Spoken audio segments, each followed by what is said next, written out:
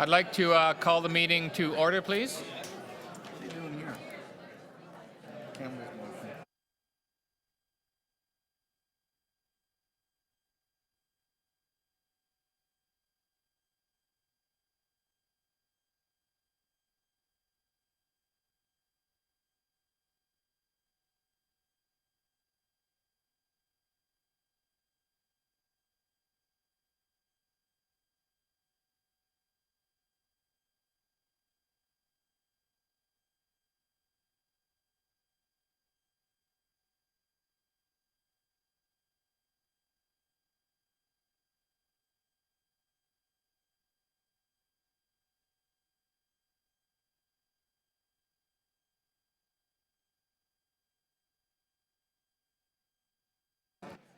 I'd like to call the meeting to order, please.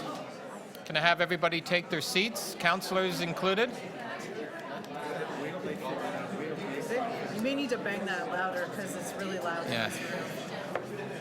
I'd like to call the meeting to order, please. There was only 3 gavels this time. It wasn't bad. Well, I'd like to welcome everybody to the final wrap-up of the 2017 operating and capital budgets. By the end of this day, the Budget Committee will have come to a decision on the budget that is before us.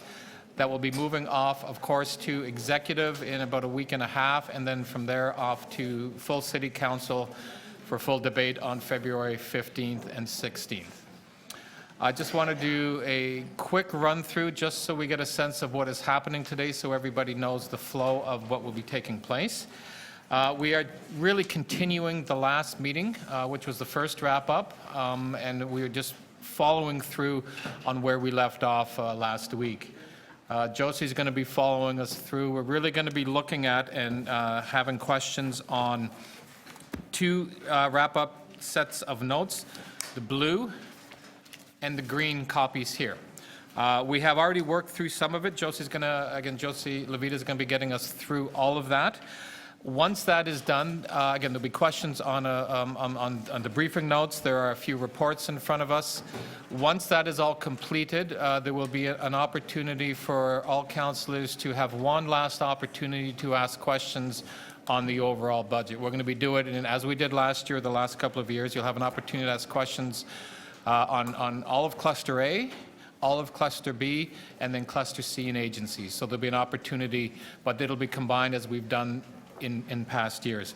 Once that is completed, depending on where we are with regard to lunch, we may take a break. In the event that we get done quickly, which I don't think, we would probably have to take a bit of a recess to allow clerks to pull all the information and motions together. So when we do come back from either lunch or recess, at that point there will be an opportunity for speaking. It'll be outside councillors, of course, and then we'll bring it into the Budget Committee, and that's where councillors, Budget Committee members will have the opportunity to speak and to move motions. Are there any questions on the run-through of this morning? Declarations. Are there any declarations of possible conflict under the Municipal Conflict of Interest Act? Seeing none, I want to, just before we begin, I just want to, again, and I want to thank the dozens of people behind the scenes who have worked incredibly hard to get us to this point. It's a lot of work. I've been working with a lot of them, whether it's clerks or city staff and council. So I just want to thank everybody and all the staff that are here and all the divisions and agencies. You've done an incredible amount of work. I just want to thank you for that in advance of the final decision today. On that, Josie, I will pass it over to you and you can continue the great work of getting us through this. Okay. Thank you, Chair. Good morning, everyone. So a couple things, slightly different, a little bit of a layout of how we're going to move through this. We're going to start with capital first, get through the briefing notes, then we're going to move to operating, get through the briefing notes, then there will be the Q&A, and then we'll work through the reports after that. So the one thing that I would like to highlight for councillors is in response to some of the frustration at our last meeting about being able to access reports and briefing notes, what we've done with the wrap-up notes, if you are on your Surfaces or iPads, electronically, if you are looking at the wrap-up notes, we have actually put in hyperlinks to the reports and the briefing notes. If you click on the agenda item report name, then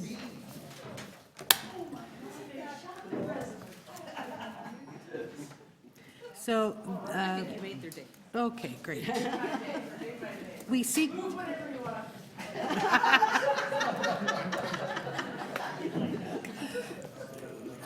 we seek to serve. So with that, I'm going to turn you all to page 15 of the blue wrap-up notes, which is capital. It's just a portion of one briefing note request that came forward as it relates to capital.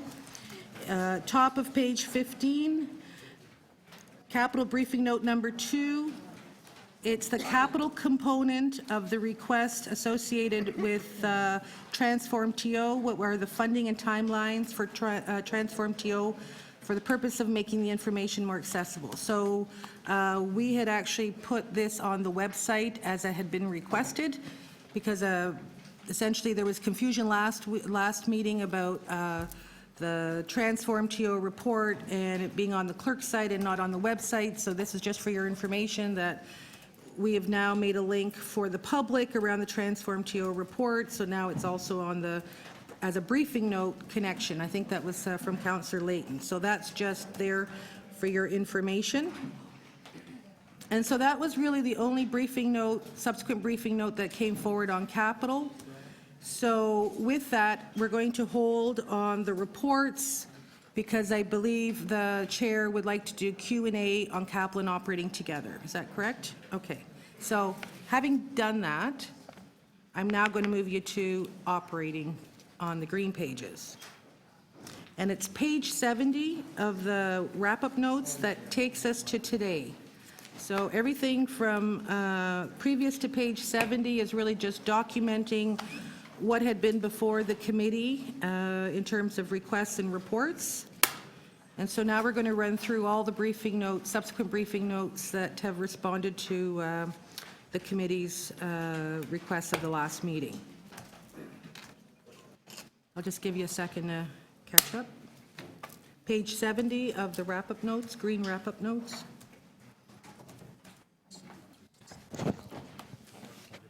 Okay? All right, so on page 70, we have a briefing note number 31. This was a request to take what was submitted and circulated as a regular briefing note on the equity and economic impacts of the 2017 operating budget and to turn it into a budget briefing note. So we've now done that, so it's part of the budget record. There's no new information here, but we've now turned that into that, so we would just ask that you receive it. Okay? Yep, getting there. Questions on this briefing note? First of all, any committee members? Okay, we'll go to outside committee members. Councillor Davis, questions? This is on the equity and economic impacts briefing note that was deferred from the last round. That's correct. So Okay. the content hasn't changed. We just formalized it as a budget briefing note, which it hadn't been. Okay. My first question is on the methodology. And it's particularly interesting in some of the sections where I would have thought the impact was significant, were rated as low or, I don't know whether there was a medium, but there were lows and highs. Oh, there's a medium. What kind of criteria were used in the methodology to determine these ratings? Through the chair, the panel was working with fairly limited information, and in fact, the panel noted that as an issue in the review. The criteria that was used was to look at the impact of the potential service change in terms of impact on individuals, and also looked at in a relative way across the range of proposed service changes. That really didn't tell me anything. They didn't really use a set of criteria? There was definitions to low, medium, and high. Are they here? High was identified as where The potential impacts would be life-threatening, so high is extremely high. Life-threatening, okay. Correct. All right. So it would help if that were in here so that we understood that. But putting aside the methodology, so closing a childcare center is rated as low impact on women. So how would you rate childcare as low impact on women, or the increasing of the fees by $350 a year as low impact on women? Based on the information that was available to the review panel, which again was limited, the panel looked at different service level changes relative to each other. There was significant discussion at the table in determining these ratings. With respect to individual panel member motives, I can't speak to that. It was a panel process, and this was their determination. Okay, so we can't ask the people responsible for the ratings here today. I guess I have to disagree with a number of the ratings that are in here. It seems to me that I still don't understand how you could determine such things as childcare and cutting childcare, raising fees to make it more inaccessible, could be accessible to women, could be low impact on women. But I'll just leave it at that. Thank you. Thank you, Councillor. Councillor Wong Tam for questions. Yes, thank you very much. This is the report, the briefing note that speaks directly to the motion around gender equity and building a gender-responsive budgeting that was adopted by City Council in July 2016. Is that correct? Through the chair, yes, that's correct, Councillor. The 2017 budget process was already underway. So we needed to establish a process that was doable within the timeframes. This is certainly not the recommended process, and staff are continuing to work with panel members on how to further develop the equity review component of the budget process. So a gender equity lens is simply a framework of questions used by governments and institutions to put forth an analysis to ensure that budget impacts are going to be treating all citizens and residents fairly, including men and women.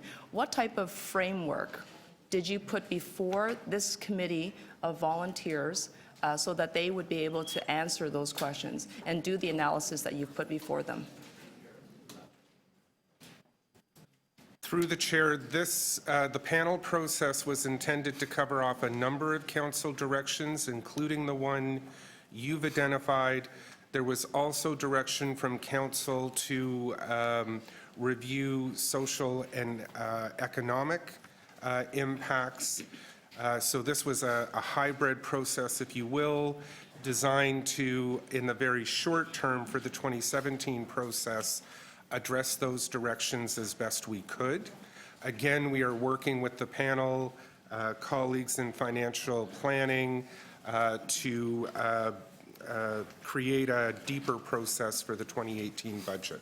So it sounds like you were not prepared to build out a gender-responsive budget because you didn't have the framework intact. It wasn't developed. Is that correct? And timing didn't permit. We are working towards that for 2018.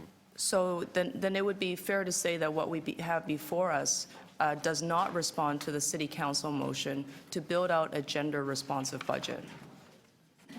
Within the timeframes and the existing budget process, this was the quickest and best response we could provide to that direction at this time. So another question. You mentioned that the reviewers commented that the data was rather limited, and I see on the back of on page 17 that the reviewers also expressed deep concern that many of the proposed budget service adjustments and changes, particularly those that have not been recommended in the operating budget, were being presented for consideration. Why did you ask them to comment on things that weren't going to be in the operating budget? We didn't specifically ask them to comment on that. Through the process, we engaged the panel to review minor and major service level adjustments or potential adjustments. Through the process, they identified a number of issues, and those issues have been communicated to you through that part of the briefing note. And so I want to understand data, because in order for someone, for anyone to actually have an understanding of where they're going to go, they need to know where they are. Was this panel presented with any disaggregated data, like in terms of the impacts on different equity-seeking groups, whether they be women, racialized people, newcomers, seniors? Were they presented with any disaggregated data so they can actually do the analysis? Where the data was provided in that way in the budget submissions, that was shared by and large. It was not, because it doesn't exist yet. That was an issue that the panel also identified. So there's a framework that was not developed. There was not disaggregated data.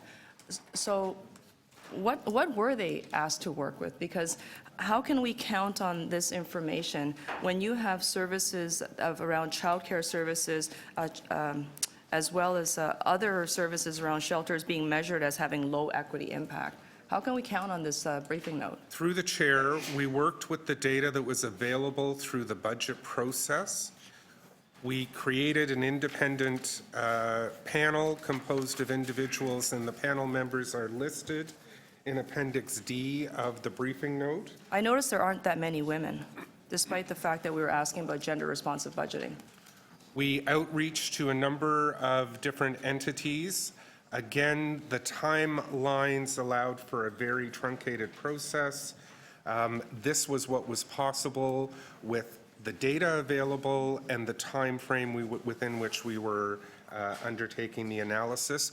We agree that this does not meet the council direction. I want to be clear to Budget Committee. This was what was doable within the time allowed. There was a framework, and I would be happy to provide additional detail if that would be helpful. Thank you very much. Next is Councillor Perks. Thank you very much. I'm looking at Attachment C, the reviewer's general comments, and I want to make sure I'm understanding this. Well, first of all, about the reviewers. So this was a panel of people with expertise in social service delivery, academics, and so on. Is that a fair characterization? And an awareness of city budget process. And an awareness of city budget process. And I'm reading this correctly. They feel that by design, a 2.6% reduction across the board will disproportionately affect low-income, vulnerable, and marginalized residents in the City of Toronto? That was the conclusion of the panel, yes. Okay. As I'm reading through, there's a list of, I don't know, a couple dozen programs that they found here, the impact on paramedic service, the impact on shelter housing support, children's services. Everywhere where I see either a low or a medium or a high, that's an instance of this panel of experts saying that the proposed budget or items being under consideration in the budget disproportionately affect some vulnerable or marginalized or equity-seeking communities. Is that correct? That's correct. So if my duty here was to devise a budget that improved the equity in the City of Toronto, I wouldn't take any of the proposed cuts that this panel found as having an impact. The briefing note and the process are intended as one input to the budget process. So yes, it would be a piece of information for a Budget Committee to consider through its deliberations. And to be clear, though, this panel of experts, wherever they found something and put it into this briefing note, that's because they believe that the impact of that particular thing within the budget is inequitable in its impact. That's, I know you don't have written criteria, but broadly speaking. That is correct. That would be the opinion of the panel. Thank you. Thank you. Councillor Carroll? Oh, thank you. So there are the issues with how what we provided the reviewers and what time they had. But given this is the note we have, to proceed now, it looks as if Am I right in saying that generally those not recommended, in most cases, we hit the sweet spot because most not recommended are listed as high impact. In the recommended and in the budget right now, we have generally low and medium. That is sort of where. Generally, yes. So the question then becomes, for changes that we may make here, what is the difference between low and medium? All of them say the impacts are women, Aboriginal peoples and women, Aboriginal peoples and women. It again and again and again, it shows us the impact is women and children and diverse communities we don't want to impact. But what does medium mean? So that we can begin to make our decisions about changes to the budget today. Through the chair, I'm hesitant to speak on behalf of the panel reviewers. Generally, medium, the discussion reflected significant concern about the reduction versus low, where there were impacts but alternatives to those service impacts. The panel struggled, quite frankly, in terms of the rating system, but did its best, and I know that I sat through the process with them, to reserve the high for the most significantly impactful potential service level changes. Okay, so even within low, there can be a significant feeling to this, but we shouldn't be comforted by the word medium. It still means significant impact to these groups of people. That's correct, and even low, a low rating still has impact. Right. Thank you. Mr. Chair, I wonder if I could ask a question. I think it's a question of, I'm trying to remember, the reviewers talk about the impact on TO prosperity, and we all remember what that is. But anchor TO, I think we need a reminder of, because what the reviewers also said is removing city jobs, particularly quality ones, flies in the face of anchor TO. Could we get a staff member to just briefly refresh our memories of what our own policy anchor TO is? Anchor, through the chair, Anchor TO is an initiative under the social procurement policy, which Council adopted last year.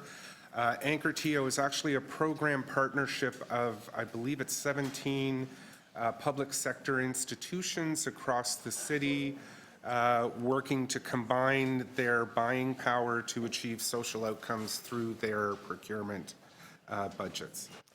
And so the reviewers are probably looking at the impact in a number of ways, given that that one is about procurement. If we're reducing city jobs that engage in that, the possibility of remembering to add anchor TO to the process is hampered.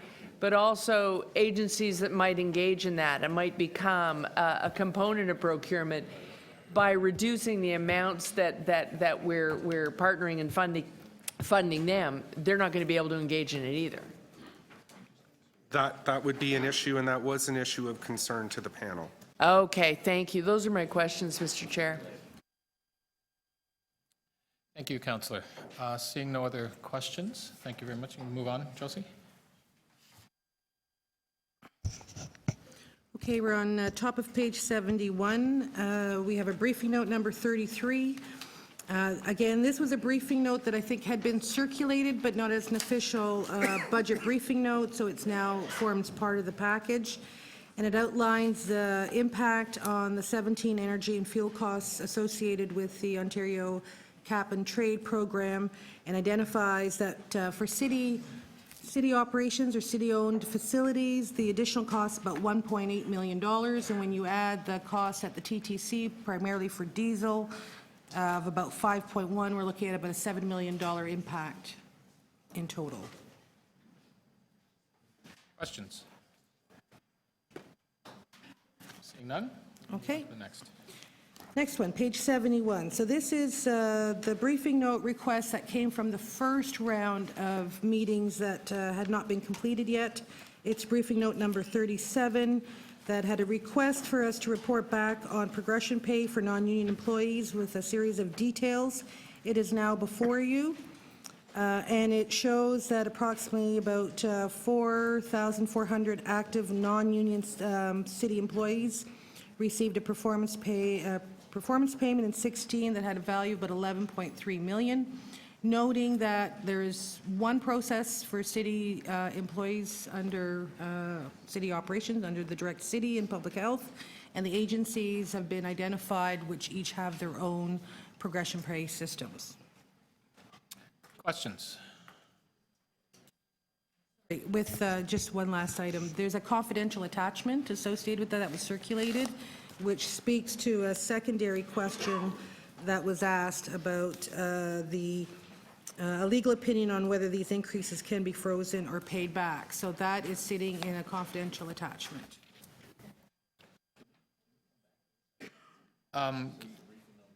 Yeah, why don't we, if we can maybe just hold this item down, in the event that any councillors want to have questions in camera, we'd have to figure out when to do that, so we'd have, okay, well, why don't we'll do the potential non-camera, and then if there are any accounts, if you don't have any issues with the in-camera, that's great, but you can at least review it and get back to me. So I'll start with Councillor Campbell. Thank you, Mr. Chair. So if an employee exceeds expectations on top of the cost of living, what is the value in percent terms of the increase that they receive? If they exceed expectations. Through the chair, the percentage allocated for exceeds expectations is 4.5%. And if they meet expectations, what is the bonus received? That would be 2.5%. And then if they meet most expectations? Meet some but not all, it would be 1%. 1%, okay. Now, how is it that out of all of these employees, I mean, what is, I mean, there's we have only, let's see, 10, 13, we have only 14 employees that are unsatisfactory. How is that? I mean, I know people do great work here, but I mean, how is it that in the evaluative process, only 14 employees are deemed unsuitable? And I'm happy to chime in on that question, Councillor, because I think that is an important and fundamental question. And it is my view that is not appropriate, and that we will bring, Carrie Pond, I, and the Deputy City Managers will bring increased discipline to this process, and the numbers will not be that going forward. I think the process has focused overly on the identification of the top 15%, which is very important from an incentive and driving excellence and performance, but we also need to recognize that as an organization we need to focus in on individuals who are struggling in our organization. We need to make sure that we manage them appropriately, provide the appropriate signals, and work through that. So I do believe that incentive, and it's not a bonus, it is a fundamental part of our incentive package, has been for some considerable time, is a fundamental management tool. I do not believe that the numbers you have in front of you are indicative of the right application of that tool, and we will bring increased discipline to that. That will take a little bit of time, to be quite frank, but this is something that I feel strongly that the allocation right now, and particularly the very low number who receive a challenging rating, is inappropriately low. All right, and then you would, so in other words, we're not providing, would you say that we're not providing enough incentive for people to exceed expectations by being so lax in the standards that we have set? I think there are two challenges. I'm not so much worried about our capacity to recognize excellence in the organization. I think excellent people tend to perform very well. I think the 4.5% is a very positive and helpful signal, consistent with kind of good, solid HR practices. My concern, frankly, is a little bit at the lower end. And any large organization will, by its very nature, through the churn of rotation and other things, have individuals who are struggling with their performance. Statistically, I think it's probably a little bit higher than the numbers we show there, and it's something that I think we need to manage, not only on showing excellence, but also managing on those who struggle. And I think, frankly, from time to time, those who struggle are the ones who disproportionately have an impact on our reputation as a public service and our collective ability to deliver. Okay, that's good. Thank you, Mr. Chair. Thank you for the answer. Councillor DiCiano's next. Yeah, thank you, Mr. Chair. Through you to the city manager, you just stated that it's going to take some time to fix this. Why is that? Well, you know, I'm relatively new here, and there is a culture in the city that will take a little bit of time to change.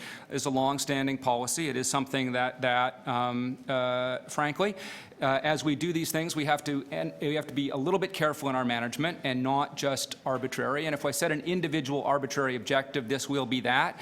What happened in my previous experience is that people hit the numbers, but they didn't hit them well or appropriately. So this is something that we are working with Carrie Pond and the DCMs, Deputy City Managers, to put together a new and frankly more progressive HR framework that includes not only recognition of excellence, but also making sure that we manage those individuals and those functions that are holding us back. This is, to be quite frank, Management 101, where we not only look at the positives, but we look at the negatives as well. And I don't think in an organization as large, as diverse, as geographically dispersed, and with the silos that we exhibit in the City of Toronto, that will necessarily be an easy journey. Just quickly, can I have the tone down a bit? There's a lot of chatter, and it's hard to hear the people speak. Thanks. Okay, so let's go back to the HR framework here.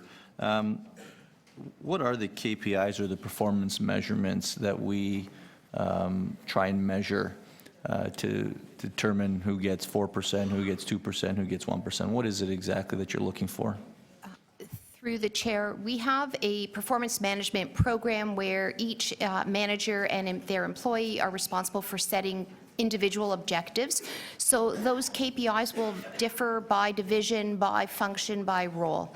There aren't a blanket set of ones that are established across the organization. So the manager is making these decisions based on nothing more than their observations of their staff on a given year.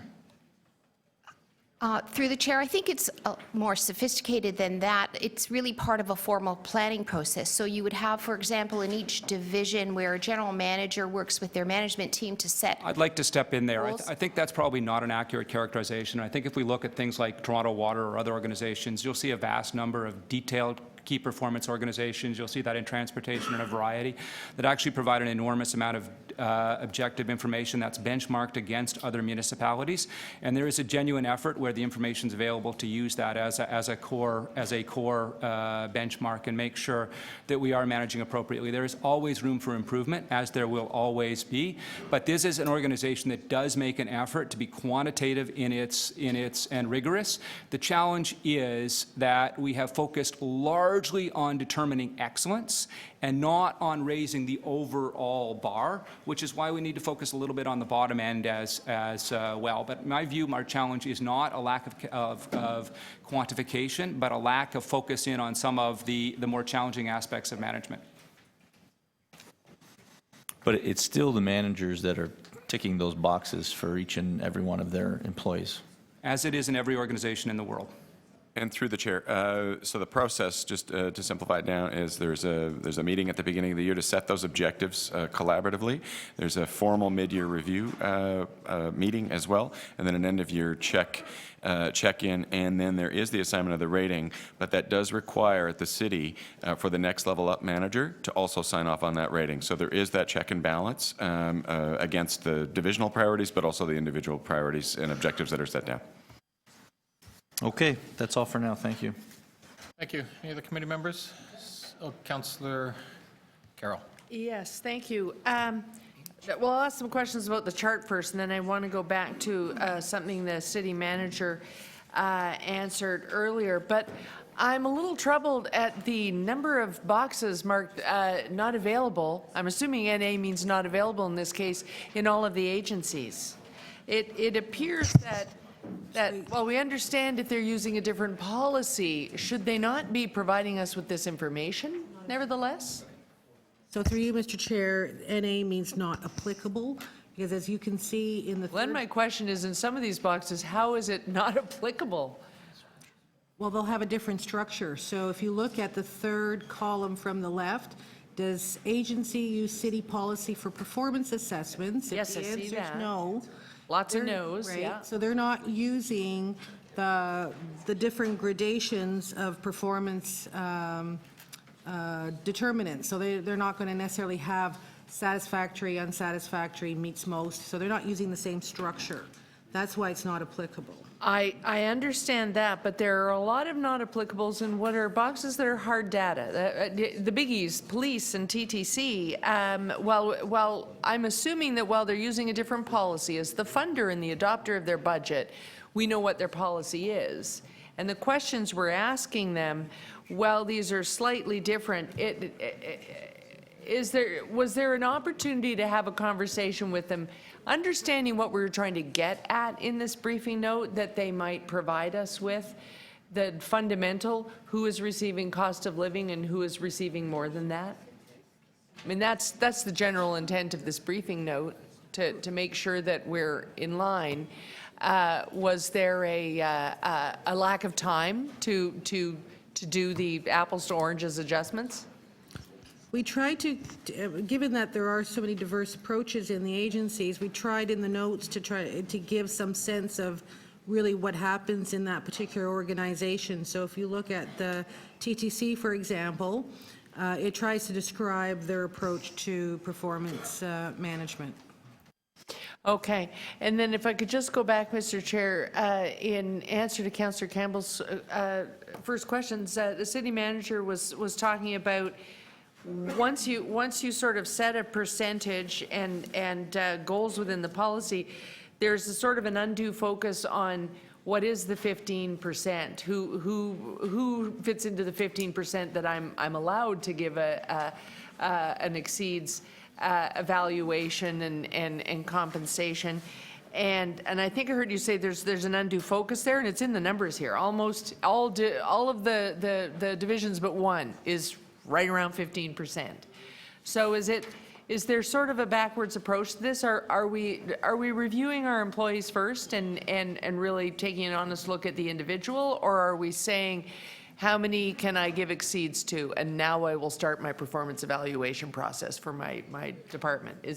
Are we doing this backwards? I don't mind, if you don't mind if I'll step in on that. I think the policy has three core purposes, one of which is just simply to make sure that we keep pace with the union wages as approved by this council. We don't end up with compression and upside down situations which managers are paid less than their staff, and we need to be cautious about that. And if that does happen, or if there's a threat on that, we actually greatly reduce the incentive and the capacity of management. Secondly, it is to provide excellence. Pretty low contract, though. It is. It's hard to avoid disparity with the contract being what it is right now. Couldn't agree more, but that is a fundamental purpose of the policy.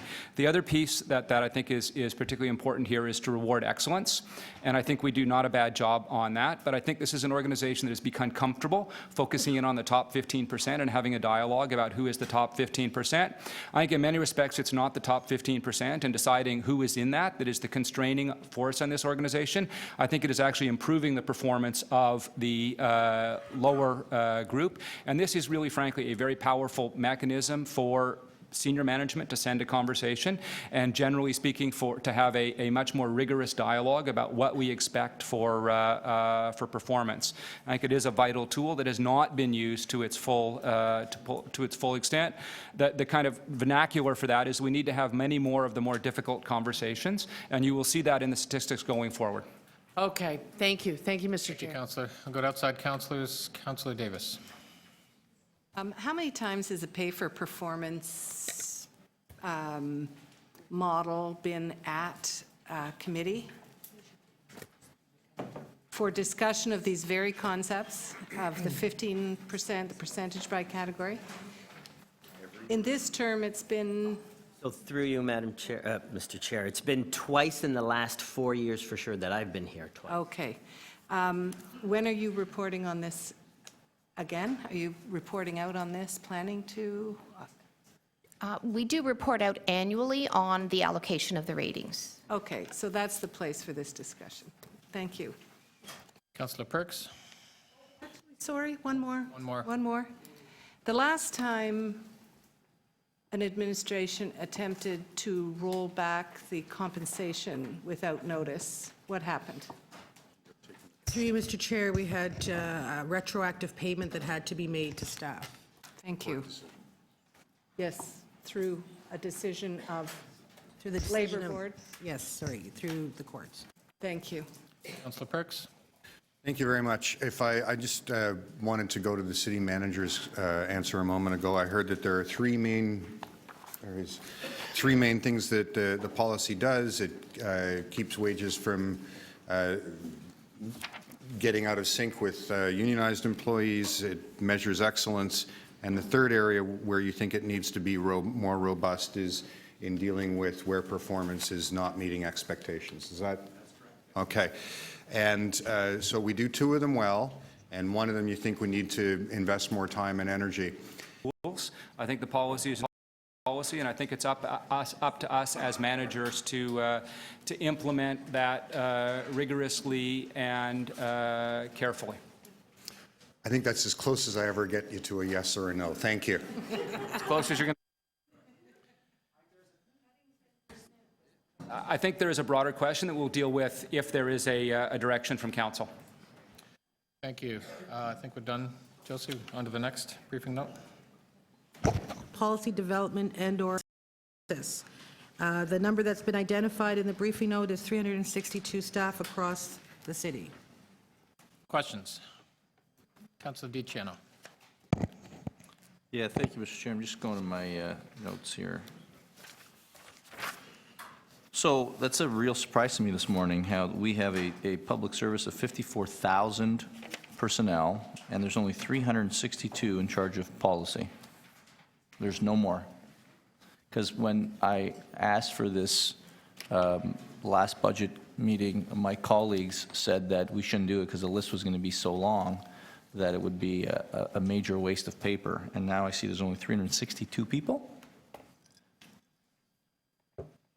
Through you, Mr. Chair. So this was a difficult list to put together in such a short time.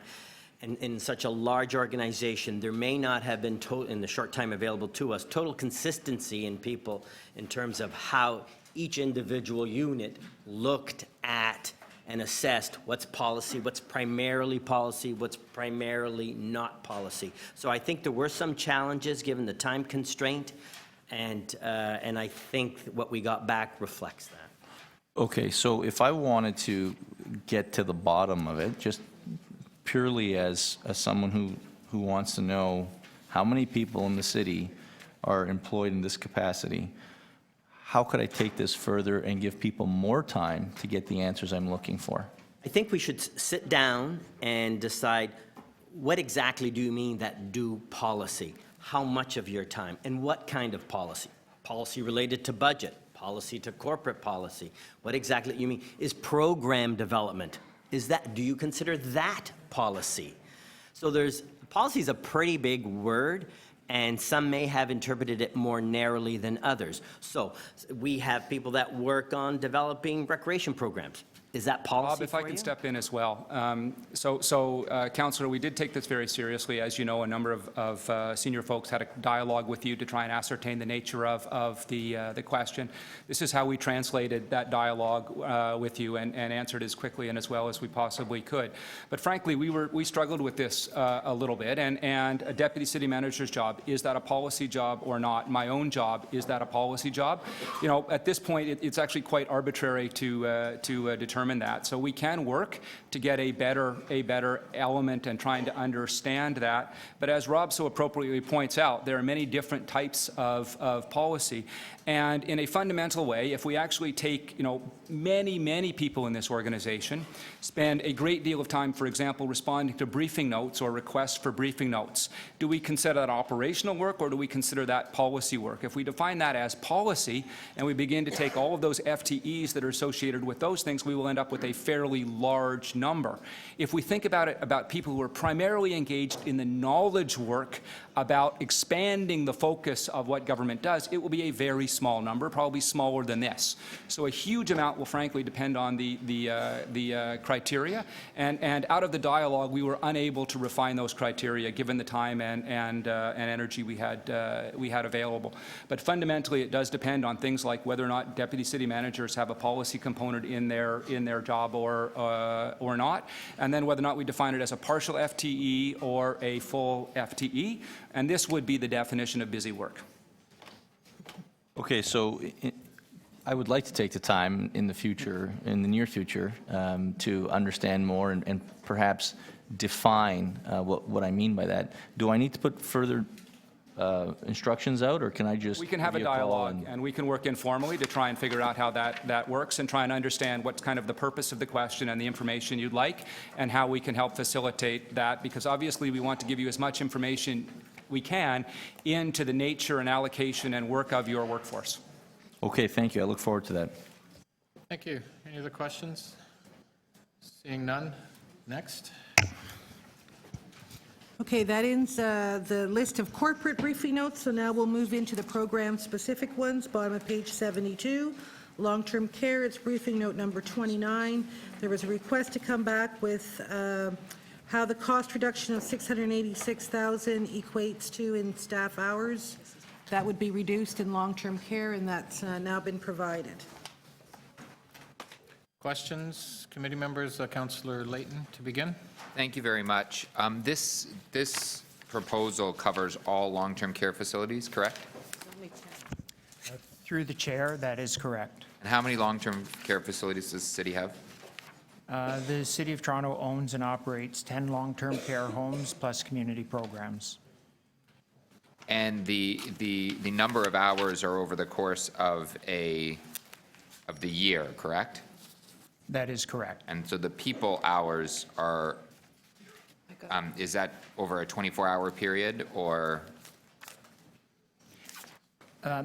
Through the chair, that equates to the number of hours, or well, the dollars converted into hours in order to backfill for positions where staff have to be at mandatory training. And so the proposal is that the mandatory training would then happen over the course of the person's workday, right?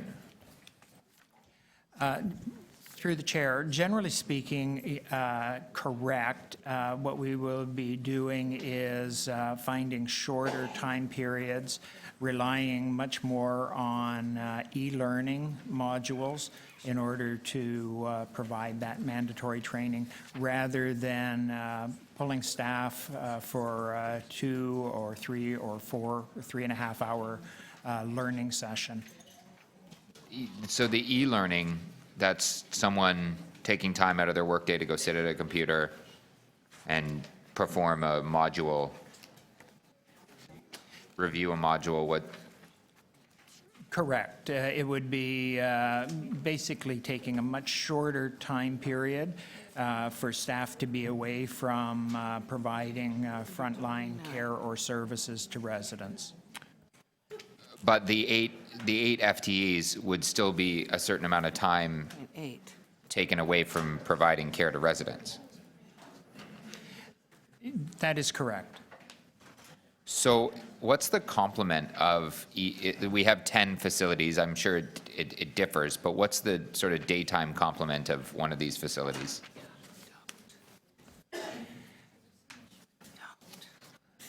Through the chair, that's a difficult question to answer because each home has a different number of beds and thus a different number of staff. We can't get a ballpark. What's the smallest one? The smallest home that the city operates is Carefree Lodge, and it's 127 beds. 127 beds. So how many staff people would be on at any given time? I hesitate because I'm going to be trying to do mental math here because we do operate on a 24-hour, 7 days a week basis. So it'd be a real guess, Councillor, to provide that kind of a response. So I hesitate to give that. Okay, then maybe my last question will be, will staff level, the number of, when staff are off doing training, we clearly maintain the same number of staff at the facility, correct? That is correct. The difference would be between productive time and non-productive time from a care and service measurement standpoint. So will the reduction, this reduction impact that care time? The number of hours of care time that are delivered at a facility, or are we increasing the amount of non-care related time? Through the chair, yes, it will impact. However, that impact measured in hours will be minor in nature. However, over the last few years, the city's homes have been lowering their hours. Before, maybe 3-4 years ago, we would have been above the provincial average when compared to other municipal homes. We have now fallen below that average. However, these hours equated to in care and service time would equate to just over a minute. Thank you. Councillor Davis is next. I'm glad, Reggie, you started down that line. I wanted to ask you, a few years ago, we cut the overlap time between shifts. How many positions were eliminated at that time, if you can recall? Through the chair, no positions were eliminated. However, when calculating hours and converted into FTEs, Yes. would have been maybe about 50 FTEs. Okay, so we 40 to 50. eliminated about 50, equivalent of 50 full-time equivalents 4 years ago?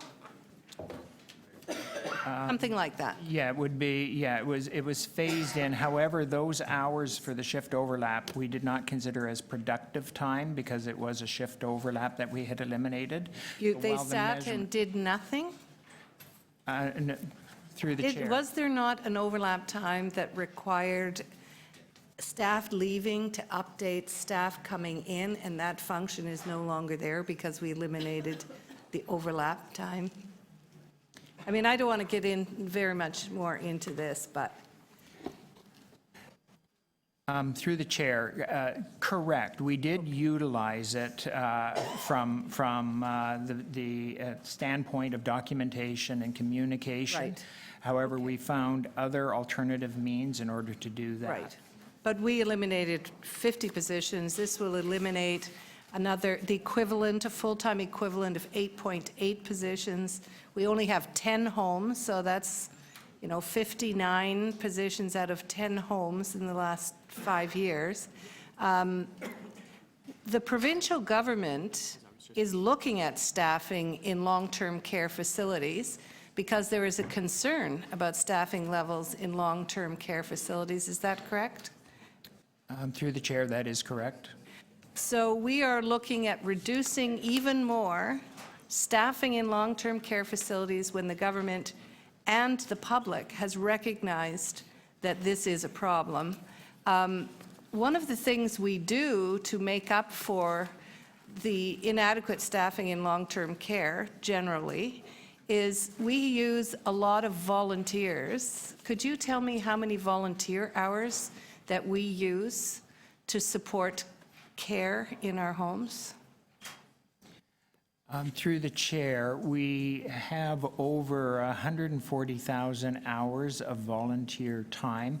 However, they do not work. They provide a service that is different than what our staff perform as far as work.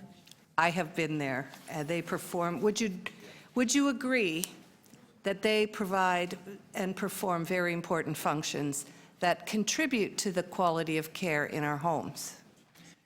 Through the chair, absolutely concur. The volunteers that serve in each of our homes and support our community programs have been wonderful value added to the services that we can provide to our residents. Thank you.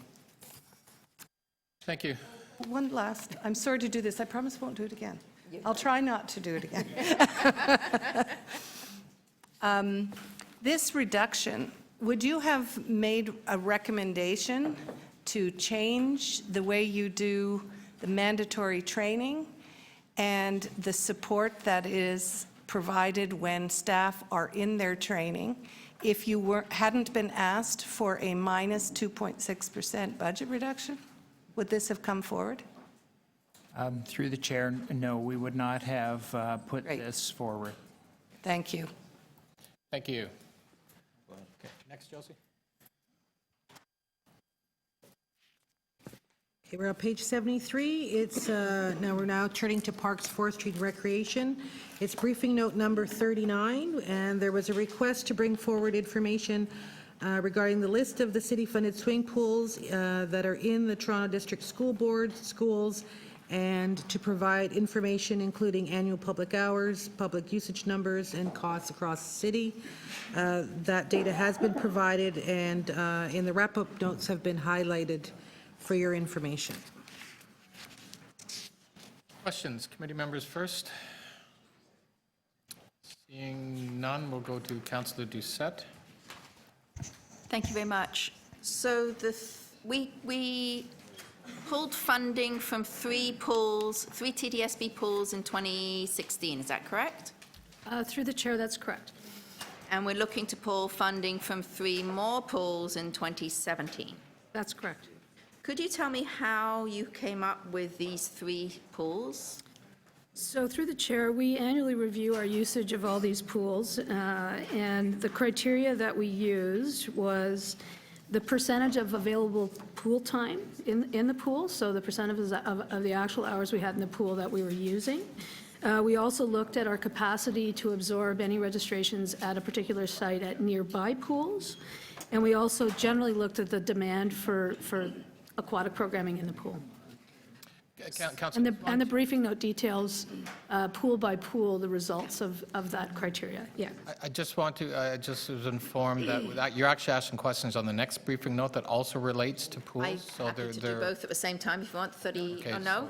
Okay, we might maybe a want bit, to have just maybe a bit of an overlap, but But you'll just get 10 have a look at the two briefing notes and well, hopefully not. I'll but- try and be brief Okay. on briefing notes. On 38. No, on 39. So we heard at some of the other budget meetings that residents said there was waiting lists on our programs in some of these pools. Why would we have waiting lists in these pools and then pull funding from them to move these programs to other pools? Would that mean we have longer waiting lists? Or, I just don't understand.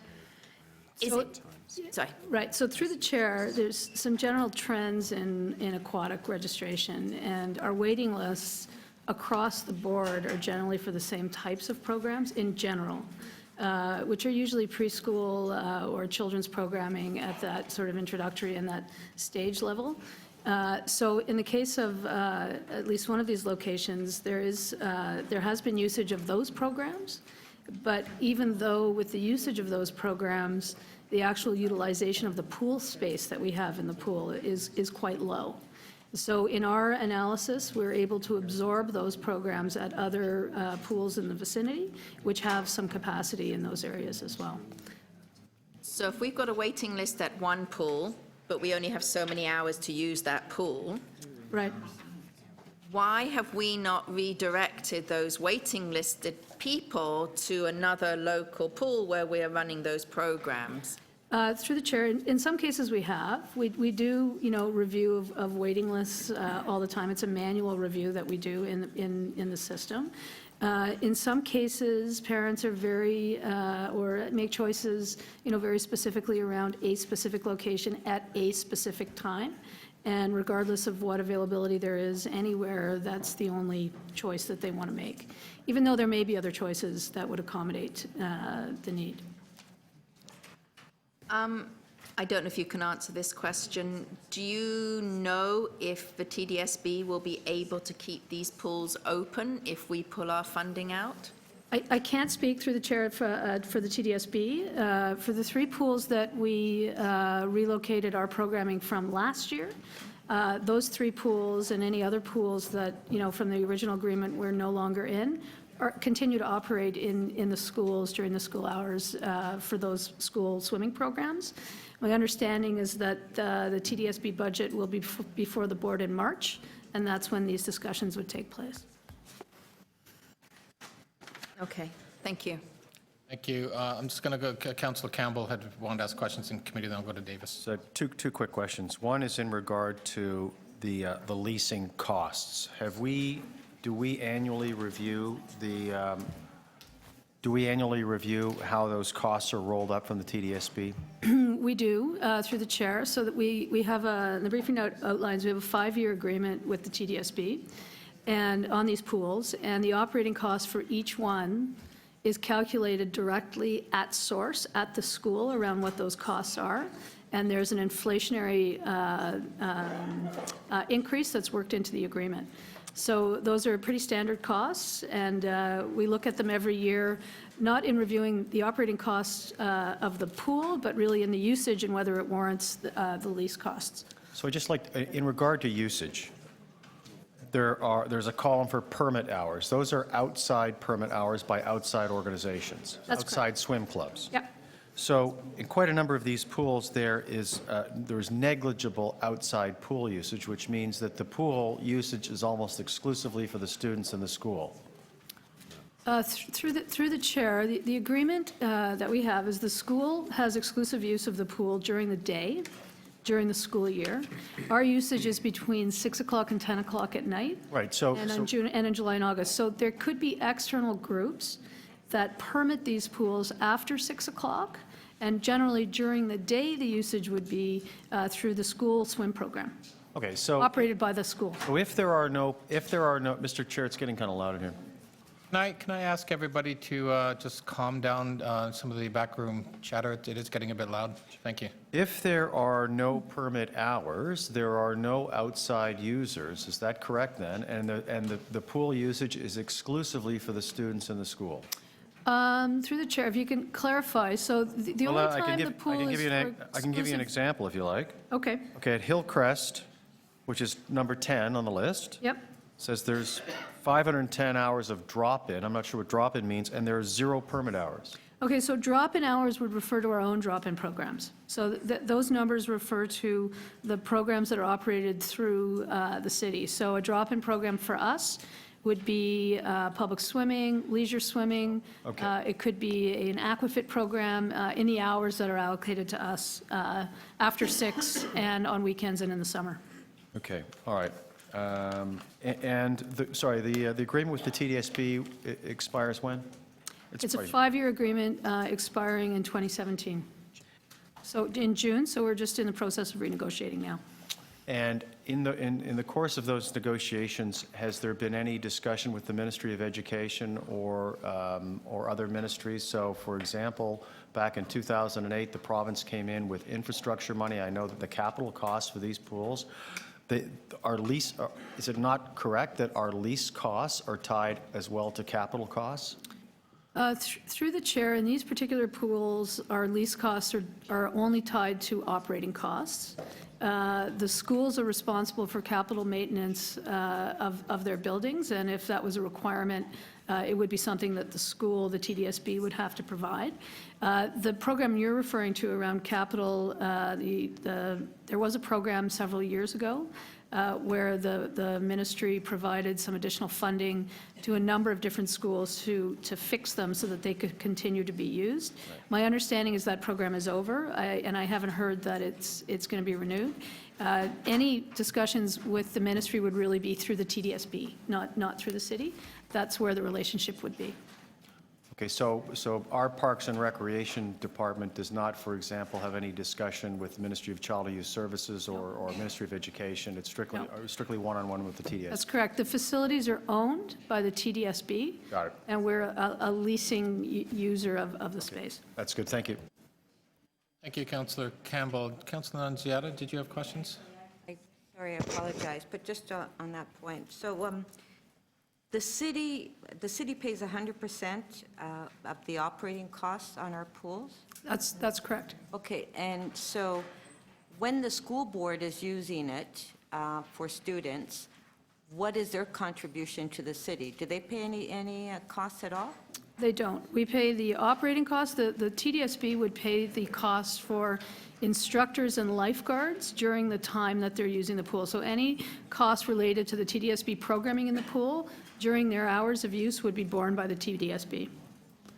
Okay, and what is the total amount that we pay annually on the operating costs? So the agreement right now, based on the cost per pool, last year we paid $5.7 million to the TDSB for the use of 29 pools. And what's the total for all of them? For all of them, it's $5.7 million last year, yeah. And so so the school board does not pay the city at all any cost for the operating costs. They use the pools, but they don't pay for That's any correct. of those costs. We pay 100%. That's correct. Thank you. Thank you. I'll go to outside councillors at Davis and Fletcher. Just to clarify, if I might, it's 100% as of 5 years ago. Is that correct? 100% as of 5 years ago. With each year, there's an inflationary clause built in, so the costs were calculated Okay, so by the TDSB based on utilities and other items that were attributed to the pool. Okay. And those costs, if we, during our hours, there were permits, where does the revenue go?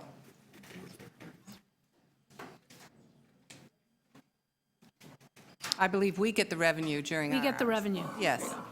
So at the time that we approved this, the last time we had the pool wars, and that's how I first met Councillor Campbell, who was chair of the board at the time, and I was chair of community development. We had a nice chat about this issue. There was an agreement that as well, and the report came to to council, I'm mixing them up, that we would promote and market permitting of pools actively promote them during the city hours so that we would generate, and there was a certain number of millions of dollars that we thought we would generate. Have we done that? Through the chair, I can't speak to the millions of dollars we would generate. Okay, maybe But we did, misremember. based on the council direction, last time we revisited this item in 2012, and we created a number of working groups looking at promotion of permitting across the board in all the TDSB pool, as well as the promotion of programs and permitting at a few specific pools that had their own working groups. As a result, we saw some minor increases in uses, but certainly nothing that was substantial based on the review that we did in 2012. You can show me the promotions around permitting at some point, because I have not seen those, and maybe they're out there. The other thing is, one of the reasons the city did agree to pay for the full cost was because there were actually millions, 2.1 million swims taking place in school pools during the school day. Is it not the case that hundreds of thousands of children are learning to swim during the day in those school pools, and there's a public benefit to having children learn to swim? Through the chair, I would agree there's a public benefit to having children learn to swim. There's currently over 60 pools in TDSB sites, so the city is not a participant in all of them. And wherever the TDSB continues to provide their direct programming during the day, that's certainly a very positive thing. I wouldn't disagree with that at all. So would you agree that there are thousands of children who would not learn to swim if they did not have swimming during the school day? I can't speak to that. I don't know what other opportunities those Use kids your might participate in. professional opinion. I can say generally, kids learning to swim during the day is a very positive thing. Thank you. And lastly, we have a school board city committee which is looking at joint problems. And to Mr. Brillinger, if you're still behind me, are we not looking at the funding formula of schools and what is being funded at that table? If Mr. Brillinger is here, is he here? Not behind me. I'm just assuming he was. Okay. I would say, if I can speak for him, there has been some discussion about the Toronto funding formula. Yes. That has taken place at that committee. I don't think there's any resolve or any changes, but I know there is ongoing discussions with the ministry that the city has been involved in. Chris is here. Maybe, just to put him on the spot. I just asked Mr. Brillinger, assuming you were behind me and you weren't, so that there is a table looking at the education funding formula and the fact that there are some things not funded in that formula, childcare, pools, other things like lunchrooms, I think. We are looking at this issue with the school board.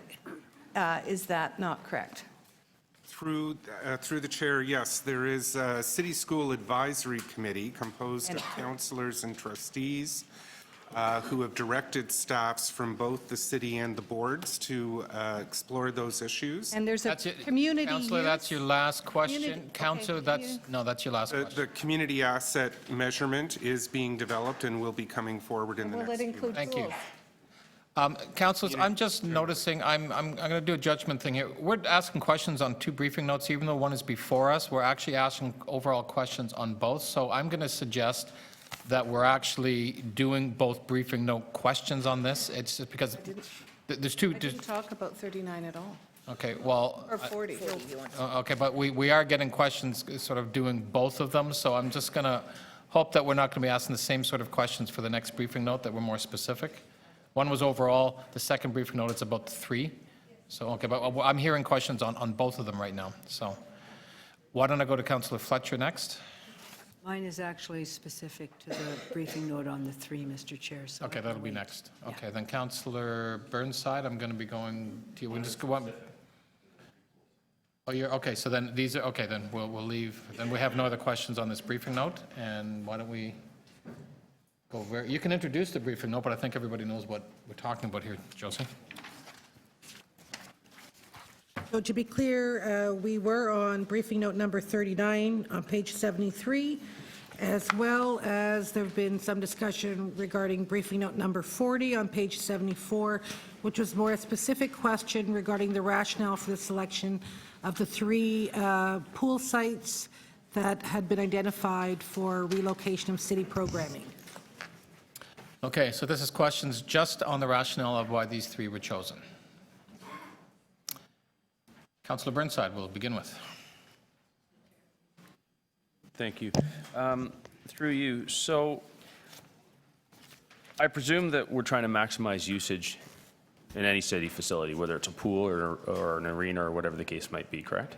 Through the chair, that's correct. So I guess the philosophy would be if you have two pools that are operating at, let's say, 25% in close proximity, to maximize the benefit and in a cost beneficial way, you'd close one and operate just one of the two, correct? Correct. Common sense? Yeah. Yeah, okay. So just to go through them quickly, Centennial Pool, number 5 on the list that we're talking about today. How far is that, like what's the next closest pool in terms of proximity? Isn't that the York? Where? The York West? Hang on one sec, I'm just getting you the list. So the closest pool to the Centennial, was the York Recreation Center, which is opening in a few weeks, which is a new community center, multi-use community center built by the city for a cost of about $40 million. Sorry, I can't hear you. I'm having a hard time. So the York Recreation Center is 0.3 kilometers from the Centennial pool. 0.3 kilometers? 0.3 kilometers, opening in a few weeks at a cost of approximately $35 million. The pool at the York Recreation Center is more than twice the size of the pool at the Centennial location and can absorb, in our analysis, all of the recreational programming that's taking place in that pool. As long as people can get can travel the 300 meters, correct? We also lease a pool at Weston Collegiate Institute, which is 3 kilometers away, where we also have some capacity. Okay, fine. The Armstrong Pool, what are the, So what's the next closest or to closest the Armstrong Pool, there's currently just less than 700 registrations. The 3 pools Closest are the Fairmount Park Community Center, Mattie Eckler Community Center, and the Beaches Recreation Center, all less than 2.5 kilometers away, with a total of approximately 1,500 available spaces. Lots of capacity there, correct? Yeah. In our analysis, we think there's enough capacity to absorb those 700 spots. And then the Don Mills site, I noticed in the note that you have identified the Timbrel Center and I guess Victoria Park Secondary School as the next closest. But within a few years, there's going to be another pool opening up, no? At the shops at Don Mills? Oh, through the chair, that is a community center that is certainly on the books that will include a pool. It's not to be directly operated by the city, but it will include a pool. But it is a community center, but the operation is paid for by the developer, but it's actually for the community, correct? Correct, yeah. Which is probably in the range of 300 meters away. That's even closer, yeah. We haven't included that because Okay, it thank hasn't you. been built yet, but it's close. Thank you. Thank you. Councillor Nunziata. Actually, that question I had was on the York Memo, the Centennial Pool. So the reason for that is because the community center is supposedly going to open next month, right? Correct. The community center. Yeah. Which is just down the street. It's 0.3 kilometers away. Right. Down the street, correct. And that when we designed, and actually when we went through that whole process for the York Community Center, which we've been working on for quite a few years now, was designed so we can have swim clubs and other leagues open, use it for competitive swimming, and that's the way the center was designed, correct? That's correct. It has two tanks in it. Yeah. So that it can support both, traditional lane swimming and competitive swimming training, as well as a teaching tank to support a larger selection of swim programs. Right. And as you mentioned, we have Weston Collegiate, and then we also have Runnymede as well, don't we? That's correct. Yeah. Runnymede Collegiate. So, okay, thank you. Thank you, Councillor. Go to outside councillors now. Councillor, I believe Fletcher had questions. Yes, I just wanted to go over the S.H. Armstrong pool. Many residents in my ward swim there. It's right on the border with Councillor McMahon, and both of us are monitoring this quite closely. I just wanted to establish with you that Duke of Connaught School, standalone school, at some point, the city actually built a physical community center onto Duke of Connaught School. That's correct. Do you have any idea what year that was? Councillor, offhand, through the chair, I don't, but I can certainly take that offline and get you an answer for that. And the idea with that community center, and the reason it was built there, if I can say that, and perhaps you'll agree, is because there was already a pool and a gym on site, and therefore, the city could put in an office, use the gym and the pool and any other small rooms as a community center. Is that right? Through the chair at the time, that was the thinking around some of the exclusive space that we added onto these schools. So at S.H. Armstrong, there's an office, there's an entrance that was built onto the side of the school that has an entry to the gym and the pool. That's correct. And technically, there was nothing much else built but that. I believe that's correct. Haven't been there for a while, but that was my memory of it. And built as, in order to have a community center. So by removing the pool from the community center, which is what your proposal is, then it would simply be the gym left as the community center. We're not suggesting, through the chair, any changes to the programs in the community center side of it. My understanding, there's many permitted programs in the gym that would continue. Aren't you considering the pool as part of the community center? Well, in this particular case, the pool, because of the usage of the pool, we are suggesting that the usage of the pool doesn't warrant the cost and the leasing costs that we're paying I to understand continue that. it. I see the briefing note, but it has to do with the model. Is the pool not part of the community center? Well, the pool specifically As the is space. not owned by the City of Toronto, so it adds to the community space in the building, certainly, but it's not part of the community space that the city paid for or added to the school. Nor is the gym, which is part of, when we look at the community center, we're looking at the entrance, we're looking at the pool and the gym when the school is not using those facilities. Yeah. That would be considered S.H. Armstrong Community Center. Right, there's a shared, we also have a shared use agreement with the TDSB that covers a number of spaces in schools, so that we can have access to them, and I believe S.H. Armstrong is part of that agreement, and that space would be included in that agreement, which is a separate agreement to the pool agreement. But the intention in building the community center there was not the intent. The intention was to have use of, to create a community center that had a pool and a gym and a separate entrance for after hours. That's I'm pretty sure that's what it was. Yeah, I would agree, that's correct. And so by taking the money out at this juncture from that pool use, we are now changing the community center to simply being a use of the gym after hours. I can't see it any other Through the way. chair, the TDSB could continue to permit the pool in the evening to any groups that are interested in permitting it. But not part of our community center program. That's correct. Thank you. Thank you, Councillor. Any other outside councillors ask questions? Seeing none, thank you very much. Josie, we're on to the next briefing note. Right, okay, bottom of page 74, we're now moving to Shelter Support Housing Administration. It's briefing note number 30, with a request to bring back information on the implications of the closure of Downsview Dells, and that it include and identify what services are being provided, can they be provided elsewhere, and how many clients are served, and the briefing note speaks to those questions. Questions? Councillor Layton, then Campbell. Thank you very much. The equity briefing note that we have has a description of what this service level impact will be. Can you recall what that impact would be?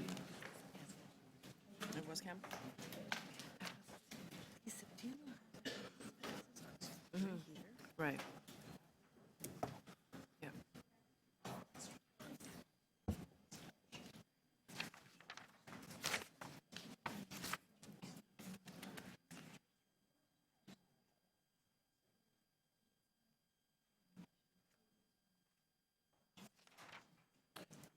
Through the chair, Chris is just trying to find that specific piece. We get back to you on that. Maybe in the meantime, I'll ask, how will this impact the target that the city has for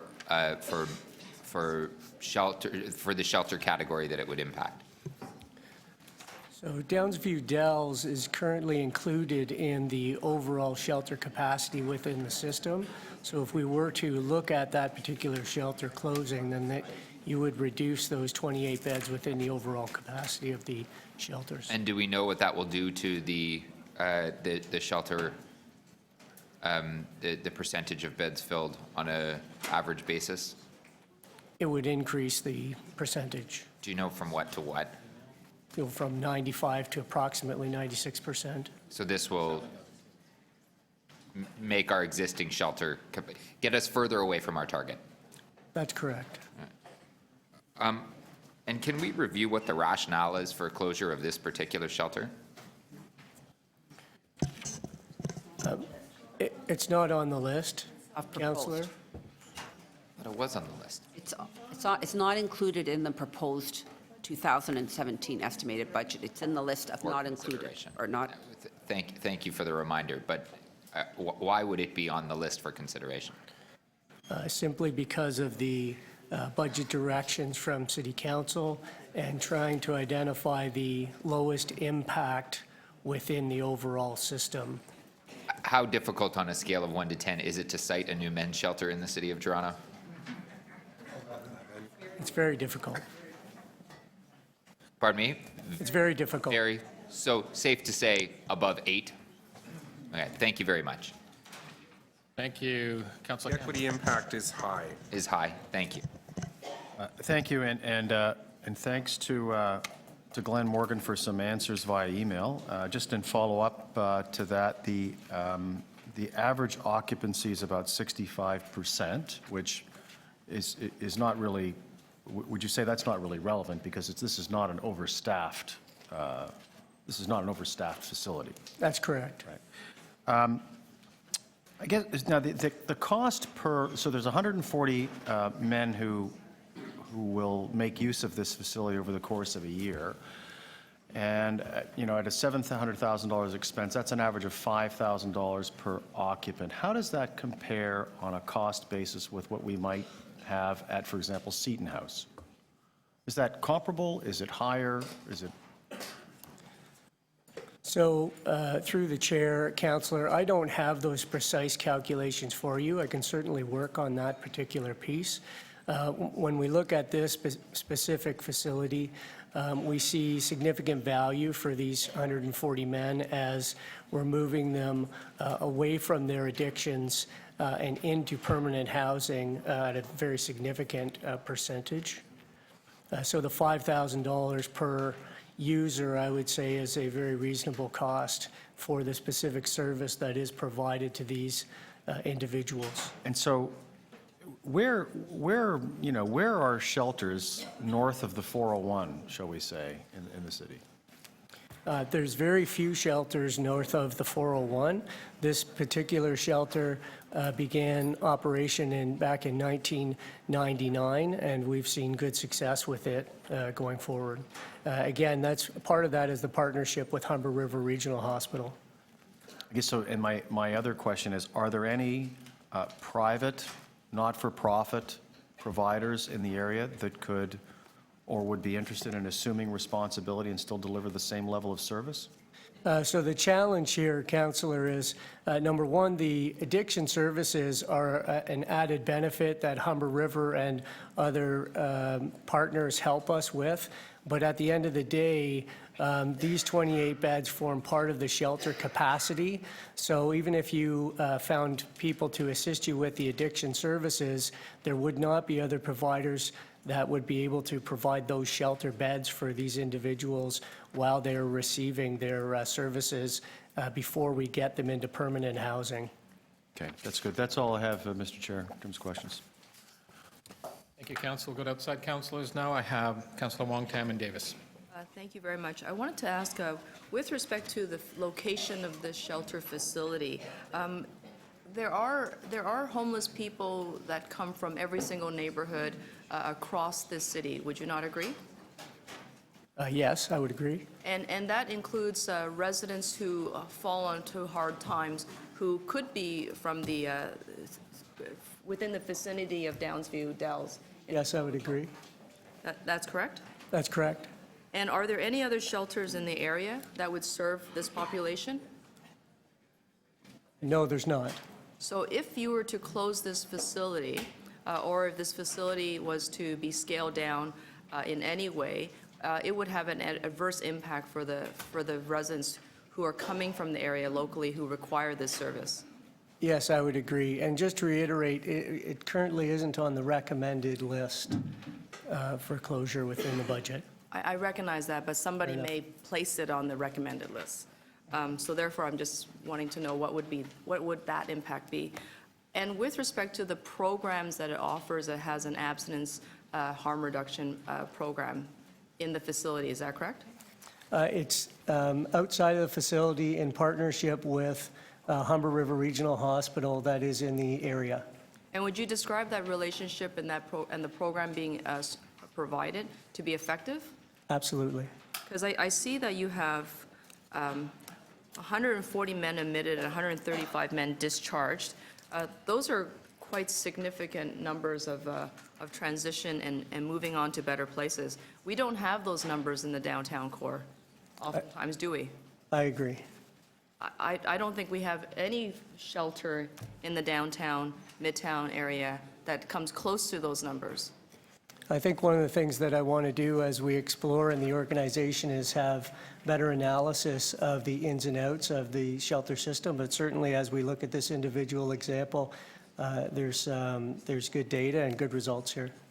And so if this facility was to close, with the special programs that it has, with this particular type of positive outcome that it produces, where can these particular men go? And where would where would the future clients go if it wasn't there? They would be absorbed back into the men's sector within our emergency shelter system, and there would be one-off programs that they would attend from those.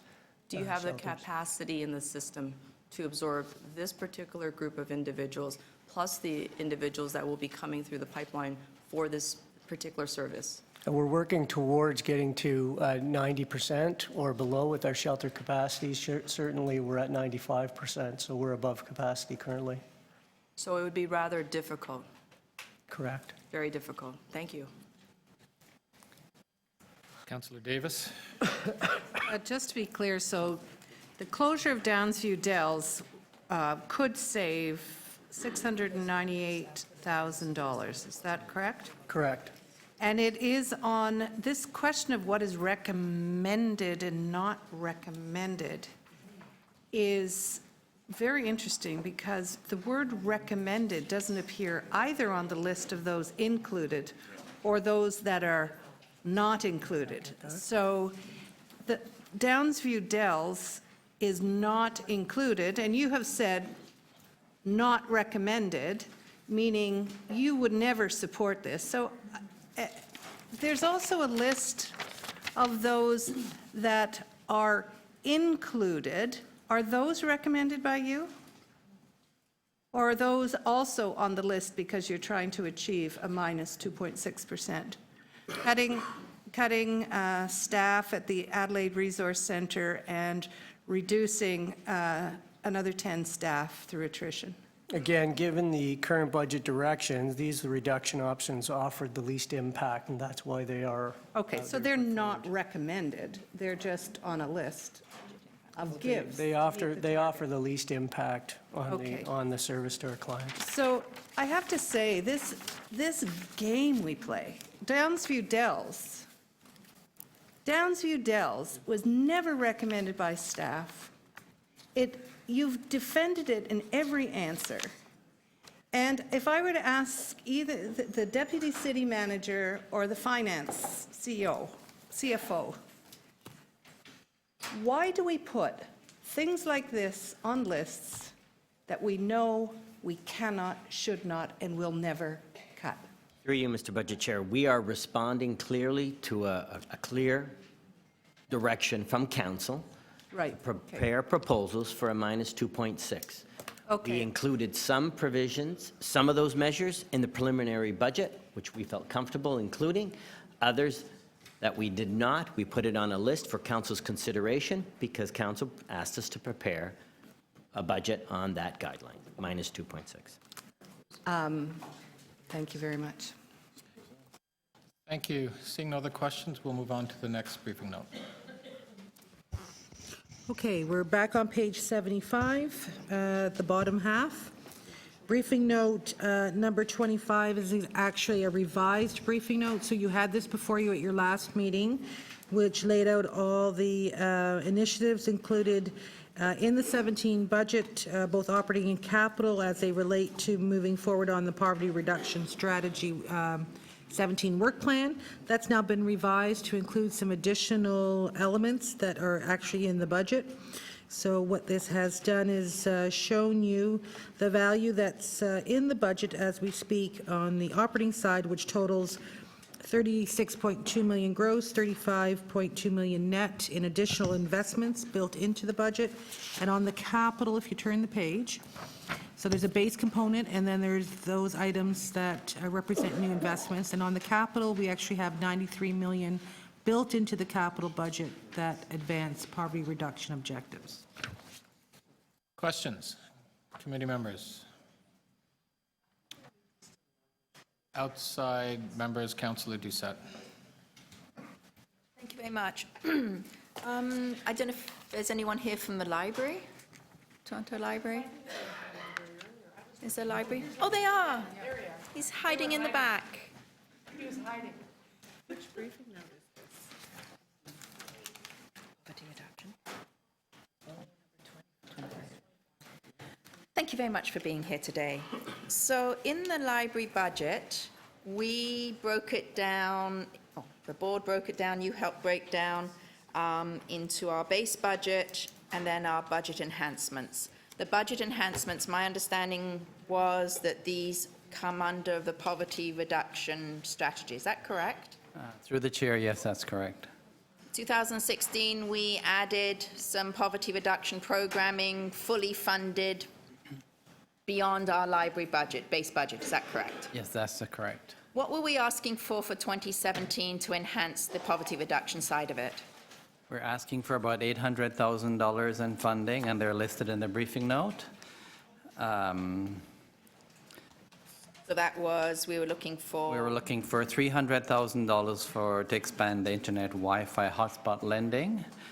We're asking for funding for 2 additional youth hubs, and that's about 153,000. Sorry, no, that's 234,000. Right. Youth hub programming costs, expansion of 153,000, and an expansion in Sunday open hours at 8 district branches of $139,000. How much of that is actually going to be in the 2017 budget for Toronto Library? The proposed budget right now only has the base budget. These are all enhancements. So none of the enhancements right now are in the budget? That's correct. They're being considered through the poverty reduction strategy. And without funding, obviously, these enhancements won't be enhanced? That's correct. Thank you very much. Thank you. Councillor Wong-Tam. Thank you very much. I want to understand on Table 1, under the division SDFA, the Mayor's Task Force on Community Housing and Tenants First. There's a comment there, there's a gross column of 658 and then a net of 0. Can you, and then there's a comment that says Social Housing Stabilization Reserve. Can you explain to me what that means? Through the chair, the Tenants First project team is funded from the Social Housing Stabilization Reserve, which is why it's net 0. That is a team of 3 staff who are working with all partners to implement the Tenants First report approved by Council last July. Is that an appropriate use of the Social Housing Stabilization Reserve?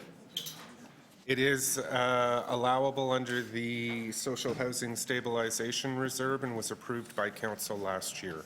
Are there any other operating expenditures that could enhance the livability and the vitality of the units that the TCHC tenants are in that could take priority over what is being proposed right now?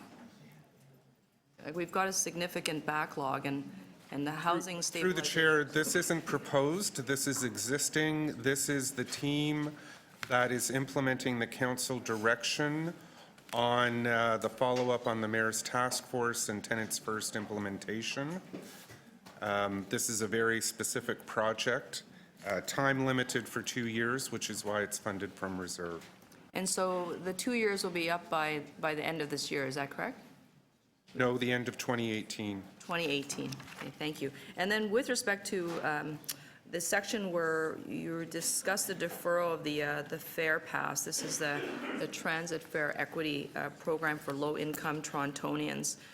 It's not in this budget. I think that residents have been asking for it for some time as part of the poverty reduction strategy. When will it be implemented?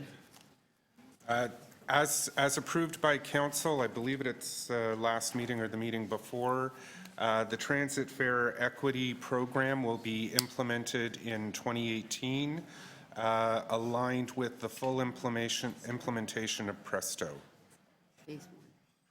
So when will the full implementation take place? Full implementation of the program, it rolls out over 3 years, so I believe it's 2020. In the report I see it says 2021.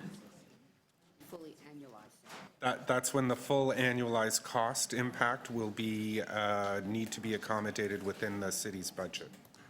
And was it not a priority within the poverty reduction strategy? It is a priority action within the poverty reduction strategy. Council has adopted the program. The issue is the technical capacity to implement the Fair Equity Program, which is aligned and Presto dependent.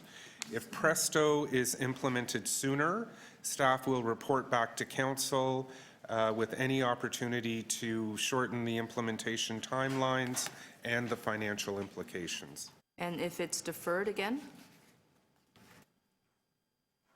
Councillor, at the end of the day, that's a question for TTC, who's responsible for Presto implementation. This program is Presto dependent. Okay, thank you. Councillor Davis.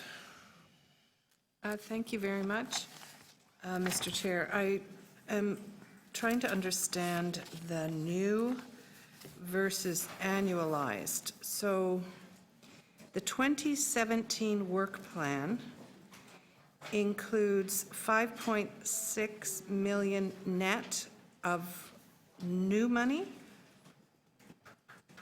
or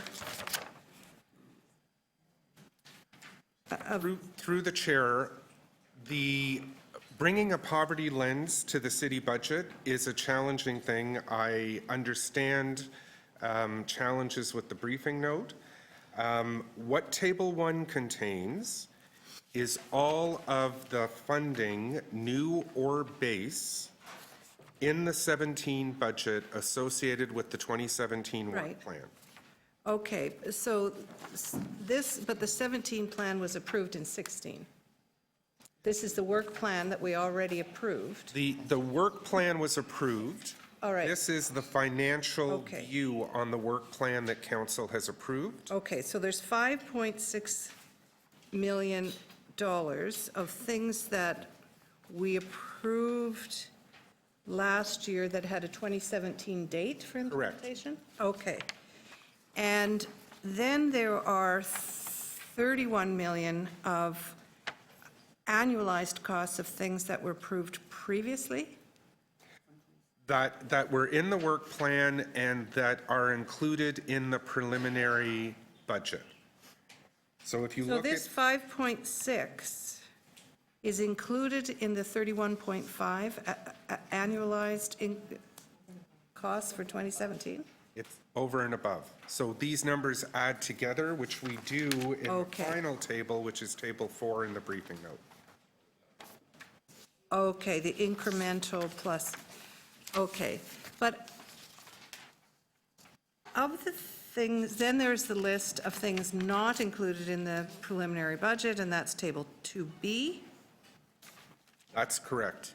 So there's another 3.7 million of potential Net, net spending if, before committee, yes. okay, and that's on the list of not included on table whatever? That's correct. Okay. That Table 2B is Right. before committee now for consideration. Okay. Now, some of these things, and maybe this isn't the place, I don't know, were already part of the work plans of these various divisions. Are there any new for 2017 that are enhancements? So some of the items in Table 2A on page 3 of the briefing note are increased or enhanced funding to items that are in the 2017 work plan that are included in the preliminary budget. Table 2B is those items, it all relates to the poverty reduction 2017 work plan, and 2B are those that are not in the preliminary budget. Okay. The unifying, the organizing principle in the briefing note is related to the council-approved poverty reduction work plan for 2017. Right. And there are a number of these that are already funded. So wherever there's a net zero, most of them have, some of them are one-time and some are ongoing. That's correct. How much is one-time funded of these initiatives? I would have to do a separate analysis on that, Councillor. I don't have that. That would be very helpful, because if these are just funded one time. And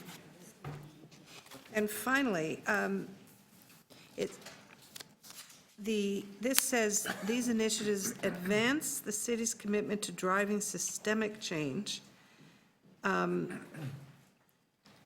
So the systemic change, it says, is by making them part of the city's day-to-day work. Could you, I don't quite understand this. Okay, I think a good example of that would be social procurement, where the resources and the policy framework required to embed social procurement into the day-to-day activity of the city has been invested. How much has Thank gone you, into Councillor. programs? That is your last question. Councillor Perks? I want to pursue a line of inquiry that Councillor Wong Tam began. The staffing to support the mayor's task force is being funded out of the Social Housing Stabilization Reserve. I have a memory, and unfortunately I haven't been able to dig it out. There was the briefing note that looked at the disposition of our various reserves over 3 years. Where is the Social Housing Stabilization Reserve going to be at the end of 2018? How much money will be left in it?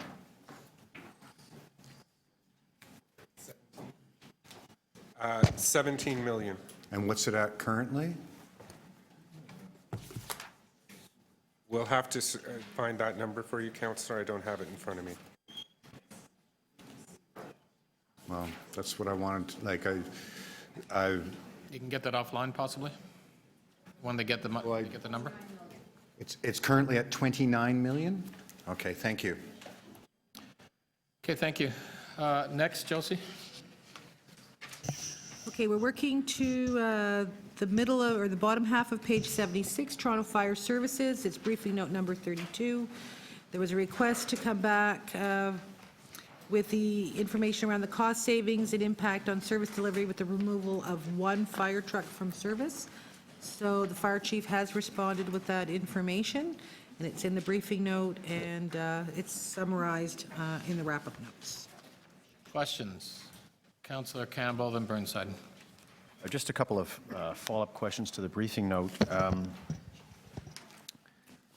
The note makes mention that response times generally across the city would be impacted, but isn't that just a numerical exercise? I mean, isn't that just sort of like an academic numerical exercise? Would it really have any impact were this truck to be taken out of service? Through the chair, we've run the analysis on what the time interval impact would be as a result of these reductions. The briefing note articulates it in a percentage impact, but I can tell you from a time interval to the best of our ability to forecast it, the time interval impact on a citywide basis, bear with me, citywide total response time for the first truck would be about a 2-second impact. The assembly of an effective firefighting force, which is the team we need to effectively fight a fire, would be impacted by 5 seconds. On a ward level, that number jumps to 1 minute and 50 seconds for the first truck and 6 minutes and 19 seconds for the effective firefighting force in Ward 26. Okay, wouldn't you say that the impact of response times is most, or a factor that most determines response time would be things such as weather or traffic? Through the chair, certainly weather and traffic are common elements. As bad, if we encounter snow or reduced lane width or something like that, that impacts response times. But some of the key elements that affect response times are obviously the distance.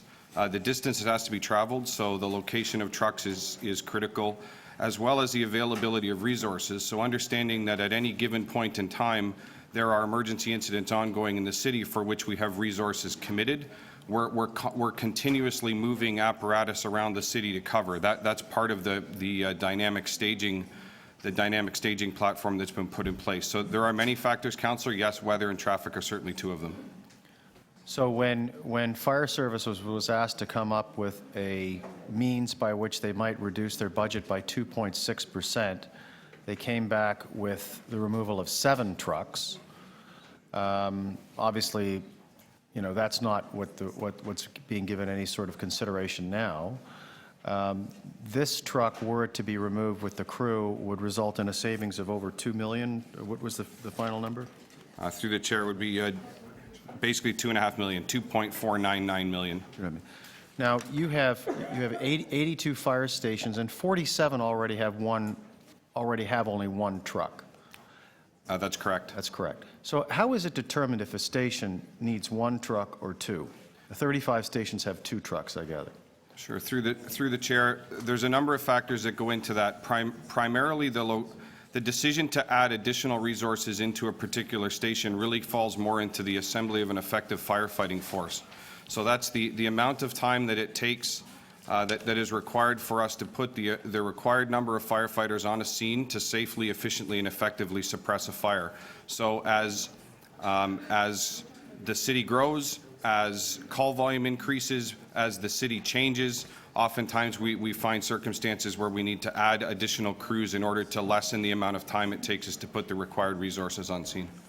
So in information you provided me in an email, thank you very much for that information, 47% of the time you're responding to emergency medical incidents, 10% are vehicle incidents, which I gather could be put into the same.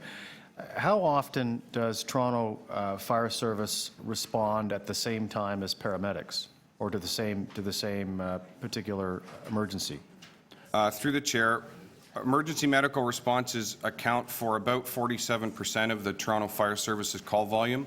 That, of course, is operated in accordance with our tiered response criteria. So by no means does Toronto Fire Services respond to all of the incidents handled by our colleagues at Toronto Paramedic Services.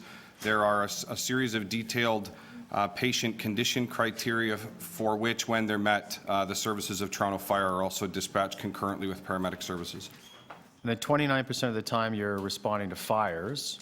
Do you keep data on how quickly those, which I think you indicated there were in 2015 there were 33,000 fires. Do you keep data on how quickly those are extinguished? Through the chair, it's difficult for us to track the specific time as to when it's extinguished, and that's due to, as part of our incident command and incident management processes, there are a number of time benchmarks that are reported on and met as an incident progresses. The first one would be the benchmark of all clear, which is an indication that we've successfully rescued and removed all of the lives from the building, the human life is over. Then we move into a series of benchmarks which would include fire under control and then loss stopped. The two are slightly different. Under control means that we know that the fire is no longer going to progress and spread. We don't need additional resources. Loss stopped indicates that we've fully suppressed the fire, we've completed overhaul, and we're moving into salvage and investigation. Thank you, Councillor. Councillor Burnside. Thank you. I have an email here showing some different response times, depending on the location in the ward. Do you have that information as well? Through the chair, the only information I have is what I just quoted verbally, Councillor, which is the ward level impact assessment for time interval. Not specific addresses, right? No, that's correct. Okay, thanks. That's fine. Councillor Doucette. Thank you very much. I'm surprised to see this before us today. None of our fire trucks are just first responder, is that correct? They often go into second, third responses as well? Through the chair, that's correct. It's a very dynamic deployment model. At any given point in time, any of the 124 trucks and crews that are in service may be called upon to respond to any type of incident across the city. So I know we always talk about first response from the station to the fire, but how will removing a truck affect neighboring wards? It won't just affect the immediate residents in that location. How will it affect, as I say, the surrounding wards? Through the chair, correct, Councillor, there is always going to be an impact when we remove a fire truck and a crew from any particular location. Obviously, the highest impact is in the area closest to that station, so in that ward. But in this assessment, we determined, we actually calculated that there are five wards. In addition, obviously, Aerial 321 is located in Ward 26. There are 4 additional wards that have reportable and predictable impacts and service levels, that being 25, 22, 34, and 29. What's an aerial truck used for? Through the chair, an aerial truck is actually a multi-purpose apparatus, so it is certainly a fire truck capable of responding to and suppressing fire. but it also provides a number of unique capabilities, such as being able to extend the elevated aerial device. One use of that can be for rescue, one can be to gain an aerial vantage point, and most commonly is to deploy what's known as an aerial master stream. So enable to be able to flow high volumes of water from a position over top of the fire. Very important tactic for us when we're dealing with urban firefighting and fires that have very, very close exposures. So certainly in downtown cores, for example. So removing an aerial truck could affect us getting people out of a, so to speak, a burning building, and it could affect how we actually put the fire out because you'd be standing on the ground all the time. So aerials are important to our big equation, are they not? Through the chair, absolutely, Councillor. Removing a truck with its crew, how will this affect the fire underwriters survey? Through the chair, there's a couple of potential impacts to fire underwriter survey. So as we recall from the 2014 budget process, the City of Toronto is currently assessed at a FUS, what is known as a Public Fire Protection Classification, or PFPC rating of 3.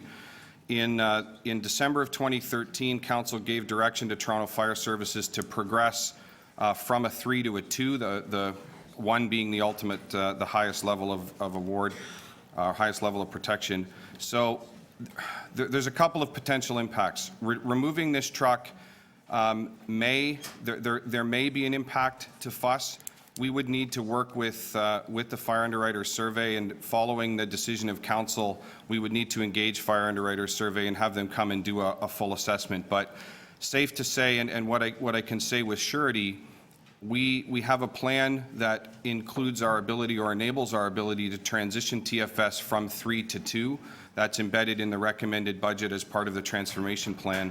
If there's a reduction of frontline services, it's quite probable that we will be unable to progress from 3 to 2. Now, I know in the budget you've also looking at your fire prevention officers. We were meant to be hiring, 25 a year for 3 or 4 years, but you've been able to reduce that because you've come up with this new plan that our actual frontline firefighters can do the second, third inspections on a building. How will removing a truck actually affect these inspections as well? Will that mean you have to actually hire more fire prevention officers? Through the chair, there are a couple of potential impacts again to the implementation of what we call our transformation plan, and that certainly includes the introduction of 2 key components. The first being introducing NFPA inspector and public educator qualifications into our operations division, so our operations firefighters on the fire trucks. The second would be the creation and launch of our operations-based fire code reinspection program, which, as you described, Councillor, is engaging our in-service operations crews to conduct Ontario Fire Code reinspections, which allows us to free up our code enforcement experts and fire prevention officers to deal with litigious investigations and the more complex investigations. So this would cause 2 issues. This would ultimately slow down the rate at which we recruit, because we'd be eliminating 21 people. So the direct impact would be the implementation, or our ability to launch NFPA 1031 and 1035, so public educator and inspector qualifications into operations. That would be delayed by a rate that would only be determined by the attrition rate. And I guess that sums it up. There's a corresponding delay in being able to roll out the operations reinspection program, but it would be triggered to those qualifications. Thank you very much. Thank you. Councillor Fletcher.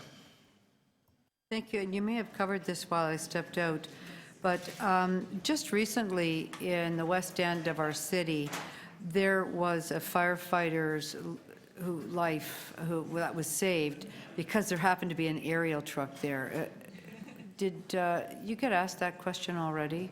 Through the chair, I have not. Oh, could you just describe why that was important to have that in service for that particular situation, please? Absolutely, through the chair. So, Councillor, you're referring to a critical injury of one of our suppression firefighters that sustained third-degree life-threatening burn injuries while conducting a search and rescue operation in the second story of a residence. During that situation, he was overcome by extreme amounts of heat, and fortunately, in the course of firefighting operations, we were able to deploy an aerial ladder, so actually put an aerial ladder to the window of the building and successfully rescue him in an unconscious state. He was removed from the window, brought to the ground. Immediately, patient care was commenced by our staff and by our colleagues at Toronto Paramedic Services, and fortunately, he's on his way to recovery.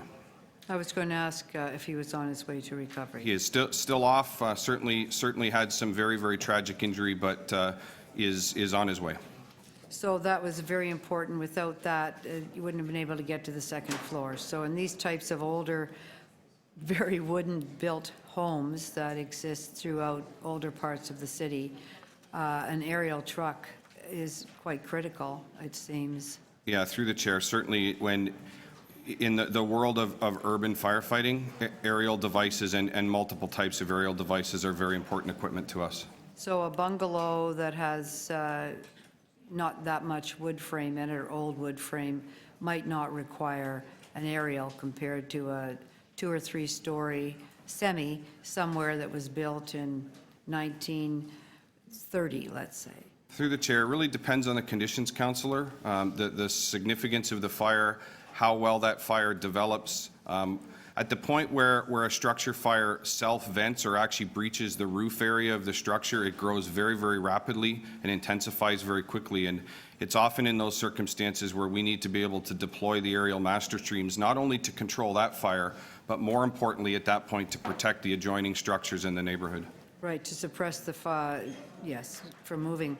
And I just wanted to ask you about Station 324, which is in my district, my area, and the aerial truck remains there, and actually there was a pretty significant retrofit to that station in order to accommodate that. And what was the cost of that retrofit?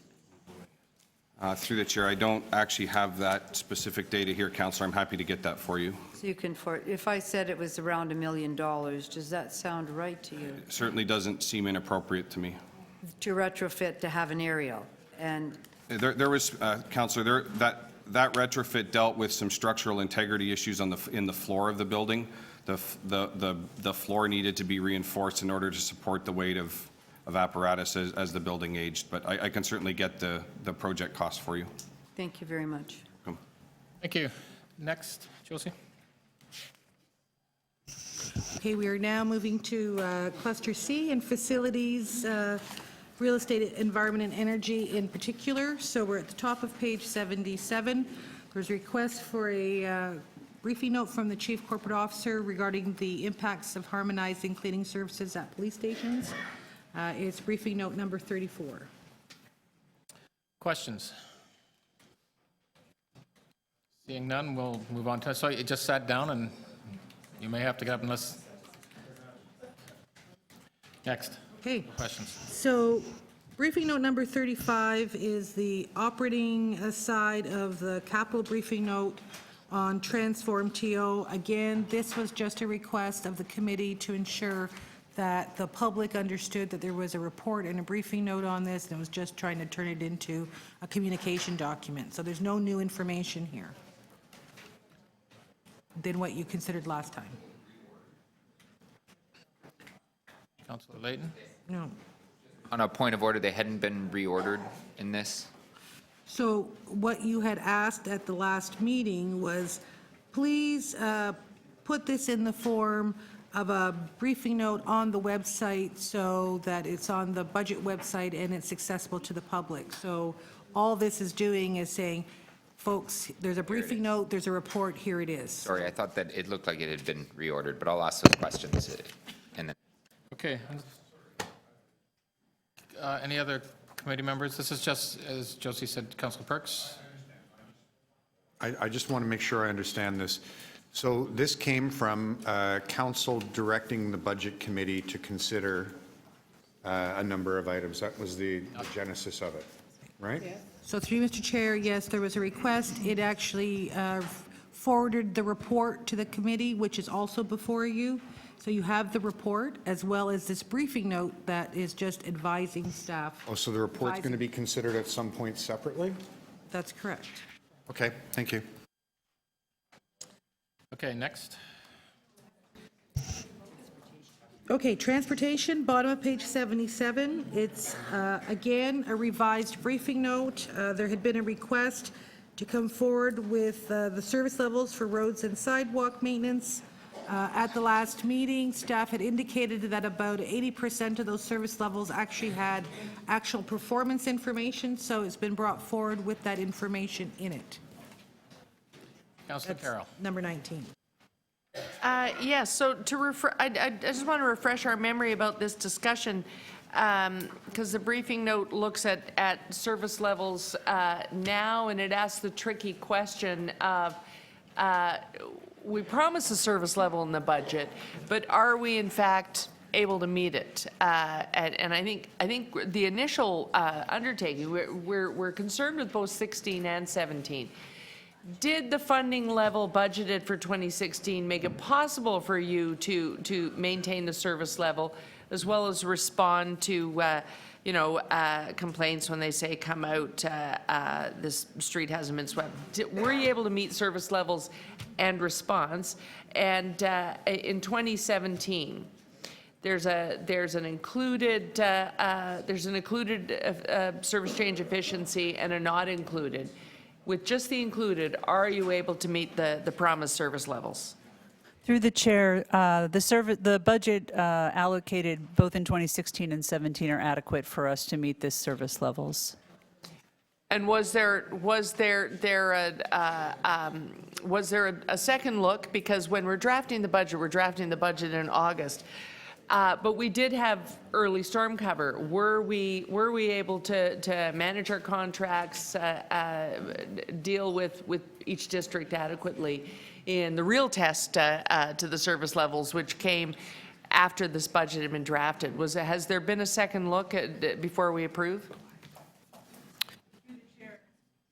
Through the chair, yes, there was, and we did not have any difficulty in meeting the service levels in 2016. Okay.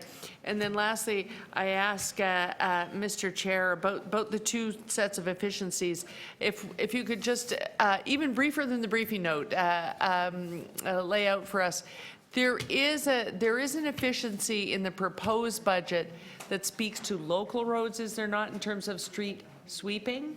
And then a not included measure on the not included list. Can you break those out for us briefly? Through the chair, on the local road street sweeping, there is in fact a proposed service level reduction, and then the business case that's proposed on the arterial roadways for service level reduction was not one that we recommended, but is being considered as well. Okay, so I'm having trouble breaking out. The briefing note is quite full of information. But if you could point me to where I can be sure that is not actually in direct conflict with where the requests are, because in my own experience, in my own ward, when we get calls about a lack of street sweeping, they tend to be on the local roads, and yet that's where the efficiency is being proposed. People don't phone me and say, darn, there's a lot of matter all over that Finch Avenue. They call me and say, could somebody please come and sweep Whitehorn Crescent for the first time in a decade? That's the call we get. So where will I see in the briefing note that across the city, across all complaints, in fact, we can cut on local roads? Through the chair, on the table, page 12 is where it addresses the local roadway sweeping. And it's actually indicated as planned service activities under review due to the budget proposals related to street sweeping, both local and arterial roadways. Okay, so now we're down to questions that are similar to the other briefing notes. These are to achieve service levels that meet targets. It's not a matter of, it's okay, we're not getting complaints on local roads. It's just the lesser of two evils in terms of achieving the target. Is that why we're choosing local roads, so that we can continue to prioritize arteries? Through the chair, we looked at local roads because there was not a municipal service level mandated for local road sweeping. And so when we went back to find our 2.6% reduction target, we looked at all service levels that were not mandated provincially. So we actually don't have a service level for local roads. So the call that says, I haven't seen a street sweeper on Whitehorn Crescent in a decade, that resident might not be exaggerating. As they are wont to do. They do exaggerate, but it turns out it might not be an exaggeration because there is no service level for that road. Through the chair, no, we do have a service level for local roads. It's 7 times per year sweeping on local roads, on average. On average. And we Okay, tend, thank and you. I believe that the proposal went down to about 50% of that level on local roads as proposed, with targets being at the time of year when we have most impact. So post-snow season, post-fall leaves, et cetera. Okay, thank you. Thank you. Any other questions, Councillor Layton? Thank you very much. Did I hear that correctly, that the street sweeping on local roads would be cut in half? Through the chair, that was the proposal. I thought the proposal was down 1, from 6 to 5, or from 7 to 6, or... On local roads, it was to 3 times per year. And so we'll go from 6 to 3. Yes, I think the reduction by 1 was on grass cutting, on the other proposed service level we looked at, which was a grass cutting reduction. That's right, thank you. On streets with alternate side parking, we move them once a month and have told residents forever that we do it for street sweeping. Why would we bother continuing to do it if or could we do it monthly to address this? Because that one side of the street isn't going to get done for like 5 months. Through you, Mr. Chair, we look at the on-street parking regulations and we'll adjust our services accordingly. We don't intend to change the parking regulations to reflect the street sweeping frequency. It'd be the other way around. We would adjust our street sweeping to reflect how often the parking is shifted from one street. But let me get this perfectly clear. One side of the street in this scenario will only get swept once a year. No, through you, Mr. Chair, we're looking at about a reduction by 50%. So in those cases where you might get 7 or 8 sweeps a year, it would be down to 4. In some cases where there's no on-street parking, we might do it once or twice a month, and that would be reduced in half. So again, our reduction will reflect the current regulations and the parking on that street. So you'll go in at the beginning of the month when parking's on the east side of the street, and again in that month when parking's on the west side of the street later that month? On average, that's correct, Councillor. So a single pass in a street without street parking may be good enough, but you have to pass, 2 passes through count as 1 street sweeping for that street? So I'm trying to just get very clear is that it's not like we don't get a lot of complaints about debris in that parked car side. And so there's a concern that side won't get cleared it might be cleared once a season. Well, Councillor, again, through you, Mr. Chair, we will reduce the frequency, and there will be a noticeable difference because of that. But we will sweep both sides of the street, only less frequency as what we currently do.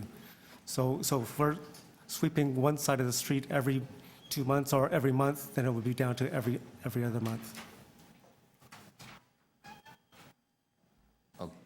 Okay. Can I ask other questions on this? First of all, thank you very much for putting this together, particularly the appendix that lists all of the actuals. Just going through some of the actuals, I really think it was great the way it was put together with the colored copies, although we can't see it. You can generally tell. The one line on page 8, road plowing required, where we have a 71-hour actual, but that's not every road. I'm failing to figure out what that is referring to. I know it's probably something very specific. Through you, Mr. Chair, our road plowing is triggered by the accumulation, 5 centimeters on expressways, collectors, and arterials, and 8 centimeters on locals. What that line in the chart refers to is how quickly we respond to complaints through 311 and so forth, or through the councillor's offices. So while we'd like to address those complaints more quickly, if we're in the midst of a winter operation, snow plowing operations, we can't get to it as quickly as we'd like. We can't take a plow off the regular beat to address a specific complaint. So as a result, we can't get to those as quickly as the service level indicates. So we're looking at a 3-day turnaround rather than a day and a half currently. It depends. If we're completed our winter snow plowing operations, we can get to it right away. But on average, it's about 3 days. Okay. Not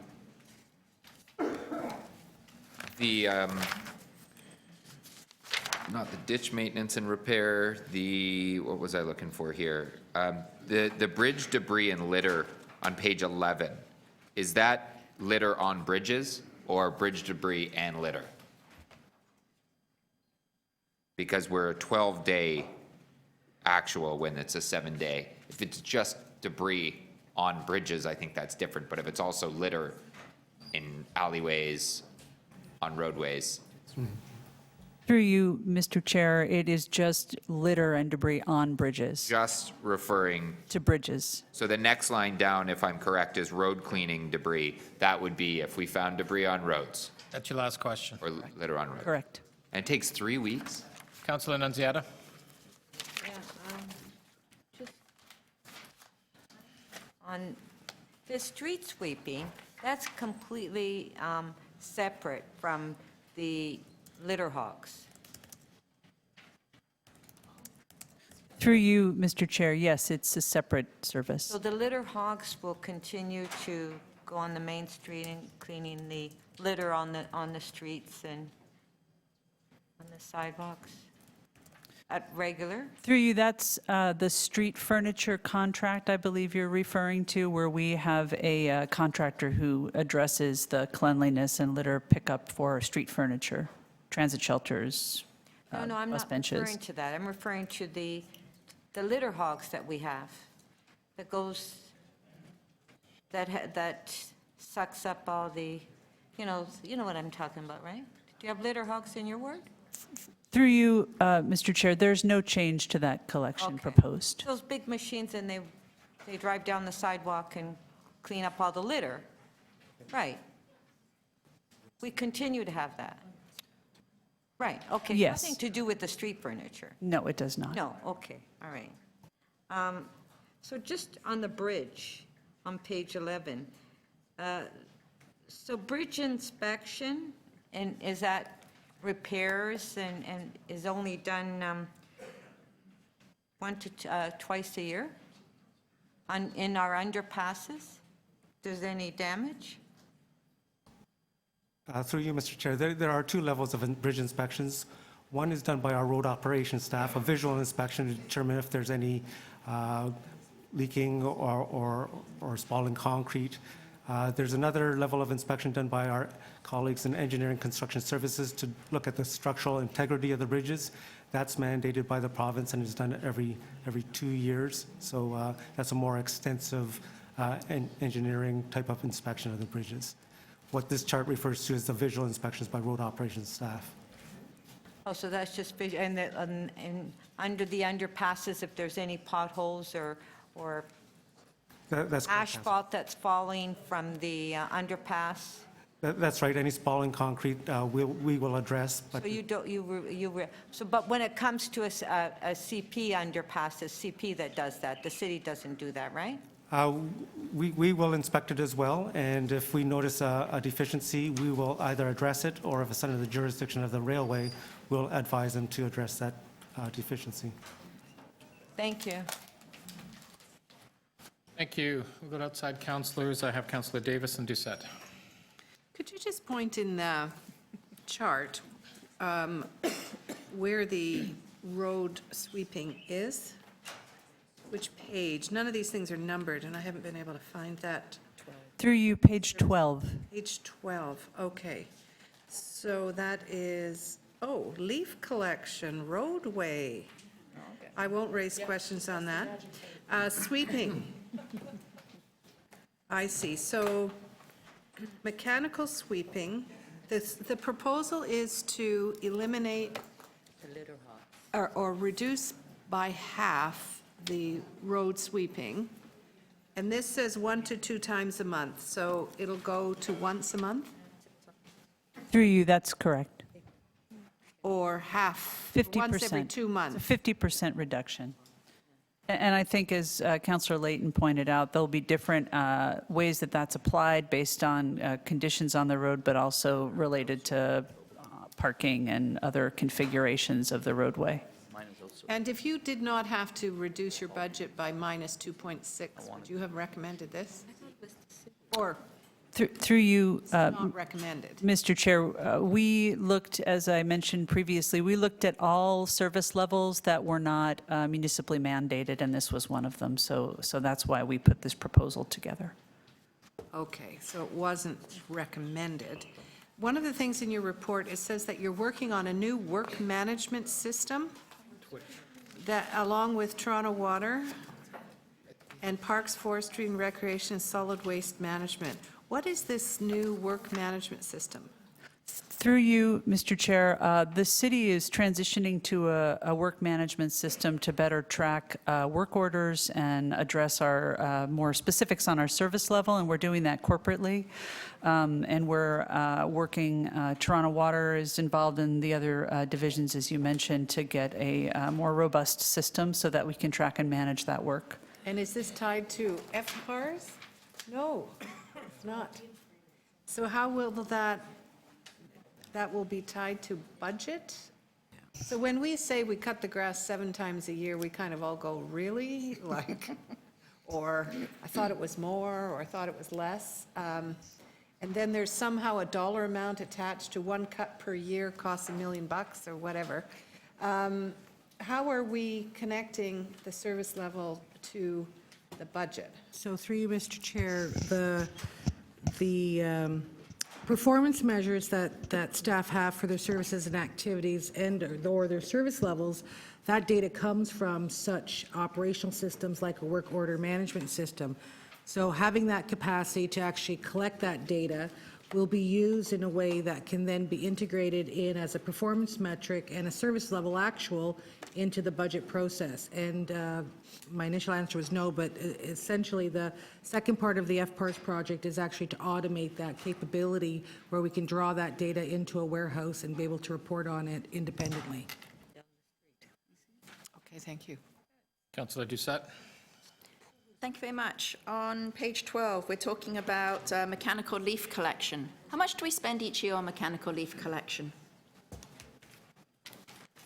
Roughly. Through you, Mr. Chair, we spend slightly above $700,000 in leaf collection, mechanical leaf collection for the wards that still have that service provided. So when you have a ward which has leaf collection, is that every street in those wards, or are there some wards like mine which only have 7 streets with leaf collection? It's a bit sporadic, is it not? Yes, okay. Why was this going to be removed from the budget and every year then it gets put back in? I don't know if that's an Was it, okay, was this recommended by staff to be removed from the budget? I'll put it that way. Through you, Mr. Chair, again, we looked at, to look at our reductions, we looked at all service levels that were not municipally mandated, and this was one of them. And so we looked at the leaf collection services that Transportation Services conducts, which is just this mechanical leaf collection component. So it's once a year, I appreciate that. We've reduced it from twice to once a year, no problem. What happens to the leaves which are then raked onto the street once you've done your once a year pickup? What happens to those leaves? Oh, I can tell you, but what do you think happens to those leaves? Sorry. Through you, Mr. Chair, just for clarification, this is a 4-week program that's provided in wards in Etobicoke, York, and Scarborough. Yes. We provide that service during November, only once per street that's eligible for that service. We don't go back and do it. Right, so we don't go back and do it, and then, for instance, oak trees drop their leaves really late in the season. So we've done our mechanical leaf pickup on my streets, wonderful. But we don't go back and pick up any other leaf which has fallen, but the resident has also then raked them onto the street. Is that correct? Also, you, Mr. Chair, yes, if it's not collected through our mechanical leaf collection, Right. the resident is expected to bag any yard waste and leaves. So those leaves then stay on the road, they cover our sewer grates, our stormwater grates, and yet somewhere here, we had catch basin blocked. On page 9, we're talking about catch basins being blocked and flooding. Would we not be saving money with having to go out and empty our catch basins from blocked leaves and flooding if we eliminated mechanical leaf pickup and asked everyone to bag their leaves? Through you, Mr. Chair, the mechanical leaf collection are as you know, the last few wards that we do this service. The rest of the city has a bagged service and a collection that is managed by solid waste. Right, so everyone's bagged, so we don't have, those wards don't have catch basins being blocked with leaves and then flooding. Let me just move on to, okay, so yes, so the leaves are still on the street, and in the spring, things grow out of this beautiful mulch we got on the street. So you are now cutting back street sweeping. How are we going to get these 2-feet-high weeds growing in our curbs off our streets without sending out a truck and 2 people to physically remove them? Is that not more expensive? Wouldn't it be cheaper to keep street sweeping? Well, actually get rid of mechanical leaf pickup so we don't have leaves on the street, so we don't have to have street sweeping, and we don't have to have a truck and 2 people go out and pick them up. Do you see the domino effect I'm trying to show here?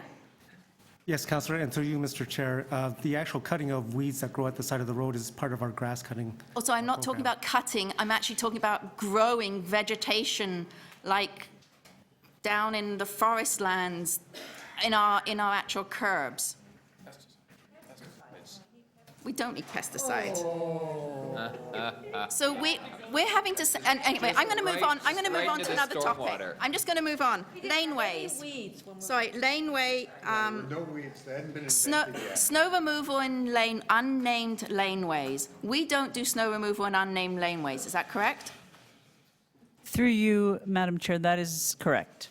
Do we do salting in unnamed laneways? I have one more quick question after this. Through you, yes, we do salting in unnamed laneways. Okay. Street sweeping. Public laneways. Street sweeping. How do we pick up the garbage which, because you've got your blocked sewer grates, washes all the garbage into bike lanes, particularly under bridges, so it makes our bike lanes unsafe for our cyclists? How often do we go and clean out those sewer grates and the bike lanes from garbage? Last question. That is my last question. Do we ever go and pick up garbage in bike lanes? Through you, Mr. Chair, we do the cleanup of bike lanes as part of our arterial street sweeping program. So by reducing it, we're not clean. Okay, thank you. Okay, next briefing note. Page 78, we're now turning to Toronto Public Health. It's budget briefing note number 41. So the acting MOH was asked to bring a briefing note forward that lists the schools that are being considered for expanded nutrition program funding and to substantiate the expansion by providing school-wide socioeconomic data. So that's now before you as number 41, and any questions? Councillor Campbell. Well, thank you, Mr. Chair. I had actually been expecting the list. I just would like clarification on under key points. It says that the province directive prohibits the identification of schools that receive provincial funding under the Student Nutrition Program. Can somebody explain that to me? Is there somebody from Toronto Public Health? Yes, I'm here. Yes, unfortunately, that is the case. We have been working with the contracted agencies in Toronto, which are the Toronto Foundation for Student Success and the Angel Foundation, which are with the 2 major school boards, and they are the contracted agencies with the Ministry of Children and Youth Services. And in their contract specifically, they are not allowed to identify schools that receive provincial funding. And So we give the money to Toronto Public Health. Toronto Public Health then gives it to these organizations, and we don't know where it goes. no, that's not correct. We cannot publicly release the names of the schools. Right, but I We mean, have as a the names. counselor, as city council does not know where the money goes. Well, we have in fact, I think through Food Share, has identified and sent a letter to each councillor identifying which schools are proposed as the next schools to get funding. However, the list cannot be made public. Right. That's just so transparent on the part of the provincial. So we give the money to Toronto Public Health. Toronto Public Health gives it to these organizations in good faith then. Well, no, actually, Toronto Public Health is part of the Student Nutrition Toronto Partnership. But you're not administering the programs in the schools. That is correct. Right. But we are part of the group that reviews the applications and goes through all the criteria and makes the decision as part of the partnership. You make the decisions, but not on the schools that are selected. Yes, that is correct. You do. As part of the partnership. So Toronto Public Health has the information on the schools that are receiving it, We have the information. but it's not made public. That is because of the condition in the contract with the contracted agencies. So we, as a city council, basically have to go on good faith that the proper schools are being chosen for the student nutrition program. Well, as we've outlined in the briefing note, we've identified the criteria that are used. And one of them is that the program is a designated site for funding by the province of Ontario. So the 48 schools that are being proposed for addition in 2017 are all sites that are receiving funding already from the province of Ontario. So that is not necessarily the basis on which I would make my decisions, but are there schools in there that are located in neighborhoods of high socioeconomic standards, high socioeconomic conditions, shall I say? Well, I would say about 55% of the schools being put forward are in low socioeconomic status. And that's the way it should be. And the remainder are areas where there may be students coming from other parts of the city. It's based on the students' residence, not so much the school. There may be pockets of needy students in those schools, and they've been identified as having programs in need. So because I know that the TDSB has a policy of optional attendance, if a student from a high-need neighborhood decides to go to a school that is not in a high-need neighborhood, it might then be identified as a place where we might want to put student nutrition. Is that essentially what happens? Well, it probably wouldn't be based on one student. No, but it might be 10 or 15. I don't know how the determination is made because we don't have the list and we don't have the socioeconomic conditions in which the schools are situated. Well, I think this is something that is identified by the province of Ontario based on the socioeconomic data and from the school boards based on the Learning Opportunity Index and NTILES. Maybe. And so I think if they identify a pocket of students that are in need, they don't want to have the school stigmatized, and so therefore a school may be identified. Thank you for the answers. Councillor Carroll. Yes, and I'm not sure if this is just a question for Toronto Public Health. We may be able, while it's their briefing note, we may be able to get help from the developers of the poverty reduction strategy. Isn't it also true that is one of the unique natures of the City of Toronto, that even in affluent areas, because we did not situate all of the low-income housing in one place, we have a very dotted landscape across the city, that there are in fact only a handful of elementary schools, both public or Catholic, in the City of Toronto, who don't have low-income cutoff families in them.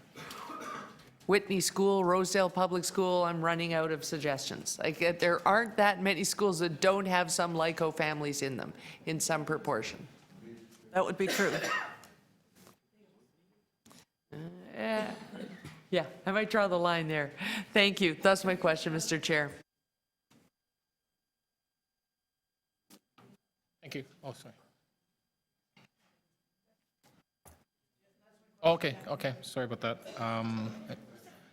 Councilor Nunziata? On that answer that you gave to Councillor Campbell, that we cannot get the list, you have the list, but the councillors can't have a list.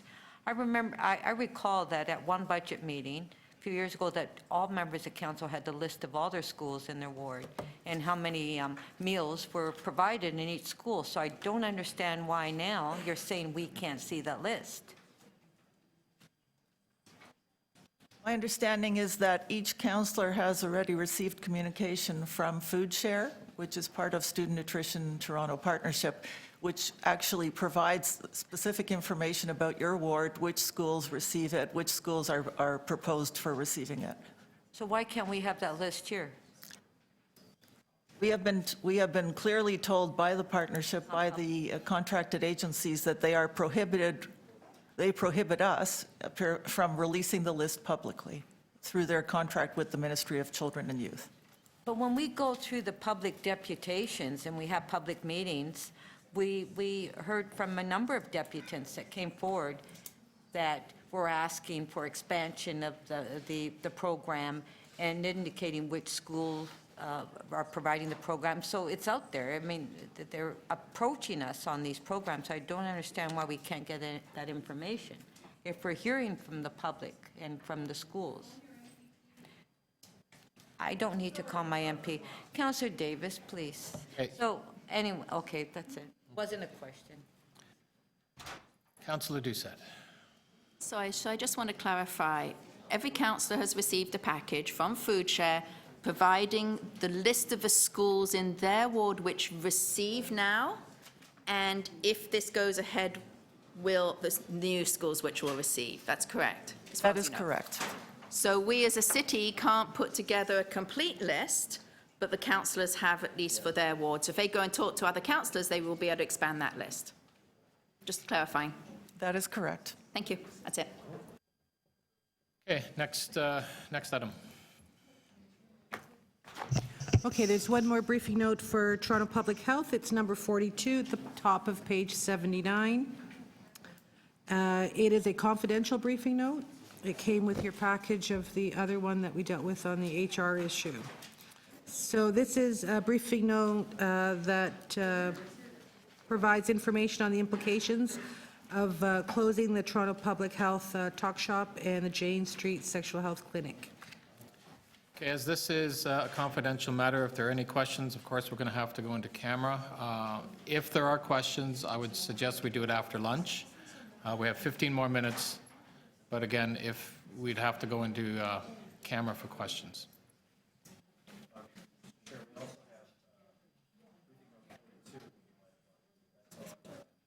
Yes, there's the two briefing notes. So are there any questions on either of the briefing notes that will, because if not, we can continue. Okay, I see none. Josie, we can move on. No, No, it's not, this item's not recommended. not recommended. It's not recommended at all. Okay, I think we're good, Josie. Okay, so let's move on, see what we can get done before lunchtime. Page 79, bottom, is briefing note number 28. It is a briefing note regarding Toronto Hydro capital contribution, and it's identifying for us that based on our current understanding of the expected dividend payments, that what's in the budget can actually be increased by $10 million net. Questions? Seeing none, okay, we'll move on. Okay, page 80, top of page 80, it's briefing note number 36.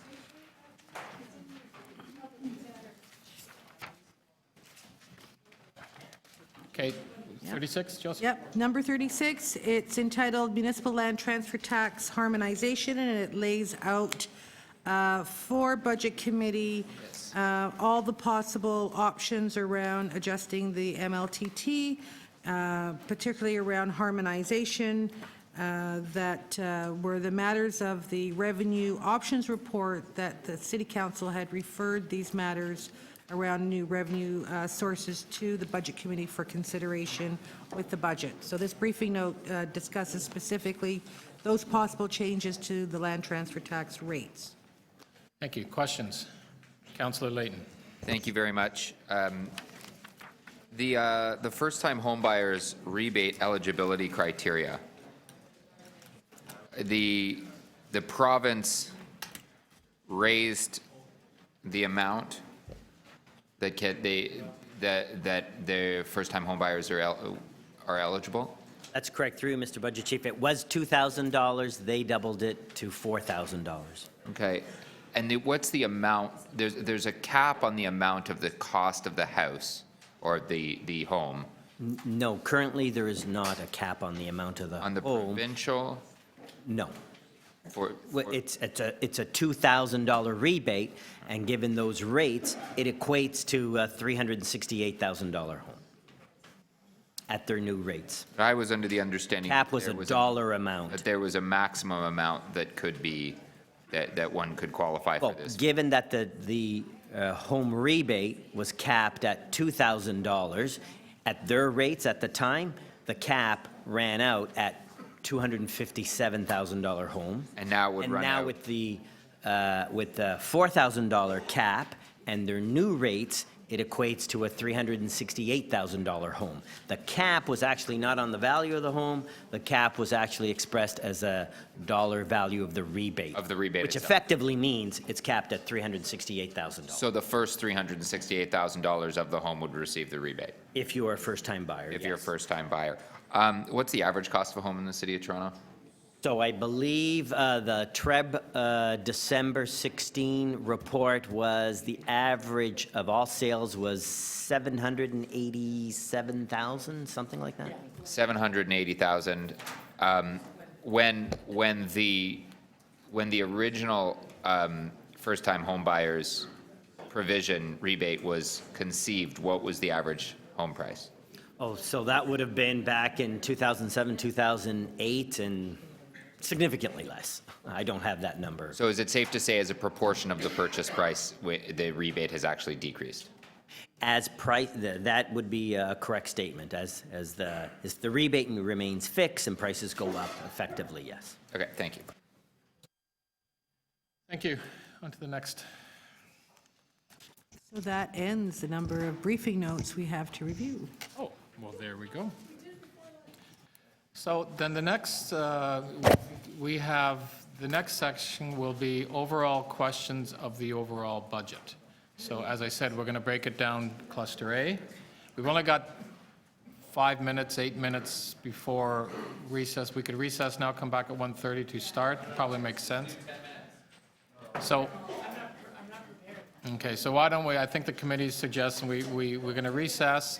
We will come back, and again, it'll be overall questions of Cluster A, overall questions of Cluster B, and Cluster C and agencies operating and capital. That's your last, this will be your last opportunity to ask questions. Yes, please be back on time.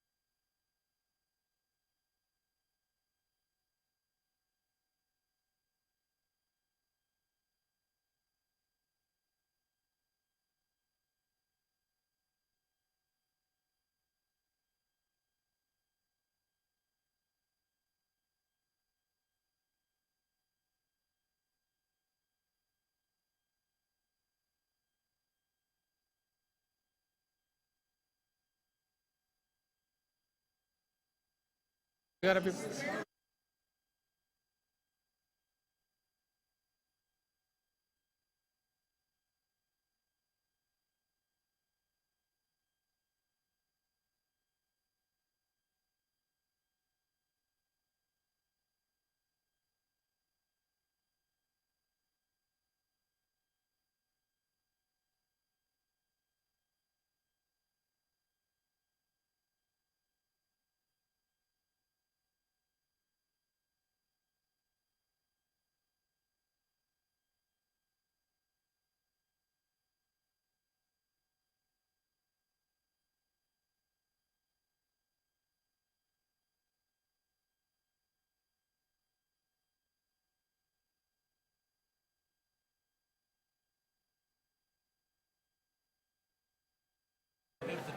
Can I call the meeting to order, please?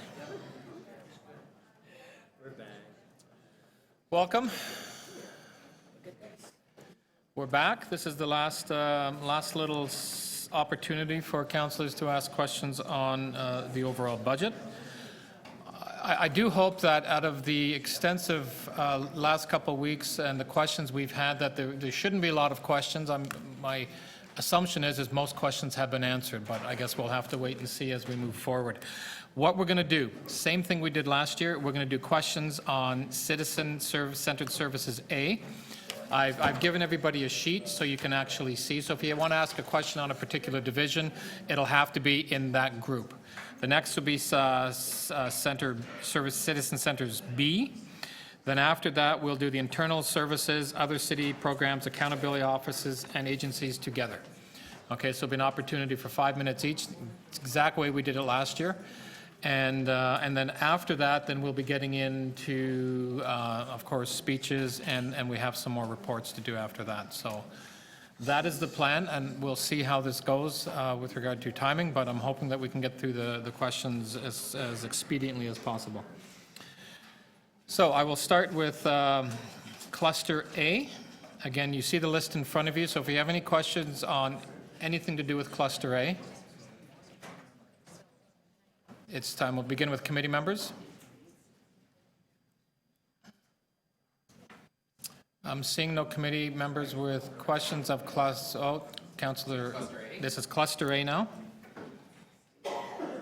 So Councillor Layton. Again, you'll have 5 minutes on anything you want in Cluster A. I'm just going to, because I asked for this earlier, but I'm going to have to pull up a list of Cluster A because I don't. Oh, you have a sheet in front of you? Ooh, look at that. Thank you very much, Mr. Budget Chief. I was a little surprised that there weren't other questions from the other side of the chamber of members, but just because some of these are of some importance. In the Shelter Supporting and Housing Administration, the proposed cut of 10 positions, the realignment. Can you remind us what the role of those positions are? So through the chair, there are client service workers, counselor, program supervisors, food service workers, registered nurse, street outreach counselor, social housing consultant. Is it safe to say, is it?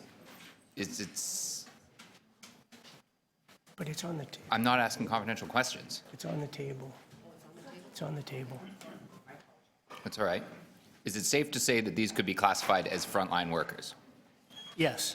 So why would we propose removing frontline workers from shelters? Again, given the current budget directions from City Council, these reduction options offer the least impact on the overall service. So we're not suggesting that there would be no impact. We said that these would be less impact, and the only reason why they're being recommended is because Council gave direction for the 2.6% budget. Correct.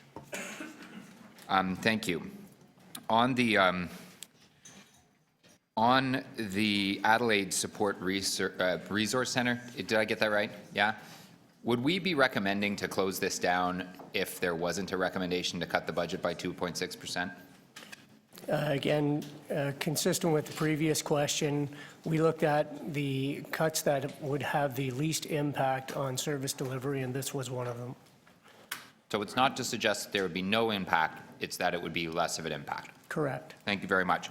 Long-term care and homes, long-term care homes and services, please. The recommended decrease, will that result in less staff serving clients on a per hour basis over the course of a year in those long-term care facilities? I'm sorry, just a clarification. Are you speaking of the mandatory education? Yeah, yes, my apologies. On in the mandatory education piece, will that result in decreased number of hours where staff are actually serving clients in those facilities? Through the chair, yes, that is. Would you be how many hours? It works out to 17, I think it was 17,000 hours overall across the entire division. Would you be making this recommended reduction in hours if the request wasn't made from council to reduce your budget by 2.6%? Through the chair, no, this was in response to council's direction on the 2.6% reduction. Does the City of Toronto meet, I can't remember the average you called it, but the provincial-wide average for staff hours per client or per resident in its long-term care facilities? Through the chair, yes, we are meeting provincial standards. However, the City of Toronto's homes are below the province-wide average. Province-wide, it would be 2 hours and 43 minutes. In our homes, it's currently 2 hours and 35 minutes. Okay. Thank you very much. Children's services are, and it's 1 minute, so I'm going to try to formulate one question. What is the cost? What would the cost to the city be for the increased cost of all of the subsidies that are in TDSB facility, any school board facilities, the increase that will likely result from the changing in the occupancy grant cost from $6 and whatever to $11 and whatever? What is the overall cost to the subsidy budget of every subsidy? It is $3.6 million. Okay, thank you. Thank you. Councillor Carroll's next. Oh, thank you. Following on children's services, I'm not 100% clear in this from the, we've had briefing notes and it's in the issues for discussion, but the occupancy grant that we give supports a formula that exists between the board and the province that is to be re-examined next year. Is it next year, 2018 or 2017? The province has committed to looking at it in the next phase of regulations, which will be this year or next. Our agreement with the province, with the boards of education, is outside of that. Currently, the provincial formula does not fund any costs associated with occupancy costs associated with childcare in schools. So the agreement that we have directly with the TDSB informs that discussion, but we are not a party in that discussion. Oh, we very definitely are a party in the discussion, and we've had several meetings with the province, both with the province and other CMS MDSABs across the province, as well as individually, and council's also communicated formally its position to the province. So we have been very definitely engaged. So if we approve removing that occupancy grant payment this year, what status do we have in that discussion going forward? We would continue to have a status as we continue to work with the province to properly address childcare and its funding formula for education. So we'd still be there, but our discussion would be different. We would not be there as a partner that actually has a role in helping make the facilities funding formula work for the TDSB. We would just be there to discuss our own system. No, we would be there to discuss the TDSBs also, because we would continue to pay occupancy costs through the per diems that we pay on behalf of subsidized clients. Okay, thank you. Those are my questions. Thank you. Going to outside councillors, questions. Councillor Perks. Thank you. To the Affordable Housing Office, what's the current waiting list for affordable housing in the City of Toronto?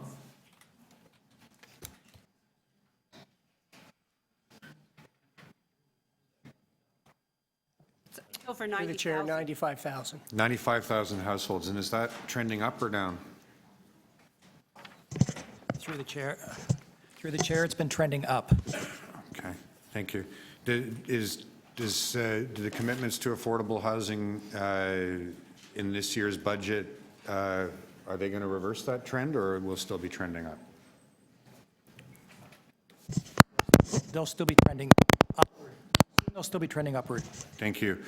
To the recreation program, what's the waiting list to get into recreation programs in the City of Toronto?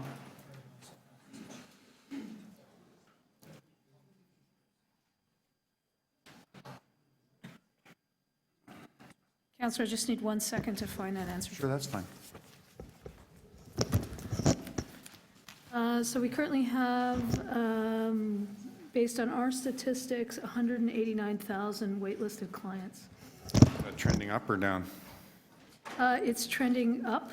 And do the measures in this year's budget reverse that trend, or will it still be trending up? Well, we're opening a new community center this year, so we're hoping that they'll trend down a little bit, but it's hard to say at this point. It's hard to say at this point. Children's Services, guess what I'm going to ask? 17,750. And that's been trending up. That was 14,000 not that long ago, right? It has been trending up, yes. It's trending up quite quickly, so it's trending up by more than 300 a year? It's stabilized now because we are able to place subsidies again, but it's hovering, it generally hovers between 17,000 and 18,000. Okay. Thank you. Councillor Davis. I wanted to ask, how much has the upload in social assistance been over the last several years? And is it uploaded completely this year? Councillor, it will be, through the chair, it will be $245 million by the time the upload is completed in 2018. I'm sorry, could you repeat that? It's $245 million when the upload is completed in 2018. In 2018? Someone coughed exactly the same time again. The second question I have is how much of that upload has been reinvested in other programs or social services that are in Cluster A to increase services? So through you, Mr. Budget Chief, there hasn't been a direct dollar-for-dollar correlation, but it has been used to mitigate other pressures within the city and in the cluster in particular. I just So want to know can't how give you- much has been reinvested. There hasn't been a in social- notional dollar-for-dollar. This dollar that declined got put in that program. We didn't do $250 million, and we can't determine whether or not any of it, or how much, was reinvested in services. As I said, it was not Okay. directly reinvested in anything in particular. We've got budget pressures that take the budget up, we've got Because I budget only pressures have that 5 take it minutes. down. Maybe the city manager, I think he commented on this in his initial presentation. Maybe you can just make a comment in general on this. I recall someone saying it was used more to keep the lid on taxes than it was to reinvest in real services. Is that a fair statement? City Council has had a longstanding priority on holding the line on revenues, particularly on tax revenues. But there is no one-to-one correlation between those. The release of pressure associated with the uploads from the province has gone into generally managing the city's fiscal situation, and that includes some reinvestment, it includes some offset of pressures, and it certainly includes some contribution to ensuring that property taxes remain affordable. Okay, that's closer. I do want to understand really how we are using that pressure, or how we have used that revenue room, frankly, but I'll move on. Which divisions within Cluster A have increased costs through user fees?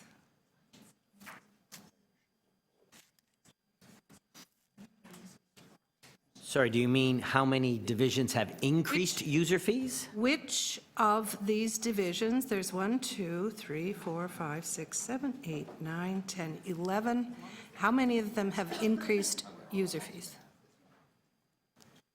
And by, if you have it, by cluster, it would be good to know.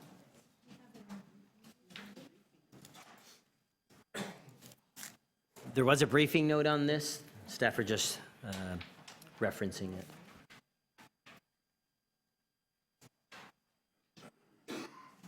Could you hold my time, Speaker, Chair? Could you hold my time?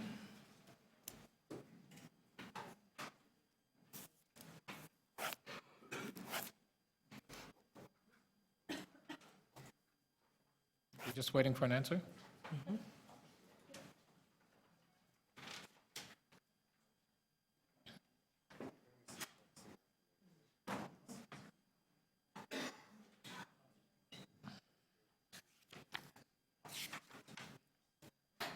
Would it be, well, I guess it's fair to say, Economic Development, Parks, Forestry, and Recreation, and a small amount in paramedic services. Through you, Mr. Chair, just for everyone to follow on Table 1 of page 3, briefing note number 3, we summarize all the various adjustments from a dollar value at least for each of the divisions and agencies that have new user fees, and we have specified those that are receiving additional revenue from fee changes associated with the development application fee review, those that are getting it from inflationary I'm adjustments. asking about the section, the cluster we're on, which is in cluster A. Right. Do we have it by cluster? If not, I can get it later. It's by division and agency. So the divisions on that table that Josie's referring to on page 3, it shows 3 divisions: Economic Development, Parks, Forestry, and Okay, Recreation. 3 divisions have In cluster increased. A. In cluster A, plus childcare, which is not identified as a user fee. Okay. There's no, And on childcare, there was a briefing note which demonstrated, compared the contributions from parents, the contributions from the province of Ontario, and the contributions from the City of Toronto. And could you tell me what it concluded? Last question. So it included the provincial, as you said, the provincial contributions, provincial, municipal, and also the proportion of fees paid by parents that were partially subsidized. No, it concluded that the provincial contributions went up. Right. Parent contributions went up, and the cities went down or stagnant, down. Last. It's not a consistent trend, Mark, but generally our overall proportion of the budget has decreased slightly. The increase in parent fees is not a per diem increase, it's simply a change in the income makeup of the caseload. Thank you, Councillor. Right, thank you. Councillor Bilal. Thank you. Of the 13 staff that is getting added to the Shelter Support and Housing and Affordable Housing Office, can you give me the breakdown?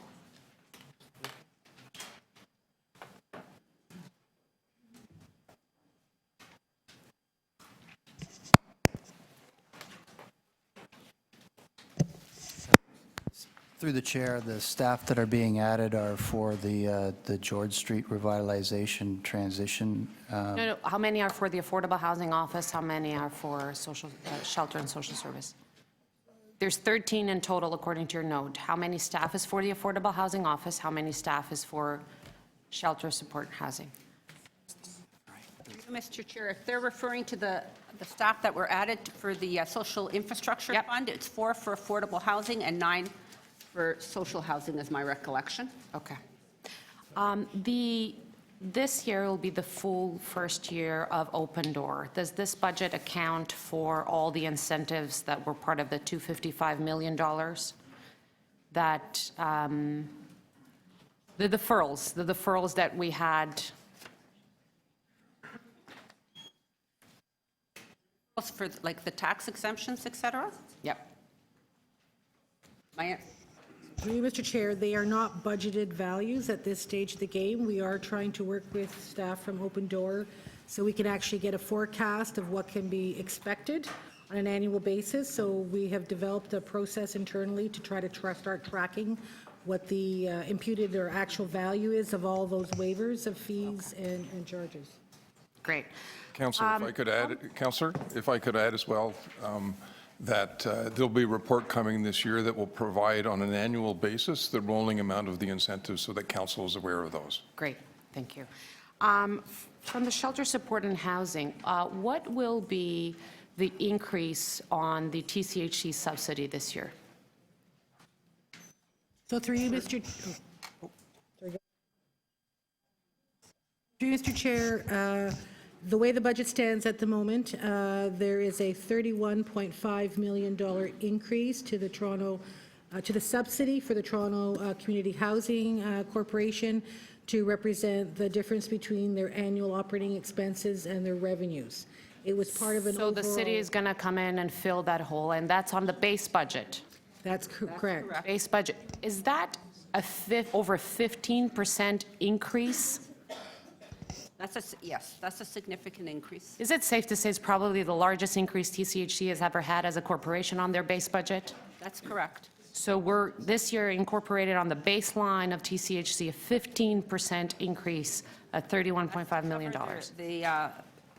Their projected deficit. That's correct. Thank you. Thank you, Councillor. Next, Councillor Fletcher. Yes, Mr. Chair. I'm just referring to the economic development and culture. I noticed that you have a letter that you placed in front of the committee today regarding that. And I wanted to clarify with the general manager one of the recommendations. I'm assuming you'll be moving them, and I'm sure Mr. Williams had it, that takes the funding, the $2 million funding that was to be given to the Arts Council in 17 and allocates it to the Canada 150 fund. Now, the general manager has indicated that that $2 million would be leveraging other funds, and I'm wondering if he could explain that to me again. Sure, and the original $2 million, if you will, the uplift, the last uplift, would have gone to the cultural community in general, not specifically necessarily to TAC. But that $2 million is only half of what the city already has committed, which in turn leverages about $3 to $4 million from other governments in the private sector, all of which will be spent in the cultural arena, many of which are on performing artists for the celebrations at the various community centers, as well as the different programming we do at the museums and in the communities at large. So those dollars will go to local artists in the city of Toronto? Many of them, yes. Many of the dollars. Not exclusively? Not exclusively. So the $2 million is leveraged to $3 million or to $5 million? So $5 million in effect. So $2 million leverages the extra 3 up to 5. And is that $3 million from the federal government because it's Canada 150? Both the feds and the province and some private sector funding. And normally it would simply be the $2 million? Correct. So the fears that somehow there won't be any money for local artists this year perhaps isn't as founded or maybe unfounded, that there indeed be more? That's yes, correct. And is there any proviso for making sure that it's not all big acts, but there's local artists are getting funding? It's pretty hard for us to do everything we do without hiring local artists, so I think everybody can be rest assured we would be hiring local artists. Thank you. Thank you. Seeing no other questions from outside councillors, we will now move on to Cluster B. Again, the list is in front of you. City Planning, Engineering and Construction, Fire Services, MLS, Policy Planning, Finance and Administration, Toronto Building and Transportation Services. So I'll begin with committee members. Questions of this cluster? We're in B already. Going once. No, not at all. Councillor Carroll, do you have questions?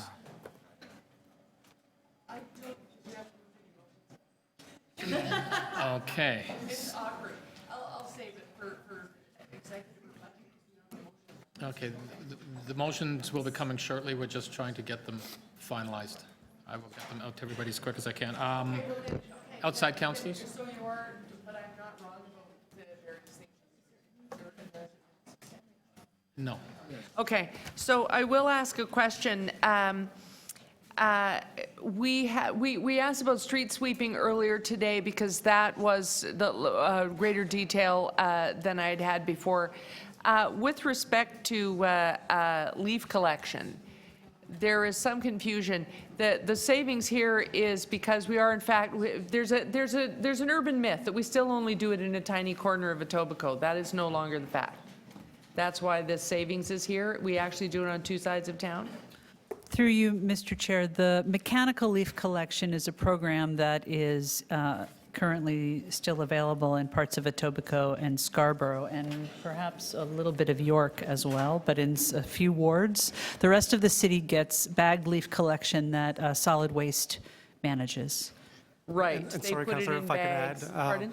if I can add, in Etobicoke, it amounts to about 30% of the streets are provided with mechanical leaf collection, and in Scarborough, less than 5% of the streets receive that service.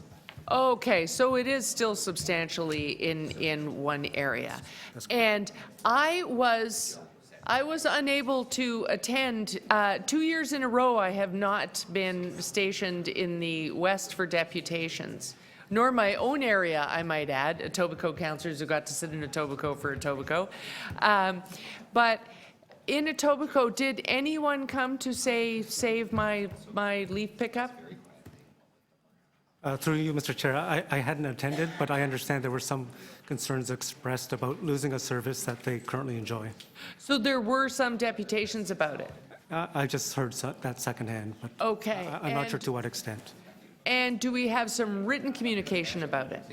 I'm not aware of any. So the reason I ask, and Mr. Mendes would know, in the past when we have recommended this, did we not get substantially more pushback than I am sensing this time around? That's my understanding. I wasn't involved in the process at that time, but I understand that was significant concern expressed. Okay, thank you. Councillor Campbell. Thank you, Mr. Chair. My question is for fire services. So when the mayor, when City Council asked all of the divisions and agencies to come back with a plan to reduce their budgets by 2.6%, the fire department came in with the suggestion that 7 trucks be taken out of service, and it was only by that means, through that means by which they could achieve the 2.6%. When we asked about the removal of 1 truck, the impression is given that there really is no more leeway to reduce the service without, to save money without reducing the service and impacting service. Just wondering, what steps can we expect fire services to take in the next 12 months before the next budget cycle to enhance efficiencies in the fire department? Through the chair, we are launching a number of initiatives, 21 in fact. There are 21 key initiatives that form the Toronto Fire Services Transformation Plan. So while some of those will only be in their infancy by next budget cycle, there are a number that will be well developed. 2 of them specifically, one will be the introduction of NFPA professional qualifications as public educators and inspectors into our operations division. That will enable us to launch the Operations Division Fire Code Reinspection Program. It is that program, Councillor, that has already enabled us to defer the recruitment of all but 4 of an otherwise 33 fire prevention officers that would be required in order to continue to meet Council's target of advancing to a fire underwriter survey level 2. So that plan, of which I only identified 2 of 21 initiatives, is enabling the City of Toronto to not only maintain FOSS Level 3, but to advance to FOSS Level 2, absent of hiring the additional 33 fire prevention officers. So in regard to the fire prevention officers, the savings are accrued by what parties? They're not accrued to the city. With the hiring of those, the city has taken on the obligation to hire this particular cohort of staff, but the savings are not accrued to the city, are they? Through the chair, that's correct. The savings attributed to a fire underwriter survey rating is, they're attributed directly to commercial and multi-residential property tax payers in the form of insurance premiums. So maintaining FUS level 3 and avoiding the decrease from 3 to 4 avoids an estimated, by FUS, an estimated commercial and multi-residential insurance premium increase equaling $15 million. That's directly attributed to property owners. And further, when we transition from 3 to 2, FUS indicates that there will be an additional $7.2 million fire insurance premium reduction available for that same group. So the $15 million in savings that the multi-res and commercial users are realizing, what is that in percentage terms? Is it significant? Is it? Through the chair, I'm sorry, Councillor, I don't have that information. Okay. All right. We just carry on with questions of anyone in the cluster. Is that the idea? So question is for municipal licensing and standards. We have a new licensing regime for the non-taxi taxis out there. I'm just wondering, have we started fee collecting? Could we find out where we are in the process of collecting fees and license registrations?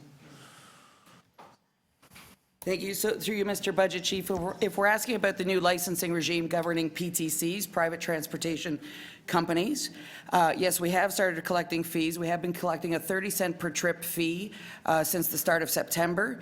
As at the end of December, we've collected approximately $2 million between trip fees and driver fees.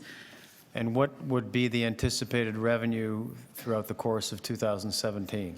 So in the 2017 budget as presented, we've targeted approximately 49,000 trips per day, and that is about a $5.3 million, I believe, overall collection. And are those numbers reflected in your budget? Yes, they are. They are. So you forecasted pretty close to that number? Well, we forecasted the 2016. But it's early, sorry, it's only. Yeah, it is early. Yeah. So we initially budgeted based on 45,000 trips per day. The new budget in 2017 proposes based on 49,000 trips per day. The actual experience we're seeing and what we've collected thus far is closer to 55,000 trips per day, but it's very early days. So we'll have to see once we get a year under our belt where we stand, bearing in mind also that these revenues are directly correlated to the cost for us to run our program. And are those costs to run the program, are they at variance with what you expected, or are they in line with what you expected? Actually, based on the report we put forward, we have incurred additional costs beyond what we had expected because of the technology that we're using to facilitate the licensing and the collection of trip data, the acceleration of a data mart program or project that we have underway. It actually did cost us more on the technology side than what we had anticipated. That was for this year, last year and this year. So we will be collecting that, I'm confident, through the collection of fees in 2017, and we are due to report back after a year on what the current status is. So once we have a year under our belt, we'll have better estimates on what the expectation can be from a revenue perspective and cost perspective. And what if... Councillor, you're actually I'm way done. over your Sorry. time. Sorry about that. It's getting really You got interesting. a whole extra minute. It was just getting interesting, Mr. Oh, dear. You probably have the record of getting over on me, so. Anyway, Councillor DiCiano's next. Yeah, just a very quick question. With respect to MLS, are we tracking the increase in rates that Uber's charging driver or customers? Do we do that? No, through you, Mr. Budget Chief, we're not involved in price setting. Okay, thank you very much. Thank you. Thank you. Other Councillor Layton, questions? Thank you very much. First, to Toronto Fire Services. We've been presented with a briefing note that has the reduction of one vehicle. There was a potential for the reduction of a second vehicle. Would you be making this recommendation if public safety was the one motivator in all of this? Through the chair, no, sir, I would not. So the reason why the recommendation was even put forward that we reduce by 7 or by 1 was because it was request from either council or the budget committee, correct? Through the chair, that's correct. The 7 truck reduction was in response to the 2.6 budget target. Okay, thank you very much. On to city planning. city planning is predominantly a cost recovery program, and are we able to meet the requirements of the Planning Act to report back on things like our like zoning review, of official plan review, of all of the demands that are being made by the development community on a reasonable amount of time that we may do our planning reviews for? Do we have the current staff capacity to meet those service levels? Through the chair, a portion of city planning is cost recovery, and that is development review. There's another portion of city planning that includes transit planning and strategic initiatives that is not cost recovery. So it's important to distinguish those two components. With respect to development review, we currently have a significant amount of volume, but our staffing levels have stayed the same. However, there is a report before you requesting that we, in fact, use our reserve funds that have in fact been, which are the user fee, in order to add 9 new city planning positions, but also 5 new positions in buildings, as well as new positions in legal, in order to address the timing issues with respect to development review. Okay, thank you very much. Can I just ask how those motions will be coming forward from will we be voting on those motions today? Okay, but they will be coming forward as part of the staff recommended budget or as an additional report? I think as It's before you as an budget additional. committee recommendations. Okay. I just want to be clear on when as part of the report that's being tabled. Yeah, we're going to be doing questions of the reports after this, and that report is actually in the next little section, so that Okay. report is there. Okay, thank you very We'll be much. dispensing of it then. Okay, thank you, that's fine. Okay, outside councillors. I did have Councillor Davis here. I think she had her hand up, but I don't see her. Okay, we're done Cluster B then. Now we're going to go to Cluster C. Other city programs, accountability offices, and agencies. Committee members. Councillor Layton. Thank you very much.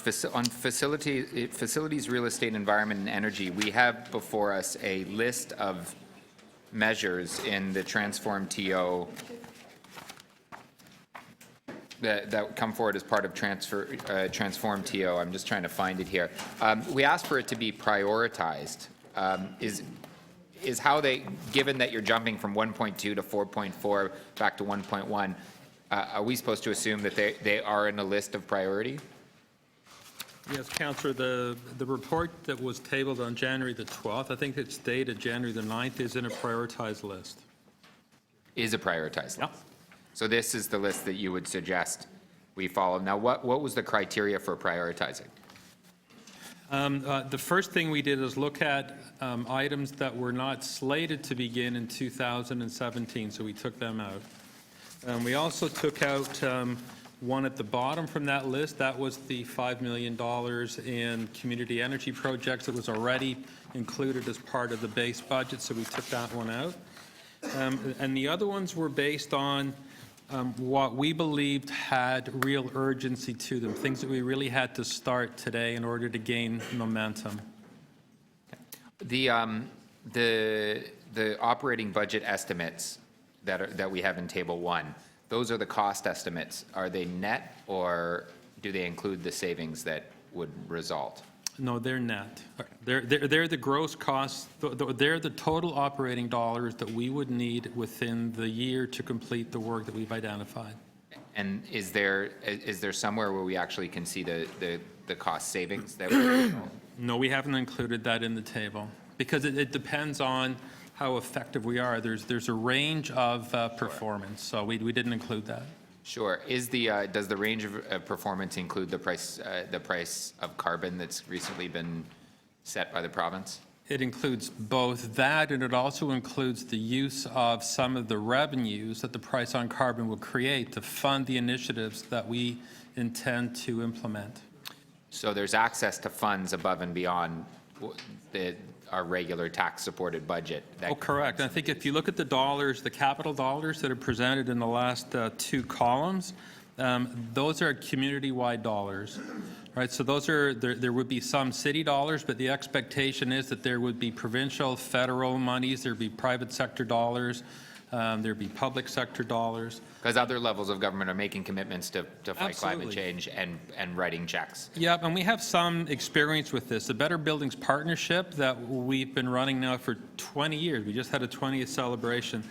The city issued in that program about $35 million worth of loans, and the total community investment in that program was over $1 billion. Okay, thank you very much. I have a question for I guess it's the city manager's office, but through Human Resources. I thought we were doing, it's all together. Yeah, we're doing all the clusters and all, yeah. So to Human Resources, who's going to be answering the question? Sorry, I'm looking around and maybe they're behind me. Someone able to, please? I also plan on asking a question of the Office of Equity, Diversity, and Human Rights. So maybe if we could, I'll only be 1 minute on those two questions. So if you want to keep going around, then we can find the right person to. It looks like our good friend Josie's making the call. Hey, well, let's get through the other questions. Hopefully we can get back. Yeah, those are my other two questions, and that's Okay. it. Are there questions from committee members? Yep. Councillor Carroll. My questions are for the Auditor General on the Accountability Office budgets.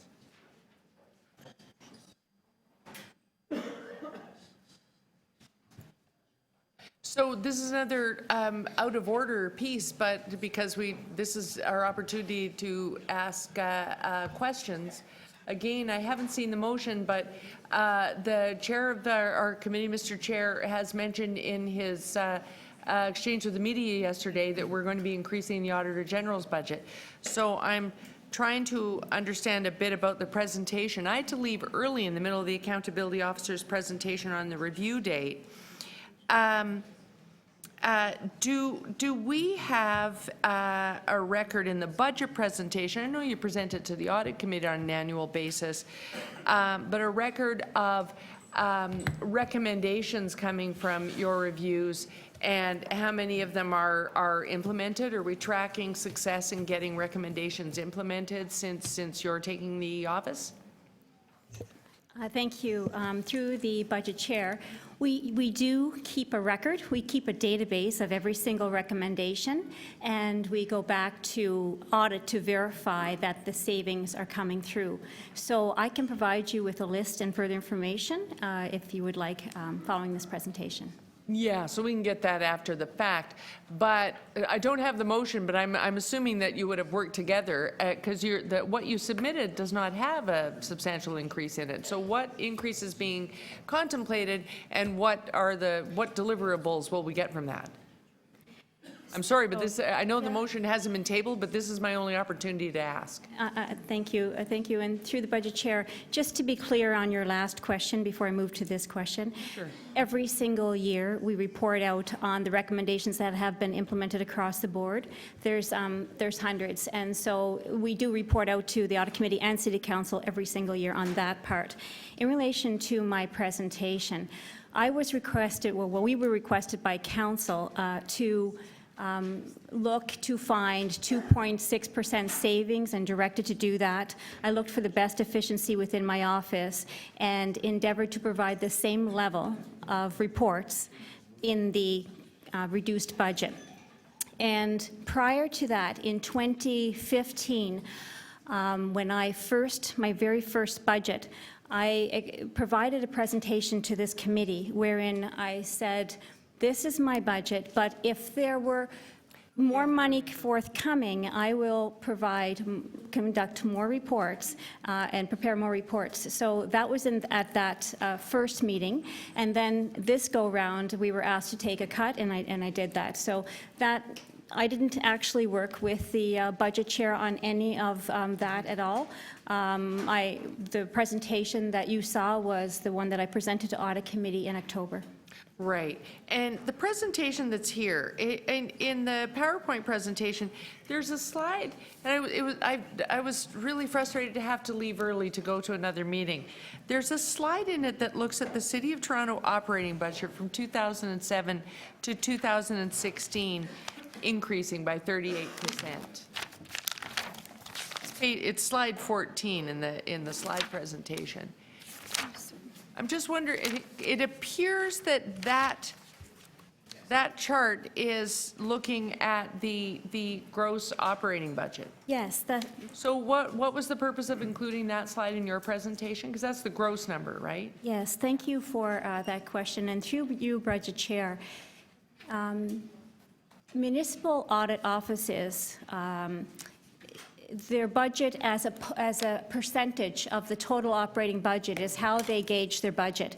In Quebec, it's legislated that 0.11% of the, 0.11 of the operating budget is the amount that the Auditor General's office receives. And the reason for that is to maintain independence, so that we are not swayed in any way in relation to how many or how few projects we do. It's a percentage of the operating budget. It's legislated in Quebec. And so what I've done is I've compared the operating budget with the percentage of all the audit offices across Canada. You know, I understand the metric, but would you not use net? Because in this particular period of time, part of the reason that the gross budget has increased is growth, millions of increased TTC riders, so more fare box, but also you've picked the years of the provincial upload. So a massive amount of provincial funds have come into what are the same services being delivered. So isn't it reasonable to say that during that period of time, while you want to use that metric, wouldn't you use the net instead of the gross? Through your Budget Chair, I can bring back, see if I can find a comparison with the offices to that, and you raise an interesting point. What I can say is there are risks out there and efficiencies out there that we simply can't get to, and we're dropping projects. So definitely, we are underfunded compared to the other offices on a gross basis, but I can take a look and see if there is a difference if we work on a net basis. Thank you, Councillor. Councillor Layton, the two divisions are here for your questions if you want to ask them now. Oh, thank you very much. I was asking the two questions in relation to our hiring capacity, because there's sorry about that. One, there's a recommendation that's coming out that will decrease our ability to fill positions, and I'm wondering what that might do to our current inability to fill positions. Could you repeat the question? It's actually to the Human Resources Department. Don't worry. Thank you. No problem. But if you could answer. Okay. Through the chair, so I would We may have to ask for a report on why we're unable to fill the positions after we make this cut. So through the chair, I would say we certainly are able to fill positions. We have a high volume of positions, and it's a time-consuming process, but we certainly are able to fill positions. And through the proposed budget cuts, where there is a small impact on the strategic recruitment staff, the expectation is that we will continue to look for efficiencies, streamlining our processes. We anticipate that there could be an incremental slowdown in the time it takes to fill jobs, but it's not going to have a significant impact. So could you describe what that incremental slowdown might look like in a matter of days? Is it a matter of days, weeks in our ability to fill certain strategic positions? It's difficult to quantify because each process is unique, it's different, and it's dependent upon a number of different factors, including people's availability to participate in the process. But it takes, on average, depending on the position, 2 to 4 months typically to fill a position. So a cut of 1 to 2, positions has a small but incremental impact, because our time to fill right now is not as short as we'd like it to be. What's the time to fill now? As I said, it depends on the particular job, but it could vary anywhere from 2 to 4 months on average. And where would you like to be? we'd like to be where every hiring manager would like to be, which is as short as possible. But realistically, probably, 60 days would be great. We're not at 60 days. So you likely wouldn't be making this recommendation unless you were asked to reduce your budget by 2.6%, correct? So through the chair, you look across HR and you look at the importance of all the functions of HR, and we've tried to distribute these particular reductions as best we can, looking at where we can make reductions. So. And I'm running out of time. So with respect to equity, diversity, and human rights, will the proposed budget impact your ability to implement the both provincial requirements that we have at the city, as well as your day-to-day work that your office does? We are trying not to allow that to happen. As you know, my division is very thin.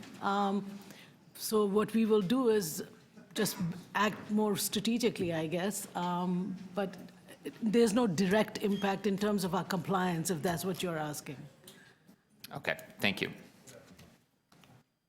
Thank you. Seeing no other committee members, I'll go to outside councillors. Councillor Perks was first. That's right. So I just want to understand something. We have an internal audit function separate from the Auditor General, and we have an external auditor, and we have financial planning staff who monitor the budgets through the year to look for variances. And we have the budget committee that does an annual review of our finances. That's all correct. It's all correct. Okay. Thank you. Councillor Davis. I did want to ask, I think I asked before, there are additional projects that have emerged in the last few years that have been added on to existing workloads. For a variety of projects, such as the long-term fiscal plan, or all the intergovernmental work that's being done.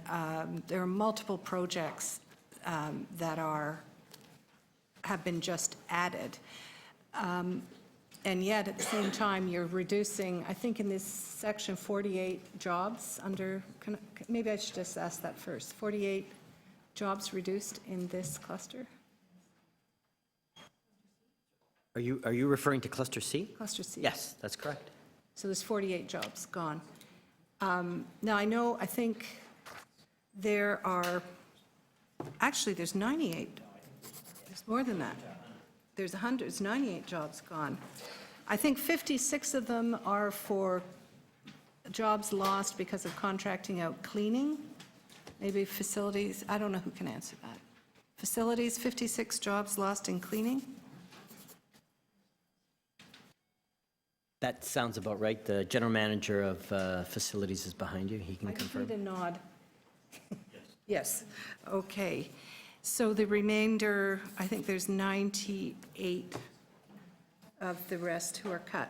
How can you continue to cut jobs at the same time you're increasing workload?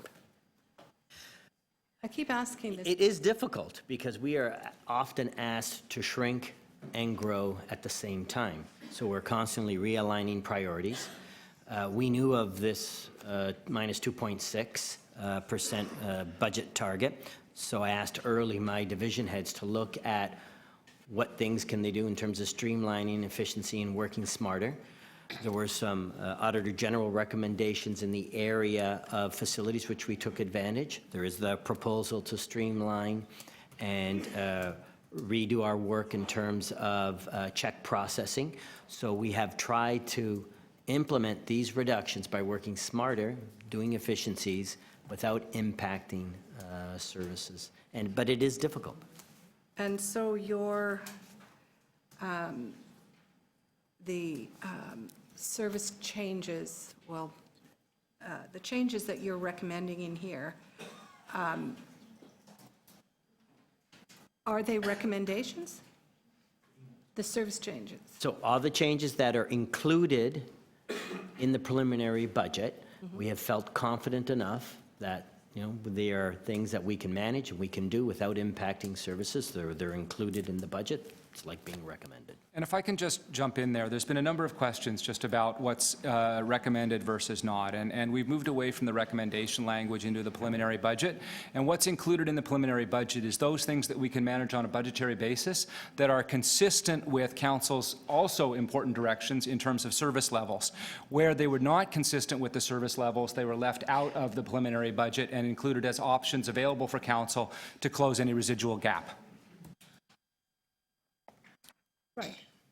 I understand that. That's why I'm trying to get clear, because one of the challenges is we never know the real opinion of staff. I mean, we get a list of options, and sometimes I've just heard they're satisfactory from the CFO on this division, and most of the other divisions, they're only here because they have to meet a budget target. So it's hard to understand which ones you stand behind and which ones you don't. So we stand behind all of it, and it's not actually about the feelings or the opinions of staff. It's about responding to the technical direction provided us by City Council. And City Council has provided us with two directions, and as the Deputy City Manager just indicated, sometimes it's a struggle to square them.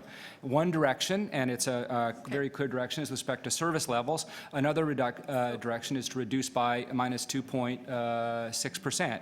When we are able to hit the fiscal objective without impacting the services, we include it in the preliminary budget.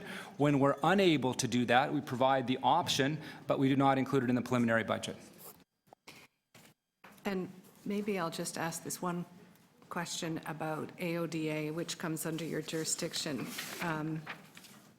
Mr. City Manager.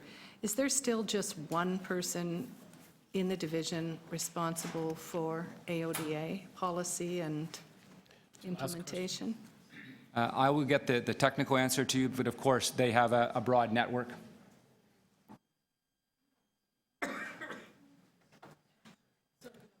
that be answered, or? Oh, they won't. Okay. I just want to know if there's still just one staff person responsible for, I understand every division is supposed to have their own AODA plans, but I'm wondering if there's only one staff person monitoring and ensuring compliance. That is correct. Thank you. Thank you. Any outside councillors with questions? Seeing none. Next, and we're getting down to the final strokes here, which is good. We're going to go back to, I believe, Josie, it's questions on the referrals and reports for consideration. So I believe that's page 80. That was all together. That was all together.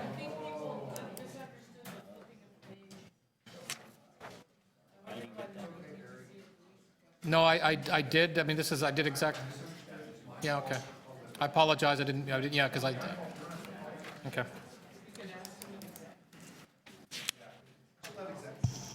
And council. And council, you're good. Okay, so Josie, we're still smiling, so that's okay. So I think it's page 82. I'll leave it up to you. You probably know what you're doing next. So I just want to remind the committee, we didn't go through the capital reports, so I'd like yes, to the get capital those out report. Yeah, I of the forgot way about that. first, if we may, Mr. Chair. I think it's quicker. Okay, so we're on the bottom of page 15 of the blue wrap-up notes. There isn't anything here that wasn't here at our last meeting, so there's nothing new in terms of reports, but I will work our way through them so that you understand them, and if there's any questions, now's your opportunity. So at the bottom of page 15 and at the top of page 16, we have a transmittal or a letter from the Office of the Lobbyist Registrar with... Josie, can I just have everybody quieten down a little bit? It's actually hard for me to hear her. We're in the blue pages now. We're back in the blue. Not in the red, but in the blue. So bottom page 16, bottom page 15, top of page 16, we have a submission from the Office of the Lobbyist Registrar and equally from the next one, Office of the Ombudsman, both with their requests for capital funds. In both cases, the funding that's in the 10-year capital plan that's before you is consistent with what is there, so there is no additional issues to be identified as it relates to these particular, and we would recommend adoption of those. Okay, Are there any questions? any questions? Registrar, these two officers? Seeing none? Nothing. Okay, Good. so I'm going to move along to page 16, bottom half, is the transmittal from the Chair of the Police Services Board requesting their capital program for 2017. There is difference between what they've requested and what we have placed in the 10-year capital plan. I believe I highlighted this the last time. Essentially, there are state of good repair costs that have been included that are not eligible based on our definition of capitalized expenditures, as well as a change in one of the projects that they had been considering. So we would recommend that this be received. Any questions? Okay, moving along on page 17, Toronto Public Health's transmittal on their capital request. It is also different than what's in our capital plan. It is only slight, as we have included additional carry-forward funding that the board had not had that information at the time. So this is updated and increased, but for the purposes of moving forward, we would say that we would move forward with the 10-year capital plan as in the preliminary numbers. Okay. Okay? You can receive that. Councilor Mahavik? Just on that, noting that there is an additional motion on the supervised ejection services that Councillor DiCiano has kindly offered to put on, that also has a zero net impact. Okay. Thank you. Okay. Moving forward, TTC is from the Commission with their recommended 10-year capital plan submission. It is what is before you in our 10-year numbers, so we would recommend adoption of that transmittal. Are there any questions on the TTC capital plan?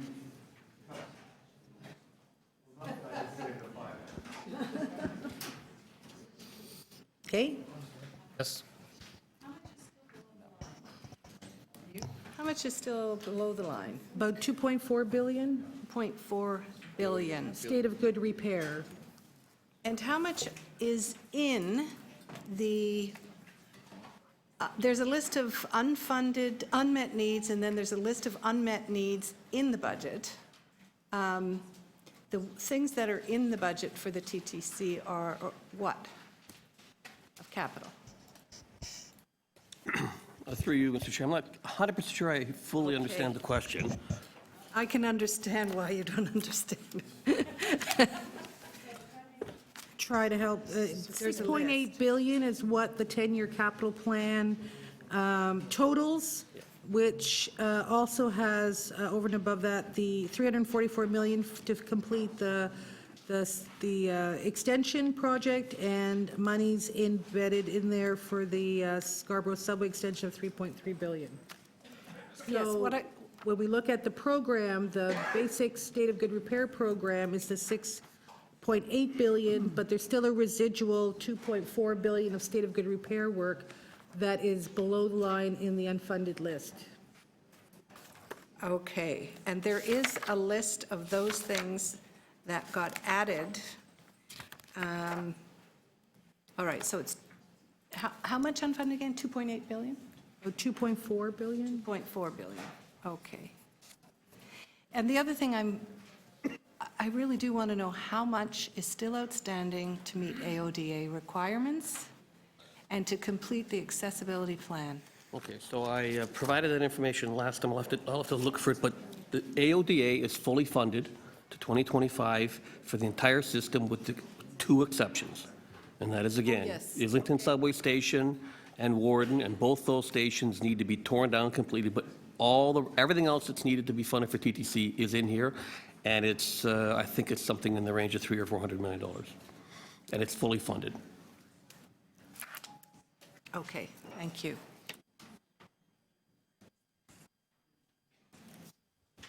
Okay. Okay, so we can concur with those recommendations. Moving on to the next one, it is actually a report. It's BU 30.1R that was before your last meeting. which is from the city manager recommending adjustments to various capital budgets as a result of the voting that had taken place as part of Phase 2 participatory budgeting pilot. So we would recommend adoption of this report, and as such would adjust the 3 program areas that have budget adjustments: Parks, Forestry, and Recreation, Transportation, I believe. Yeah. I think those are 2, sorry. Questions? Good. Okay, so, okay. So if we're done with that, then page 20 is the report from the Chief Corporate Officer entitled Transform TO Short-Term Strategies Financial Estimates. The piece that's here is the capital component, so I would recommend that when you discuss the report, you might want to discuss it in its entirety as part of operating. We can defer that, Mr. Chair, if that makes sense. Yeah, makes sense. Okay, so let's move along. We're now on page 22, so it's a report before you. It's BU 30.1W. It's from the Deputy City Manager, CFO, regarding the Toronto and Region Conservation Authority Long-Term Accommodation Plan. So this is essentially the city's component of the multi-municipal contributions to fund the TRCA's administrative office building.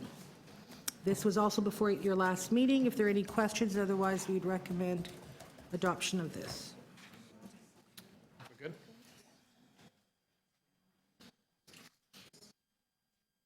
good? Okay. No questions. Okay, so we've completed the questions.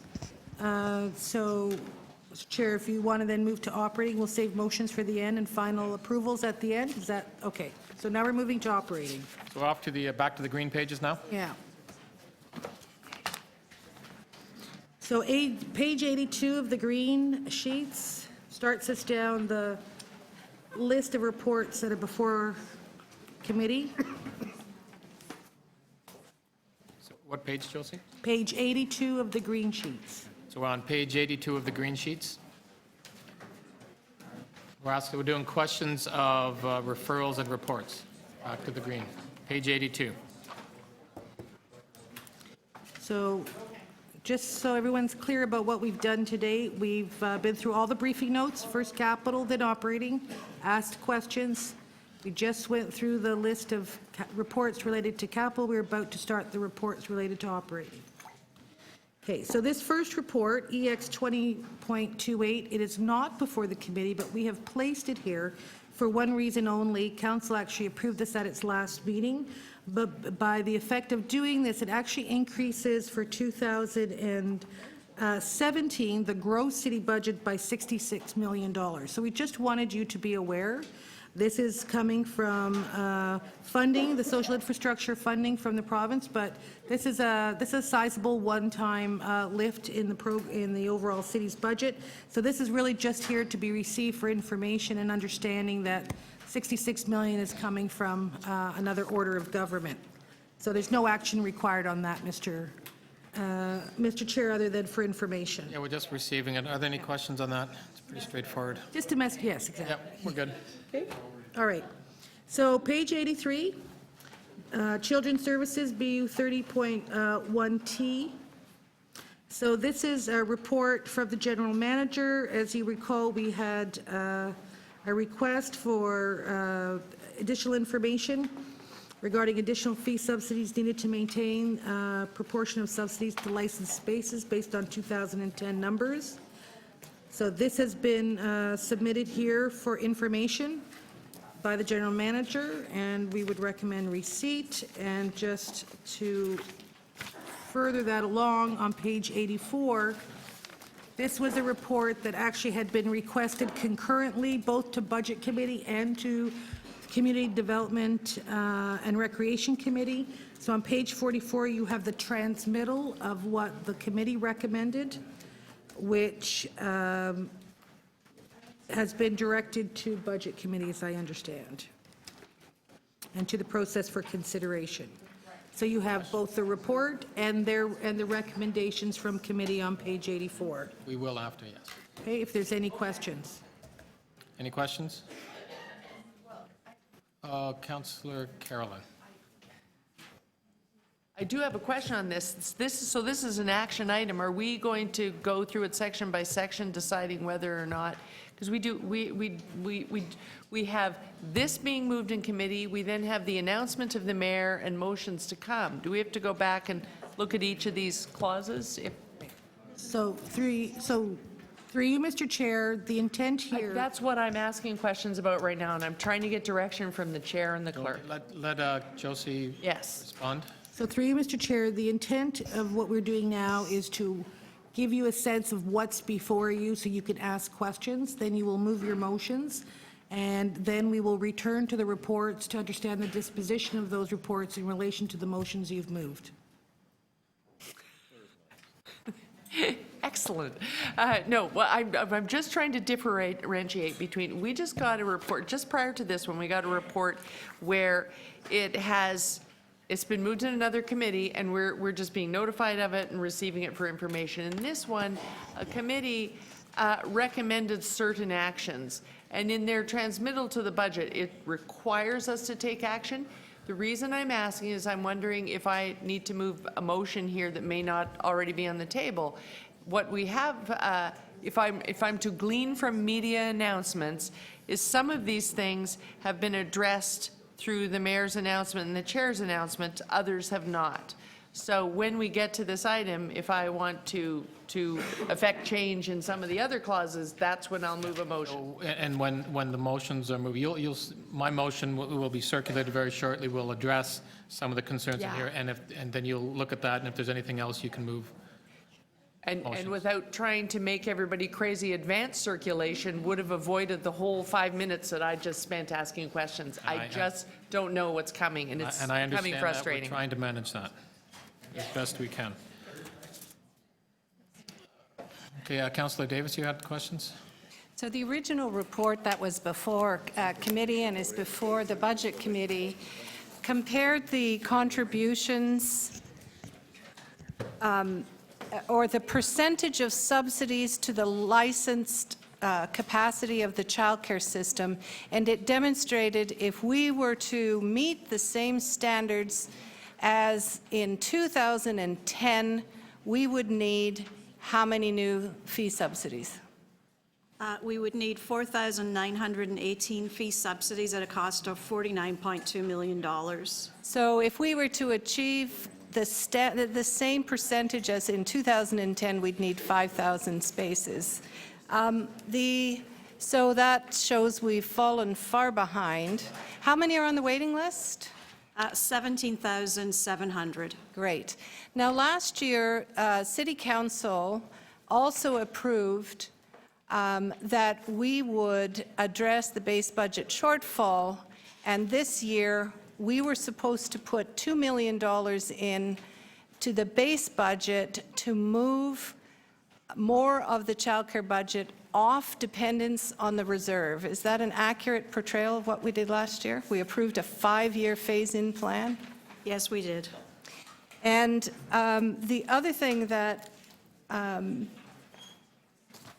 we also are looking at, and from the concern of the community as well, whether or not we should continue to fund the occupancy grant. Right now, there is no clear position of the Ministry of Education that they will pick up this cost, is there? There isn't, but I can guarantee you that they have heard the same message from municipalities across the province. And from us. Yes. But until that time, the total amount of money that would be shifted onto full-fee parents if we were to not address the occupancy grant would be how much? Not annually, but the total amount. Oh, the total amount per parent? No, the total amount. Annually, I see. It's 5.4 million for full fee and 3.5 million in the childcare subsidy budget. So we would pick up 3.5, but $5.4 million would be put onto the I was going to say backs, I don't want to be dramatic, onto the fees of parents, correct? Yes, that's assuming that the per square footage fee would increase to $11.06. Right, which is in your briefing note. Now, if the fees go up, the City of Toronto will be paying more, how much more, for the 40% of the spaces that we do subsidize? That would be $3.5 million. 3.5 million more. And in order to save 2.3. Yes, 2.3 for the full Okay. year. That doesn't make a lot of sense. Anyway, so the recommendation before us addresses subsidies, capital, and the operating impacts of capital, as well as implementing the policy that we approved last year. Would you say that that's what this motion before us would do? Yes, it does. Thank you very much. And I believe it was unanimously voted on? That's not a question of you, sorry. Thank you. Any other questions? Seeing none. Next. Okay. Page 85, Economic Development and Culture. It's BU 31.1M. It's a letter transmittal from the Toronto Music Industry Advisory Council recommending that, and recommending support actually for $200,000 for implementation of the Toronto Music Strategy with the following priorities. This was before committee the last time we met. Any questions? Nope. The International Trade Funding Report? No. That's next. So this is the, oh, sorry. Toronto music industry. Okay. I think we're doing that one next. Okay, no questions. So now we are on the Toronto International Trade Funding Report, BU 30.1U. This is a joint report from the General Manager of Economic Development and the City Clerk identifying a program of work at a cost of $1.4 million gross to be funded from the Toronto Portland's dividends. And this was not part of the preliminary budget, so would be in addition to. Committee members, seeing none, I'll go to outside committee members. Councillor Davis. Just so, is this what we heard about the other day, where we would add $1.4 million for more trade missions? For more, for developing the international trade strategy, yes. Not $1.4 million for missions. How much is for trade missions? About $186,000, some of which we are. What is the remainder then? So most of it would go towards training Toronto-based companies to be able to export better, and through a partnership with the Toronto Region Board of Trade is the largest expenditure. Other elements of it are creating a database and maintaining that database with a customer relationship management system, or CRM, to be able to identify and track performance of Toronto-based companies. There's also more funds to help improve the follow-through with our partner city relationships that we have with a series of cities around the world. So is there a reason this didn't go to the Economic Development Committee first? Yes, so the report explains that we had a time squeeze. Okay. So it's been under development for a long time. We just didn't have a source of funds until the deal on Toronto Global went through and until the Toronto Region Board of Trade was in a position to be able to partner with us. And what is the Toronto Board of Trade contributing? Sorry, they have a program called TAP GTA, which helps train companies, as I explained a second ago.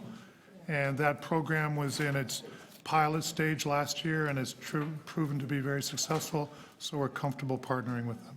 No, but what are they contributing? Are they contributing making any financial contributions? Yes, in terms of their structure and their capacity, yes, and we are also contributing funds to develop and deliver those programs. So. Okay, thank you. Councillor Wong Tam. Thank you very much. Actually, this is, my question is pretty much almost in the same direction that Councillor Davis was going in. What's the difference between this program at the tune of 1.4 million and Global Toronto? Because that was $2.3 million, if I recall correctly. No, so there's two, the word global plays a lot of role. So let's just be clear on the phraseology here. Toronto Global is a new organization which is a merger of Invest Toronto and the GTMA, plus additions of significant funds from the province and the federal government. That has been launched, soft launched already, announced formally next month, and the city is committed through council to put in almost $900,000 to that. So, and that's in the budget, and that's sort of committed already. The funding source for this and the other item, which I'll come to in a second, is the funding that had been going into Invest Toronto for economic development purposes, which was $2.7 million. We only need $900,000 of that for the foreign direct investment portion of it. And so we are suggesting to council that 1.4 million of that difference now be directed to a much better program to enhance our international trade strategy, as I just described to the other councillor. So then the 1.4 million that was going to go to Toronto Global is now being rerouted here to take advantage of the Toronto Region Board of Trade TAP program. Is that correct? That's correct. And I just would rephrase it. That was going to go to Invest Toronto. I was going to go to Invest Toronto, which is now going here, but the funds that was going to Toronto Global was also coming from the Toronto Port Lands Corporation. That's correct. So the Toronto Port Lands, so the TPLC is actually capitalizing both of these projects. Funding them, yes. And does that take into consideration all the dividends that the City of Toronto would be receiving from the TPLC?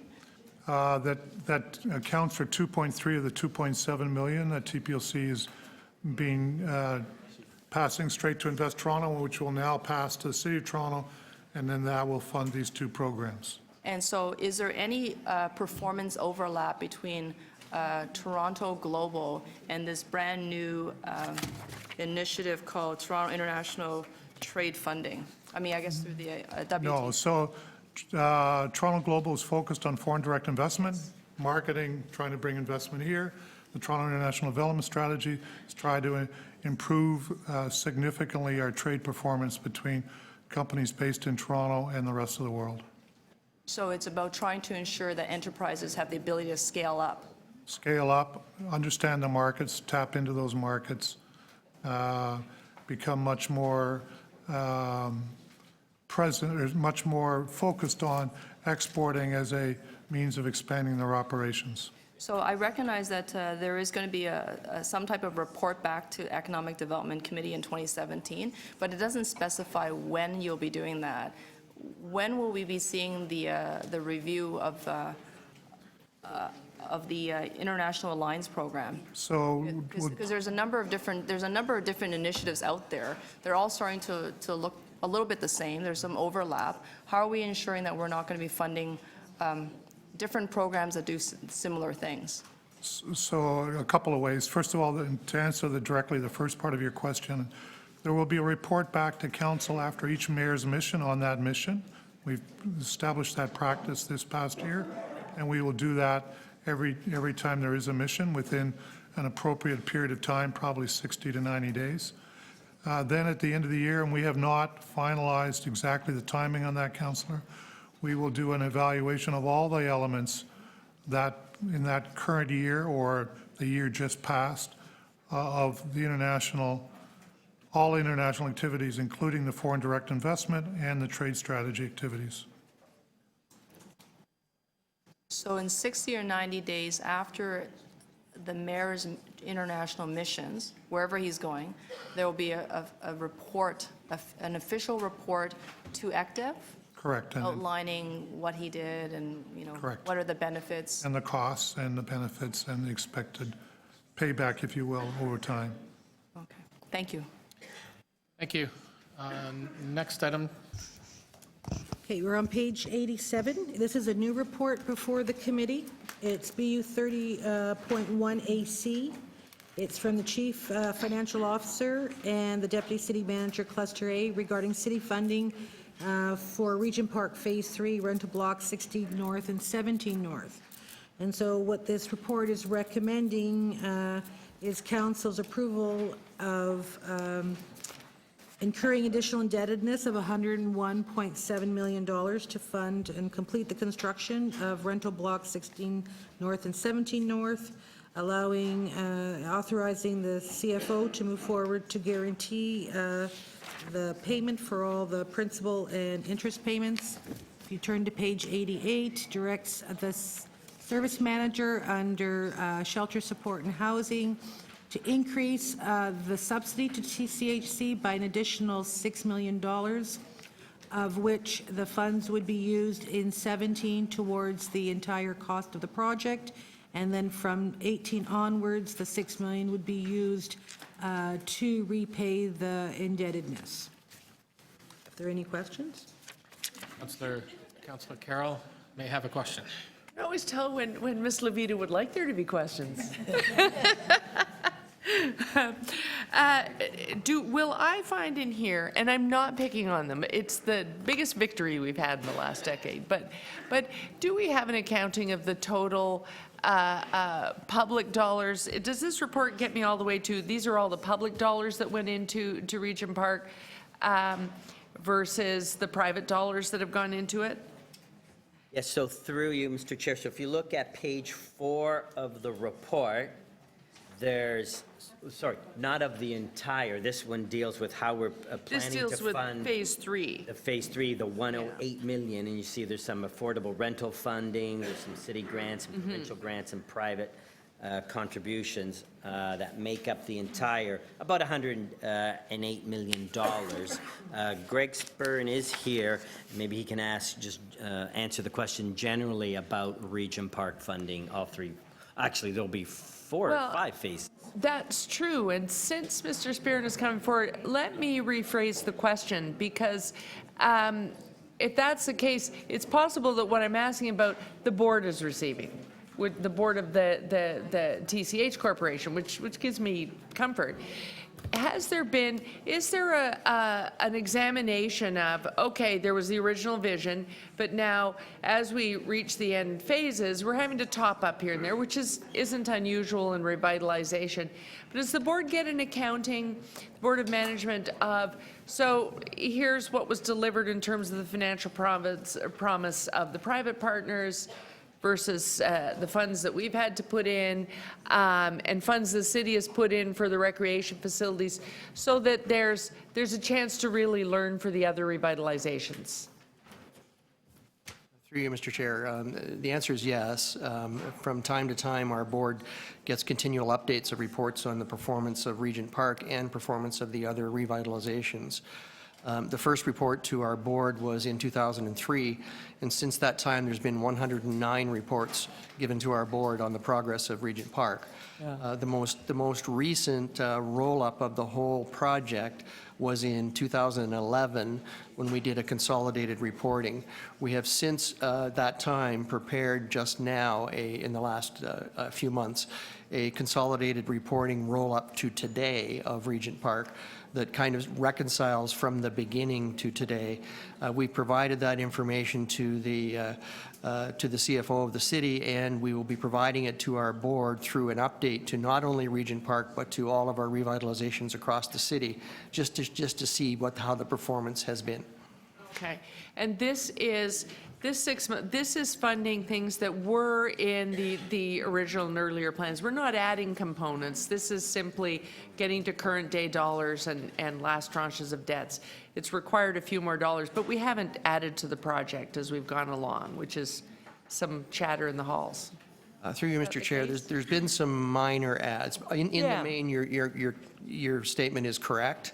But what's happened is that over time, the master plan has been reviewed. So for example, there's a larger area of parkland generally in the project, and our responsibility is to bring it to base park condition. So that's increased some costs. And then The AODA requirements have changed over the years, and that's added costs. And other than that, the reflection of a robust real estate market in Toronto has contributed to the added construction costs. There always was an anticipation in council reports that Regent Park would have a hole. It's just that the chickens are coming home to roost, so to speak, and we're at the point where we're filling the hole. But we got the market units and the revitalized social units that we originally anticipated. Absolutely. Okay, thank you.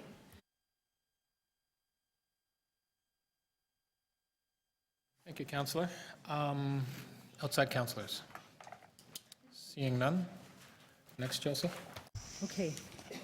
So we're on page 89. As we move to cluster B related reports, it's BU 30.1X, City Planning. This was before committee the last time around. This is the second of the two reports that we have before Budget Committee, as it's also made its way through Standing Committee.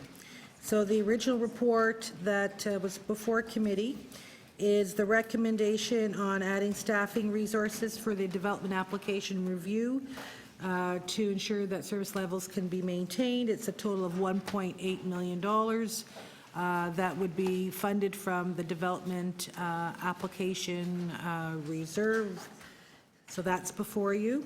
And it has 4 recommendations, starting at the bottom of page 89, and makes its way through to page 90. On page 91, you have the transmittal from the Planning and Growth Management Committee that considered the same report, and what it did was it referred recommendation 1, which was the funding of resources recommendation, to Budget Committee, and it will be moving forward to the next council meeting. Recommendations, what were in the original report as 2, 3, and 4, and we have provided for the committee for their information the wording that the committee will be moving forward to council in January. So you have 4 recommendations in front of you, a transmittal of the first recommendation from PGM, and the other 3 recommendations moving to council in January. Questions? Seeing none. Okay. Yeah, we're good. Continue. All right, page 93, BU 30.1V. Again, this is the operating side of the Transform TO short-term strategies financial estimates. So this would probably be the appropriate place to talk about both operating capital as one report. It was brought forward, as you know, from committee to identify those priority items. It's here for information. But it does identify as priorities a total of strategies valued at $1.6 million for half a year, and so has an annualized impact of another 1.6 for the full value of those strategies in 2018. Any questions? Oh, no wonder it's so quiet. Very strategic. It was very strategic, Josie. I'll just speak to myself. That's okay. It's okay. Continue. We're all listening.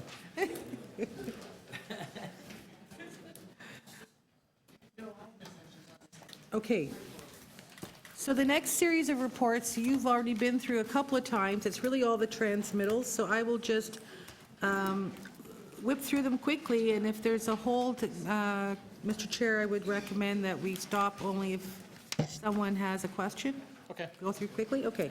So page 95, transmittal from the Office of the Integrity Commissioner, the Office of the Lobbyist Registrar, the Office of the Ombudsman.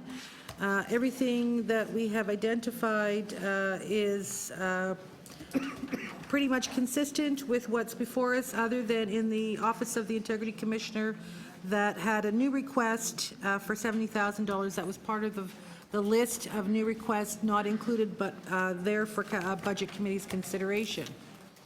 Any questions? I'll keep moving. Yep, Councillor Carroll.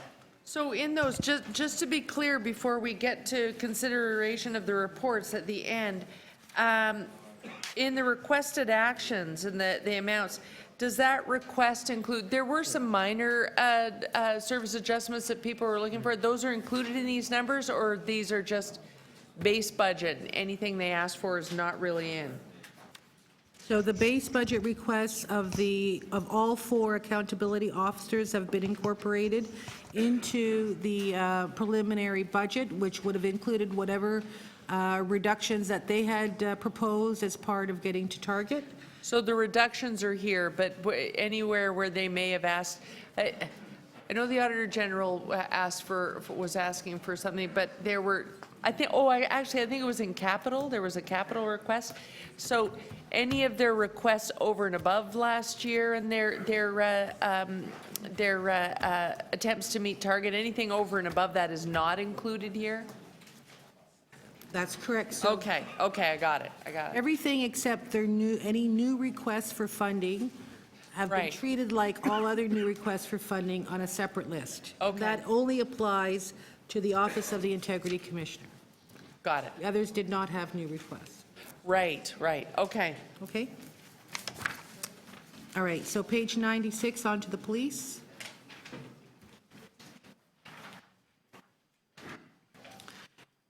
So we have the transmittal for the Toronto Police Service, the Toronto Police Service Parking Enforcement, and the Toronto Police Board budgets, page 96, top of page 97. For parking enforcement and the board, they are consistent with what's in the 17 preliminary budget. The difference is in the police service budget, in which the timing of when the budget was submitted, it's actually lower than what we have in our numbers as a result of a subsequent motion to delay the transfer of lifeguards and crossing guards. So what was in that budget that we have before us is 1.006 billion versus what was in the police budget, which was 1.002 billion, to reflect the add back of 3.8 million until such time as those 2 transfers happen. So we would recommend adoption of the preliminary budget as submitted by staff here at the city, which would be the higher value until such time as those 2 functions are determined. Okay? So page 97 is Toronto Public Health. So this is the board's request on the operating budget. It is also different than what is before you in the preliminary budget, primarily because of the new requests that have been isolated off and for consideration of the Budget Committee as a separate grouping. You can see if you look at page 98 and 99, all the recommendations here relate to budget except for one, which is recommendation 6. And so this is coming from the board. City Council requests the new medical officer of health to conduct a review of the operating budget and staffing in preparation for the 18 operating budget process, to identify opportunities for additional savings, and to assess organizational design for appropriate management span of control in Toronto Public Health. So in order for that recommendation of the board to move forward, we would recommend that you move that particular recommendation 6 and receive the balance of the report, given that our numbers are different at this stage. Any questions? Okay, page 100. Also from the Acting Medical Officer Health, BU 30.1L, Housing and Health Unlocking Opportunity. This comes from the Board of Health regarding how to address the high cost of housing and increased poverty in Toronto, as well as as a result, the increased demand for subsidized housing. So there's a series of recommendations here as a call for action with other orders of government, as well at the bottom of page 5, of 101, recommendation 5, requesting that the acting MOH work with staff in affordable housing and SSHA on 4 various strategies on page 102, A, B, C, and D, and to forward this along. So if there are any questions. One thing that I would like to point out is that in terms of A, B, and C, and D, there's no recommendation about when there should be a report back on these, on this exploration of strategies. So I would just point that out to the committee. Any questions? Okay, keep going. Toronto Public Health, page 103. 30.1AH, Toronto Overdose Action Plan Update. So we had a briefing note that identified some actions, urgent actions required to deal with the impending issues around opioid overdose, and now this is the report coming from the medical officer of health that confirms the same value, essentially that on an urgent basis, that 297,000 gross, 74,000 net, and 4 positions be provided to enable comprehensive evidence-based overdose prevention and response training in the short term until a strategy comes forward. This is over and above their budget request before committee. Any questions? Okay, page 103, TTC. So this is the transmittal from the Commission on the 2017 operating budget request. It is different than what is in the preliminary 17 budget on various accounts, including the list of new and enhanced that are sitting in a separate list for Budget Committee's consideration, but also does not include 31.7 million of reductions that the city felt were not appropriately budget adjustments, not eligible for capital expenditures, so we did not include them in our numbers, and as a result, the net budget subsidy is higher. So we would recommend receipt of this particular item. If we keep moving along, we have a new report on page 106, municipal licensing and standards. This is from, it's BU 30.1 AD, from the Executive Director, bringing forward an adjustment to the 17 budget that results in a $324,000 increased gross, 0 net, and adding 6 positions, and this is to reflect the decisions that Council made at its December 13th meeting around the rental apartment buildings program. So this is just to rectify or bring more accuracy to those estimates. Any questions? Okay.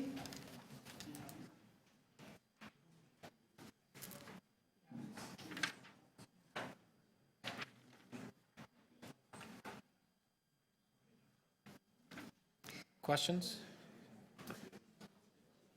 Okay, keep going. So the next one is a report from the General Manager of Solid Waste Management, the Deputy City Manager and CFO on recommended approach to single-family solid waste rebates. So what it provides is a strategy for single-family curbside collection rebates over a 5-year period and recommends its eventual withdrawal. And it's here for your consideration. Councillor Carroll. Yes, so there's a question here about what to do next. What do we do about the fact, because we're now looking at this just in the context of the rebate, the bin fees themselves have gone. The rate-supported budget is already gone. But in the context of the rebate proposal and how it will be phased out, we're now having this delayed reaction on the fact that the small bin, the tiny little black bin that we would like everyone to be using, actually has what looks like an inequitable increase heading its way. Certainly the incentive disappears. How do we transact around that when we only have this budget left? Would that have to be done by moving motions that would slow the rebate? We can only affect the rebate, right? That's correct. So through you, the waste management budget costs and revenues are unaffected by the rebates. The rebates are funded out of the tax-supported budget and are now properly before you as part of the non-program budget. And what this report sets out is a strategy to gradually phase out and set out a long-term plan for dealing with the rebate from an environmental and waste management perspective and the tax-supported budget perspective. So it's only just now, and we should have seen this, but there are so many things to consider. It's only just now really been highlighted in the media and in the community, that the small bin is going, which is usually what the senior citizen couple that's still roaming around in their 4-bedroom house is going from 18 to 51 to 328 real quick. So, if we were to slow the phasing of the withdrawal of the rebate, would that need a funding source, or could that be considered just sort of a foregone revenue piece? Is the proposal that's before us really changeable without us finding a funding source? Because it's the future years that folks are concerned about. Yes, so the proposal set out here is actually not included in the preliminary budget. What's Right. included in the preliminary budget is only a $2.2 million reduction for the elimination of the rebate for the extra large bin. It's the small bin that's the problem. What's in this report goes beyond that and sets out a potential plan for council's consideration for the next 1, 2, 3, 4, 5, 6, 7 years to 2023. So if council does something in here or does not do something in here, it doesn't impact the preliminary budget to the extent that the preliminary budget right now only includes $2.2 million or $2.3 million reduction for extra large bins. Right. So if we want to affect this, we don't need to send this report on without recommendation. We could then later on in the budget process, or even later on in works, go back and adjust the future years if council ends up saying that's just too far to go on the small bin. Since it could be done in a future consideration. Since this plan goes beyond this term of council, yes, this council cannot bind what another council will do. So in the I'm just wondering if we can bind Public Works in April of this year. This is coming as a big shock to folks now. What's appropriate is for this report to be dealt with now during the budget process because it impacts the tax levy and the tax supported budget.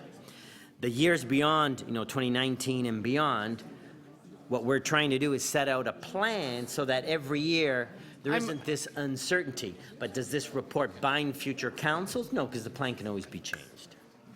Right, that's what I'm trying to get at. Where would you like us to considered change annually. the plan? Where would you like us to move that change? In this process, or do you want us to wait until next year? So the whether council wants to deal with 17 has to be dealt with in this process. Okay. Absolutely. Future years can be dealt with in future years' processes, but it would be nice from a staff perspective, what we're recommending is that there is a plan so people know what's going to happen. Council can adopt that plan, not adopt that plan, amend that plan. But if I That was wait till certainly our next year to say the community is mad about this plan, you won't say, sorry, council, you adopted it last year. I'm sorry to belabor it, Mr. Chair. Yes. But this is what I'm getting at. The community is not happy about the future years. If I don't move a motion now, are you going to say to me next year, oops, sorry, you voted for it last year and you can't change it? On 18, since it's this council, I will defer that question to clerks then. So before us is a report that includes a plan, which just entered the consciousness of the community through the media yesterday, and they really don't like the future of this plan with respect to the rebate being entirely removed from small bins, such that they go from $18 to $51 to $328 in a very short amount of time, which removes the incentive and adds in the cost. If we adopt this report today, can we come back in the 2018 budget year and adjust the future years of this plan? Would we be... I'm sorry, I'm just... Through the chair, the plan will be presented to the next budget committee for its consideration and therefore is amendable. Year by year by year. Thank you. Council, just by the way, we also have the option just to receive this report, as opposed to adopting it. So when it comes before us, that's one of our options is just to receive it. Just saying. Councillor Campbell. So, thank you, Mr. Chair. So, is the only reason that this is before us is so that staff, finance staff, has some assurity of a revenue stream or a reduced burden on the rebate amounts that are provided to taxpayers? So through you, this is not just my idea. This is No. a joint report between us and Waste Management. I didn't think you just made it up. There no. were program reasons for doing this, and I'll let Jim McKay, Jim McKay to set out the rationale for doing this from a waste management perspective. Didn't pass the whole buck, just 50 cents. Through you, Mr. Chair, to the councillor, from a waste management perspective, from an environmental perspective, it was my understanding, reading the original reports, it was always the intent that this would be a temporary action and it would be phased out over time. What this does in part is provide some financial stability to the solid waste division as well on a rate program so that we're not experiencing revenue problems as a result of bin reductions that are driven by downsizing in bins as a result of the rebate. And then thirdly, what we're trying to accomplish in the division is some sort of behavior change to drive people to do the right thing. And a resident who believes that the cost of their waste management for a small bin is $18 a year is fundamentally misunderstanding the actual costs. So what we're trying to do is to get an understanding out there of the true cost of waste management, which will then hopefully drive that behavior change and start people recycling and diverting more. So this is similar to what we did with water, right? So I'm going to ask the same question. I think I ask it every year, and please, suffer through this. I don't understand why we as a city, we have these rates from a division that are set high, and then we rebate them. Why don't we just set a rate that people can live with? And then, because I think that if I find it confusing, I'm sure pretty much most of the citizens of Toronto find this confusing. And so although their rate only might go up by 3% or 5%, we nail them with the reduction in the rebate.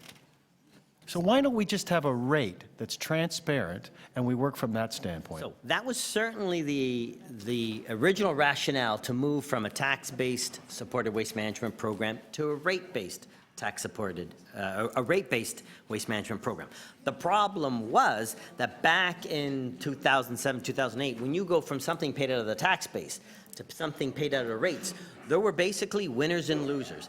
High-valued homes would then start paying much less for waste management, and lower-valued homes but that produce the same amount of garbage would now start paying a lot more for waste management. So the rebate program was designed as a mechanism to help mitigate some of those shifts, some of those winners and losers. So what we have right now is really a half-and-half program.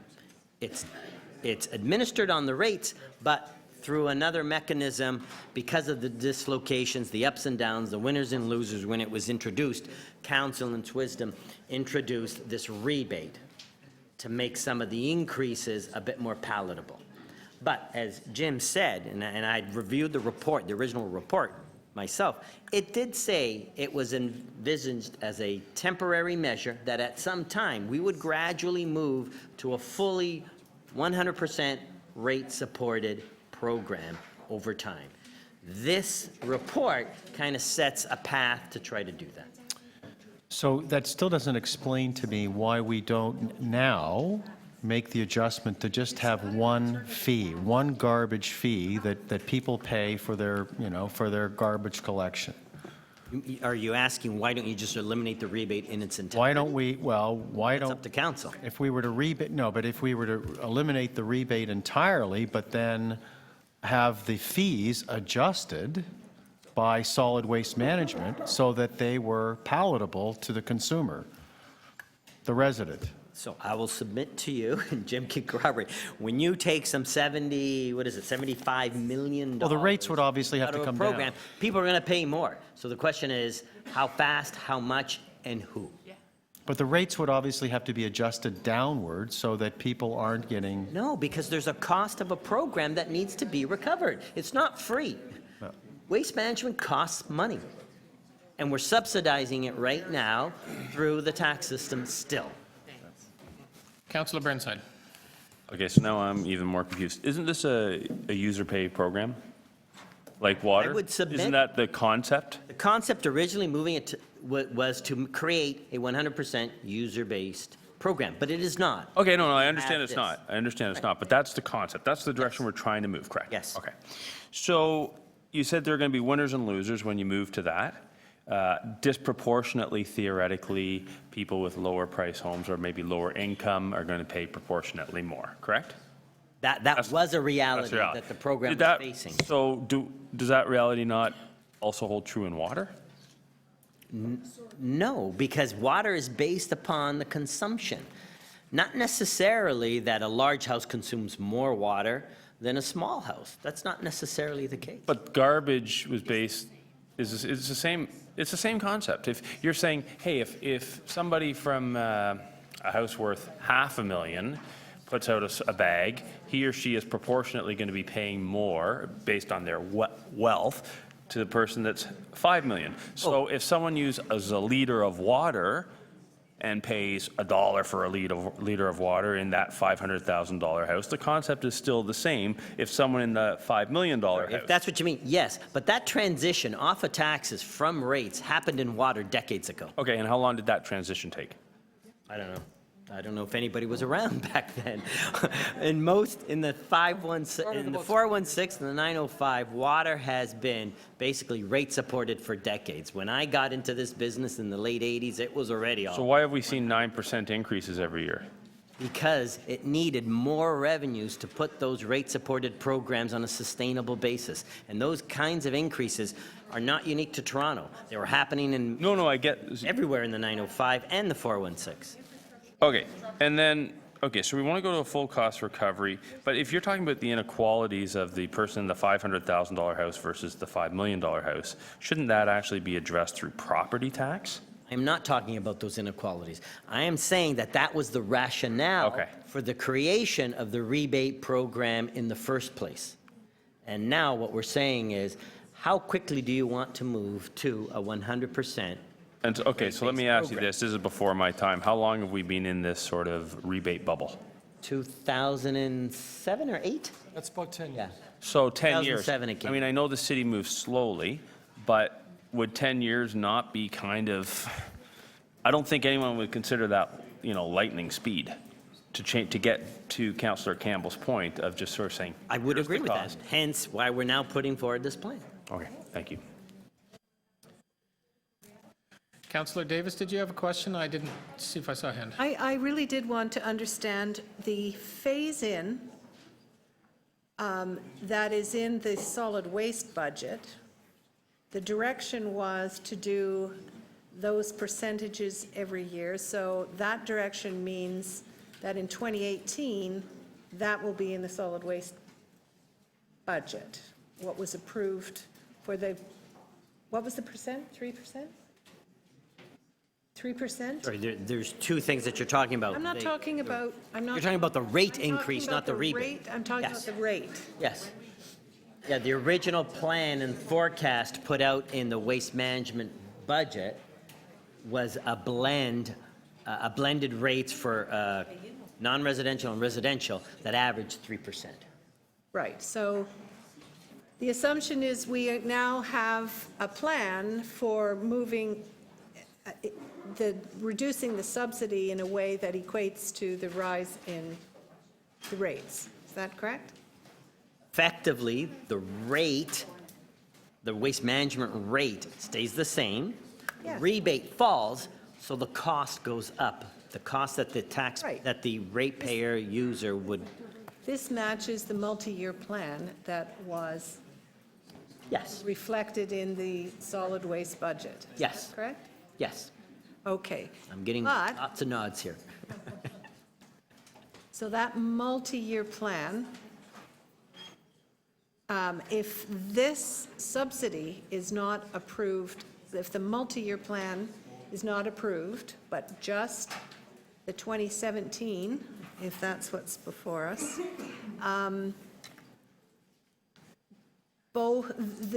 then we can adjust the subsidy again next year and continue with the rate in the 5-year plan that was already approved as part of the solar rate. Yes, that was the ruling that clerks gave in the interpretation. What you're dealing with is Yes. 17. This is a plan, but the plan has to be approved and basically revisited every year at budget time.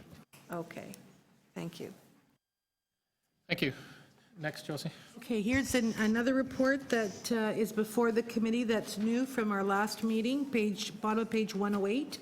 It's 30.1AF as in frog. And it's the net income sharing agreement renewal with the Toronto Parking Authority.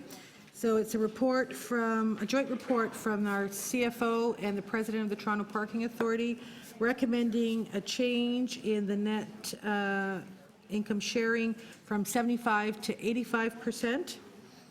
And it's outlined here in the recommendations. What that would do is increase our revenue from the TPA in this budget by $6.3 additional million in 17, and incrementally 6.5 next year and 6.6 in 19 as a result of adoption, and we would recommend adoption of this report.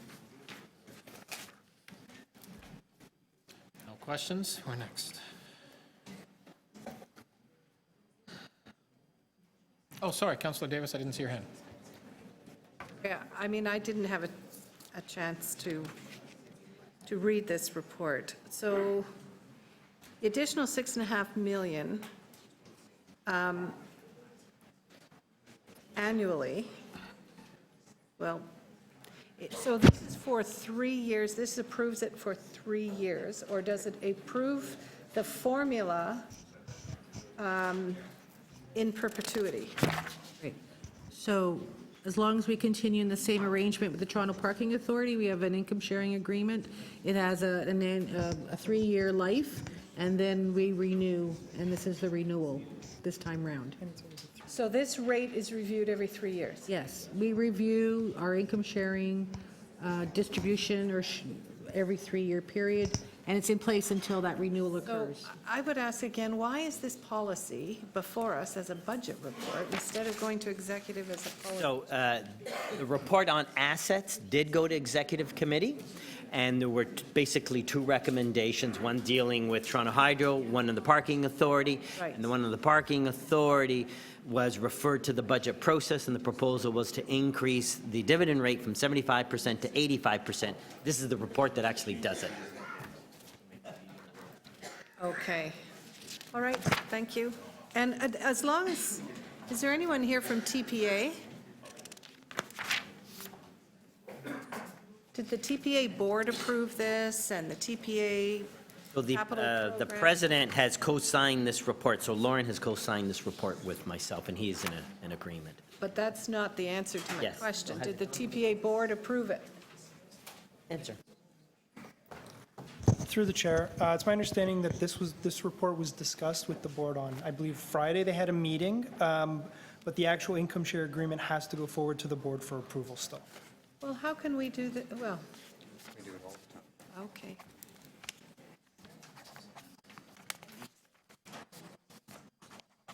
And just further to that, the standard process is that it always comes to council first, then it goes to the board, and that's how it's been done in the past.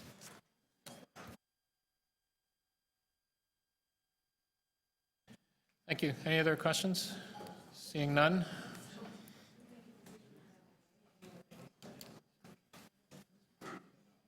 Okay, next report is page 111. It's also new, BU 30.1AG, and it's entitled Revisions to the Payment in Lieu of Parking Policies to Permit Funding of Transit and Cycling Capital Improvements. So this came to us from council's request to report back, and this report essentially indicates that some more work needs to be done and to bring this back with a policy by the end of 17 that has a financial administration framework associated with it, as well as a implementation plan. So we'd recommend adoption of this. Okay? Yep, next. All right, next one is a letter that you have already seen. It's BU 30.1P, Disability Access Inclusion Advisory Committee, recommending to the Budget Committee that it consider The impact of all service improvements and changes to individuals and families living with disabilities.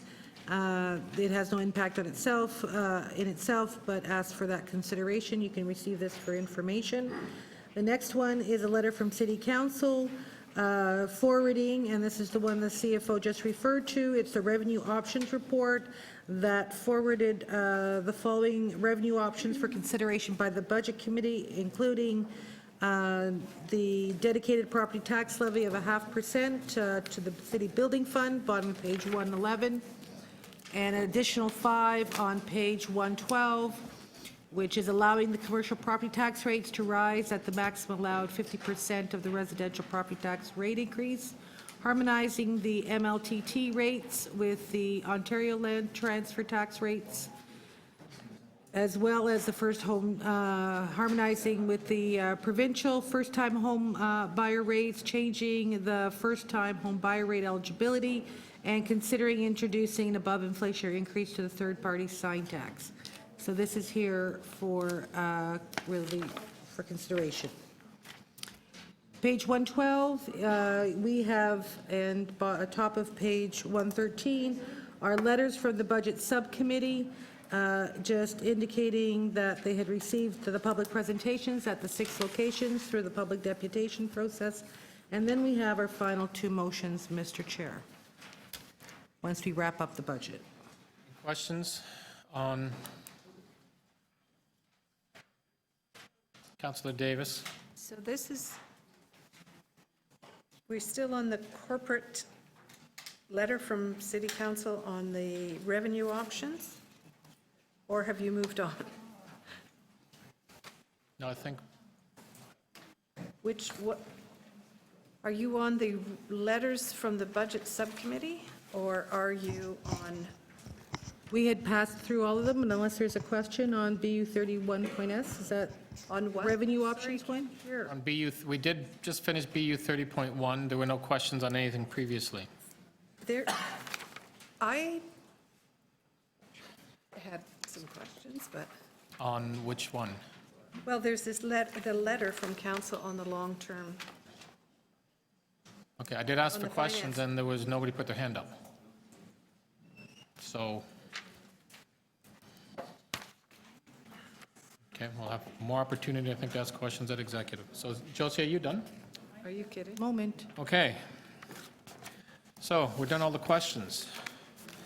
We're just photocopying your motion, so we don't have the packages.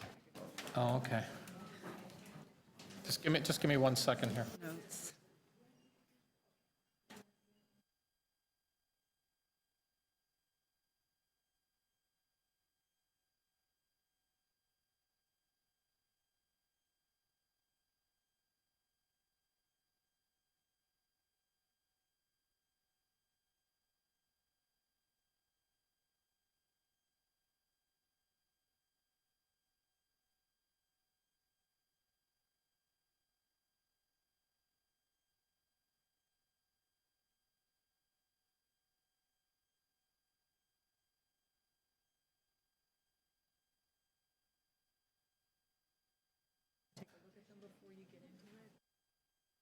Let me ask. If you want to get going. Budget Committee members, can I have your attention?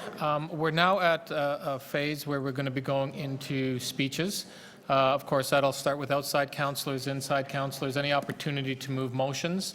That's where we're at right now. I have, as you've seen, I have given 1 motion for advanced circulation to everybody. There are a number of motions I have. A lot of them aren't really, they're not a lot of changes. They're just sort of minor in I guess, in what they are. And they won't be printed for another 5 or 10 minutes. So we could take a recess for 10 minutes, or we can continue moving on and doing speeches, and then we come back. Would you be? So, and then what we, by the way, just to let everyone know, after we do the speeches and motions, we'll still have to take another recess because clerks need to get, similar to council, they have to gather everything up and get it all organized in a proper way so we can begin the voting. So there'll be potential of 2 recesses if you want. If not, we can continue right now with speaking from outside councillors. Okay, I'm going to do a motion to recess from Councillor DiCiano. All in favor? 10 minutes? 10 minutes, 4 o'clock. Listen, 10 minutes only, please, so right at 4 o'clock we come back, okay?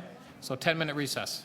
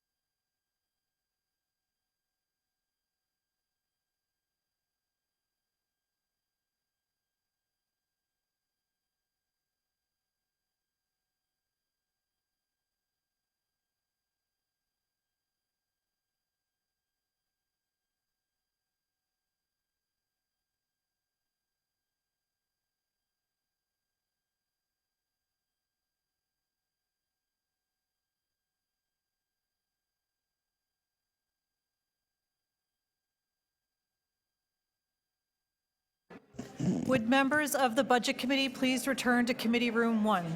Thank you.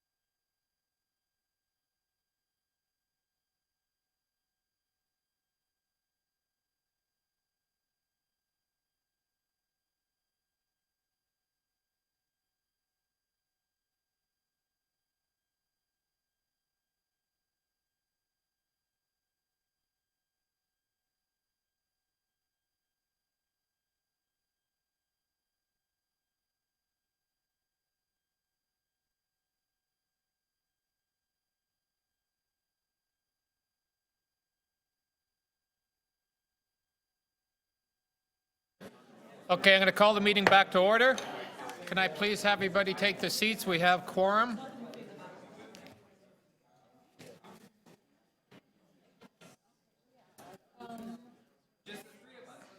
No, we do have for Councillor DiCiano. We just need to have.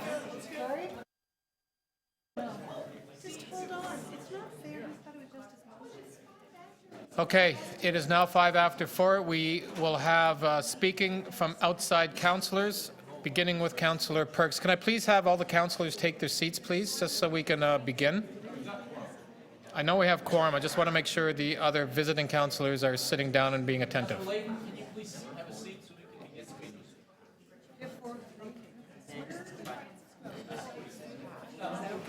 Sure. One. It's whatever but it's whatever was in the ACTEV recommendation. Yes. Yeah. Okay. Councillor Campbell and the Bear Maker. It's just 4 or 5 now. Okay, Councillor Perks, you're the first to speak. You're on. Thank you very much, Mr. Chair, and thank you for circulating your 42-page motion, or whatever it is, your very long motion. There it is. I've just quickly been able to review it, and I think it's important that rather than getting lost in the details of where we are, because there are dozens of pages, that we step back and remember how we got here and what we've achieved since then.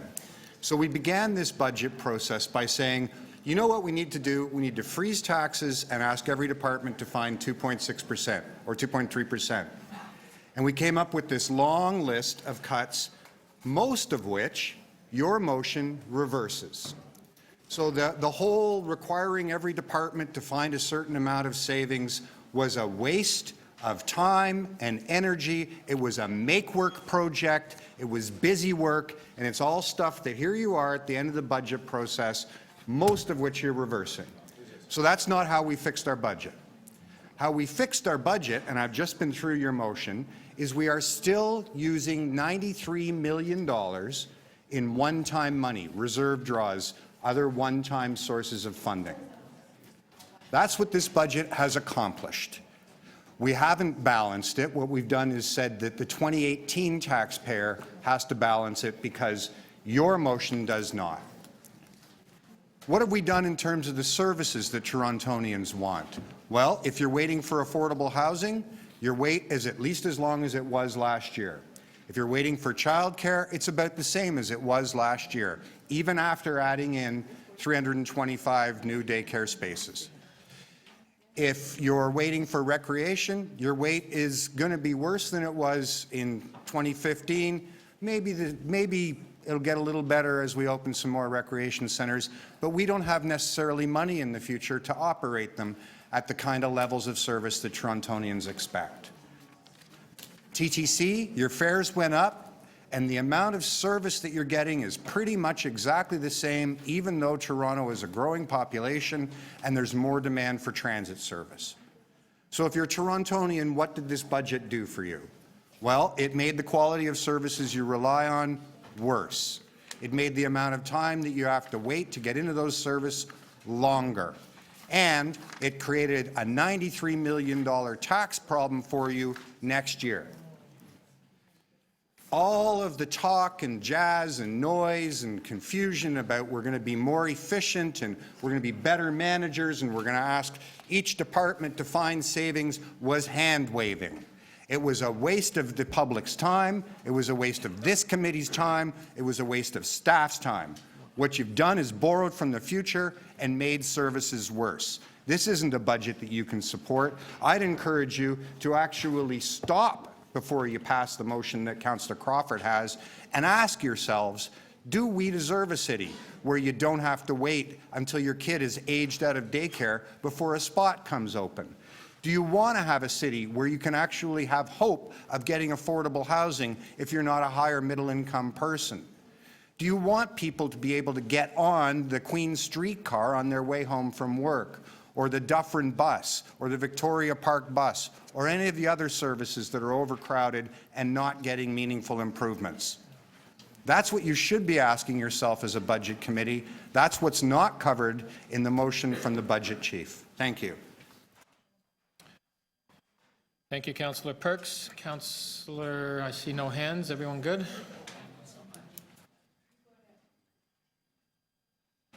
Okay, Councillor de Beermaker. Great, thank you, Mr. Chair. We have a budget of billions before us. I'm just going to focus in the package that was sent around of motions to do two, I'll call them smaller motions at the Scarborough end of town. One motion is 1G, allocating a grant to the Toronto Wildlife Centre from the old Bear Road reserve account, which has been sitting there since about 1987. It's in the Rouge National Park. The Wildlife Centre is in the Rouge National Park, and I think it's an appropriate use of those funds that have been sitting there unused for close to 30 years. The next motion that I'm moving, and I think Councillor Crawford's moving it on my behalf, is 1H, is asking for a staff report to come back on the report on the next steps necessary for the City of Toronto to enter into a partnership with the Tamil Cultural Centre of Canada to build a joint Scarborough North Recreation Centre and Tamil Cultural Centre at one of the locations. And this is a proposal in Scarborough many years ago. One of the good things that we did out in the East End is we built a community centre and a Chinese cultural centre side by side. One of the best things we ever did. The city contributed money, the Chinese community raised money. We built a really magnificent facility out in Scarborough. I think most councillors here have probably been there one time or another. As we move forward with our North Scarborough Community Centre, the Tamil community has approached us and are willing to raise $10 million to build a Tamil Cultural Centre. So my motion asks for a staff report on what we have to do to see if we can get this done, subject to a whole lot of things, whole lot of reports, but I'm very excited as a person who was working for a city councillor back then and saw the Chinese Cultural Centre built in Scarborough, that if we could build a Tamil Cultural Centre as well in Scarborough, it would just be one more gold star in the City of Toronto's long list of accomplishments. Mr. Chair, I also want to just pass on my thanks on the councillor level to my colleagues who are sitting on the Budget Committee. You've all done the heavy lifting to go through all of the budget process. to have a pile of motions to help operate the city in a really wonderful way. So while many of us will show up at council and give our thoughts about whether we like the budgets yay or nay, I certainly know from my 13 years of being in this building that the hundreds of hours that each committee member puts in is, I have to say, greatly appreciated. In terms of the budget itself, the $12 billion that this city spends over a year. Is this a perfect budget? I guess if you look long enough at any budget that we've passed, again, in the 13 years I've been here, people can criticize them. I can't remember in my 13 years a single budget that's gone forward that I or another colleague or some part of council has criticized. So I think the criticisms that are sometimes before us today, sometimes about using reserve accounts, well, when I was elected in 2003, we were using reserve accounts. We don't like it, but it was done under David Miller. It was Mayor Miller. It was done under Mayor Ford. It's being done now. In a perfect world, we wouldn't want to do a lot of it, but there are funding strategies in here that help us keep this city operating efficiently. I think it's a miraculous budget. I think it's a good budget. I think all of us would like to have lots and lots more revenue from the federal and provincial governments to compensate for all the downloading that had been done in the past. But whether we like it or not, we are where we are. We're stuck where we're stuck. And we're doing some amazing things in this budget, whether it's in the field of daycare, whether it's student nutrition, whether it's our community centers, whether it's our welcome centers. This city is a miraculous city to live in. It's one of the best cities in the world to live in. And I think once we adopt this budget at council, this city will still be one of the best cities in the world to live in, and hopefully even a little better than it is today. Thank you, Mr. Chair. Thank you, Councillor de Bearmaker. Any other visiting councillors to speak? Councillor Davis.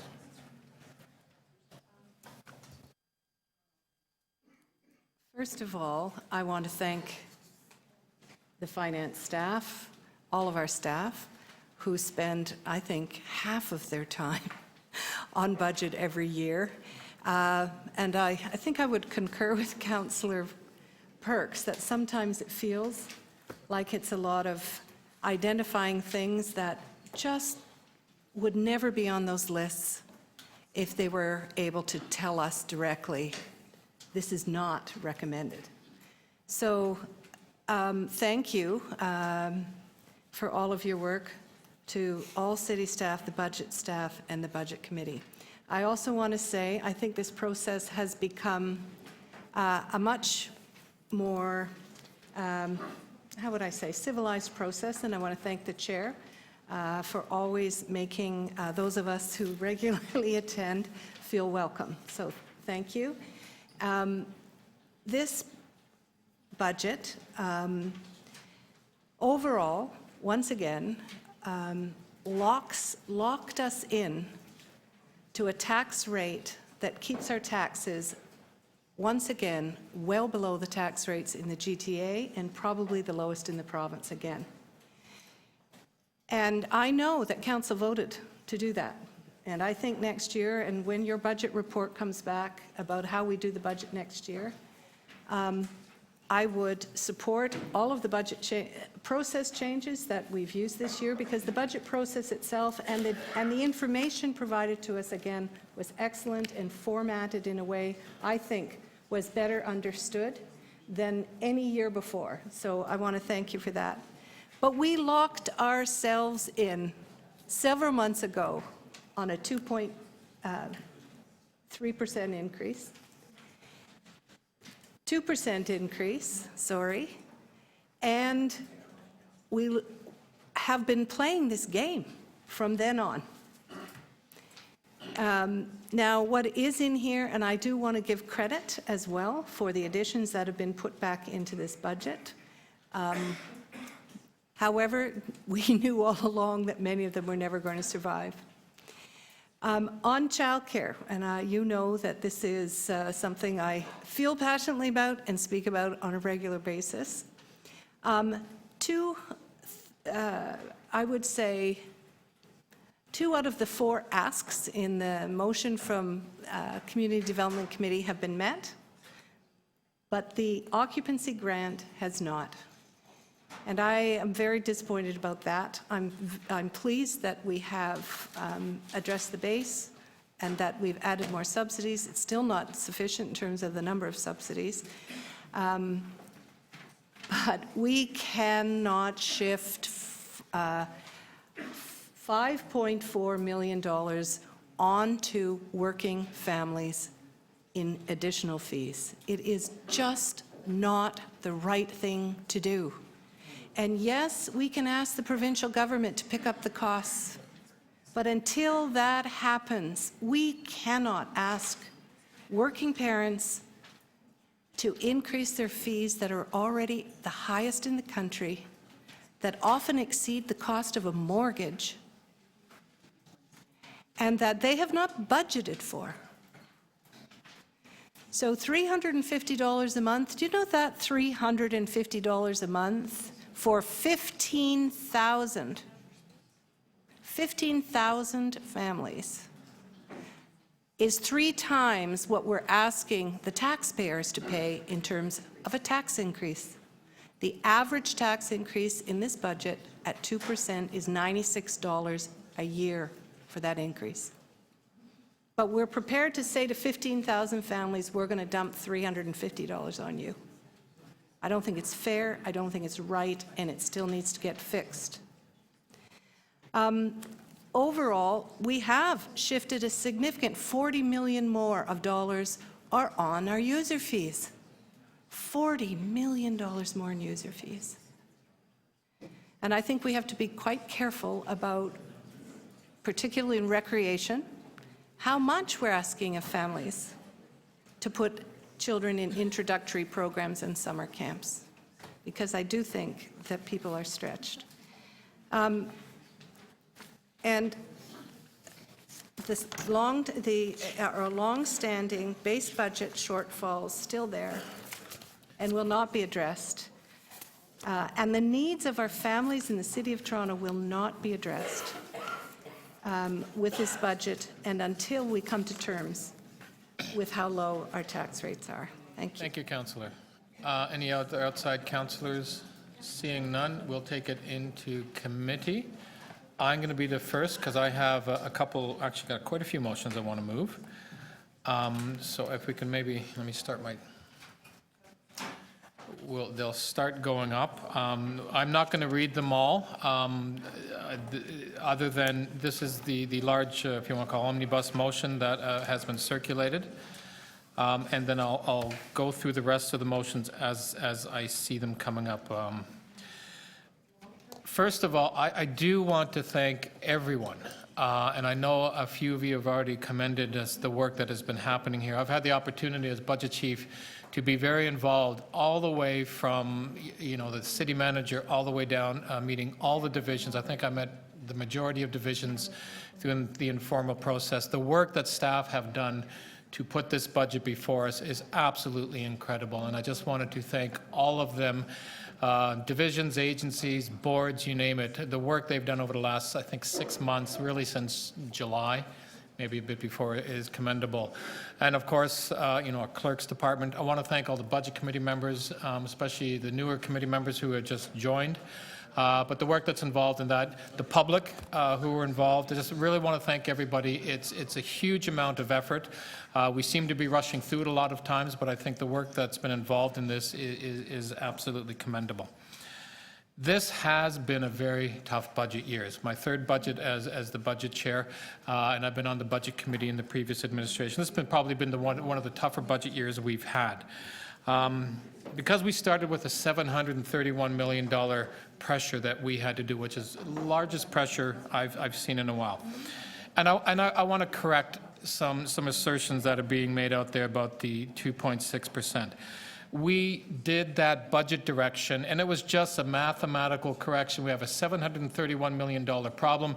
How does staff look at balancing that? Well, we put out a 2.6%. That was a mathematical equation that if everybody did 2.6% across all divisions, agencies, we'd get to zero. Staff needed to do that because we needed to look at some sort of direction. We went and did that 2.6% decrease. as an exercise. And there were divisions, and we saw them coming before us that had not only met the 2.6%, exceeded the 2.6%, didn't have an impact on services at all. They modernized, they restructured, they looked at different ways of delivering the important services to the residents of this city, and they achieved that. There were other divisions that struggled, and we saw them, and we had the conversations with them, and they, you know what? And there were reasons we looked at and we went, it's understandable that you didn't meet the 2.6. There are others that we're going to have to work on, and I think there's going to be more work you're going to be seeing in the future on that. But that 2.6% exercise was very, very successful. Out of that, we found, the staff collectively found $170 million in savings for this budget. If we had not gone through that exercise, we would have been facing a bigger structural problem. So to suggest that that 2.6 was a waste of time, I'm sorry, it was not. Yeah, it was a lot of work, I get that, and I appreciate the work that the staff did, but it was a necessary tool to get us to the point where we are today. And we have had to make some tough choices, no doubt. Now, when you look at what we've done, we've succeeded in being able to provide a lot of the important priorities to the citizens of this, or the residents of this city. You know, TTC, more childcare, student nutrition, all the other important investments we've actually even added back in or didn't look at reducing or taking out. Some will say that's not enough, and I'm sure we're going to hear the critics tomorrow and the next couple of days saying we didn't do enough. And we're already hearing people tell us we haven't done enough, or we've done far too much, and look at where we are. This is, from my perspective, a good budget. It's a tough budget. We had to make some tough choices, but it's also a fair budget. I think it is fair, I think it is equitable, and it is balanced. And I think that was the goal I had when I moved in here, or got into this position of this budget this year, and I'm proud of this budget. Do we have to do more? And part of this, the directions we'll be looking at is we need to do more. When we put in the motion for the Auditor General as an example, we're going to be giving the Auditor General more resources along with the City Manager in audit. And that is to really look at how do we move forward on looking at and continuing to find those savings. Because at the end of the day, the more savings that we can find, we can look at doing more important services for the residents of this city. So bottom line, I want to thank everybody. It was a good budget. We're going to be going through all of these individually as we get through them. Unfortunately, I couldn't go through them all individually. And thank you for a wonderful budget year. Councillor Carroll's next. Thank you, Mr. Chair. I've looked through the budgets, the budget motions as best I can. My only sticking point in the budget are things where we are in fact voting today on the solid waste plan I questioned. I had some questions with the Auditor General, things that include future year impacts.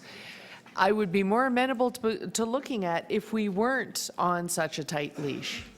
And Councillor Davis and Councillor Perks in their remarks already talked about constraining by committing way too far into the future what property tax increases will be, committing for an entire mandate what your property tax increase will be when you really don't know the pressures, and really nailing it down and always speaking in percentages which sound so much more awful than the reality. Lead us to do what we've done. And it takes me back to one of my colleagues asked in one of the informal reviews when we were meeting with Tess about social services and OW, how long is someone on OW? And we were told it's actually an improved average, that the average is a little over 2 years. And one of my colleagues asked, why so long? Well, it's our decisions. It's our decisions that are the reason why so long. A single mother who can't go back to work because it takes 4 years to get to the point where you get that subsidized childcare space is certainly not going back to work. But that's only one scenario.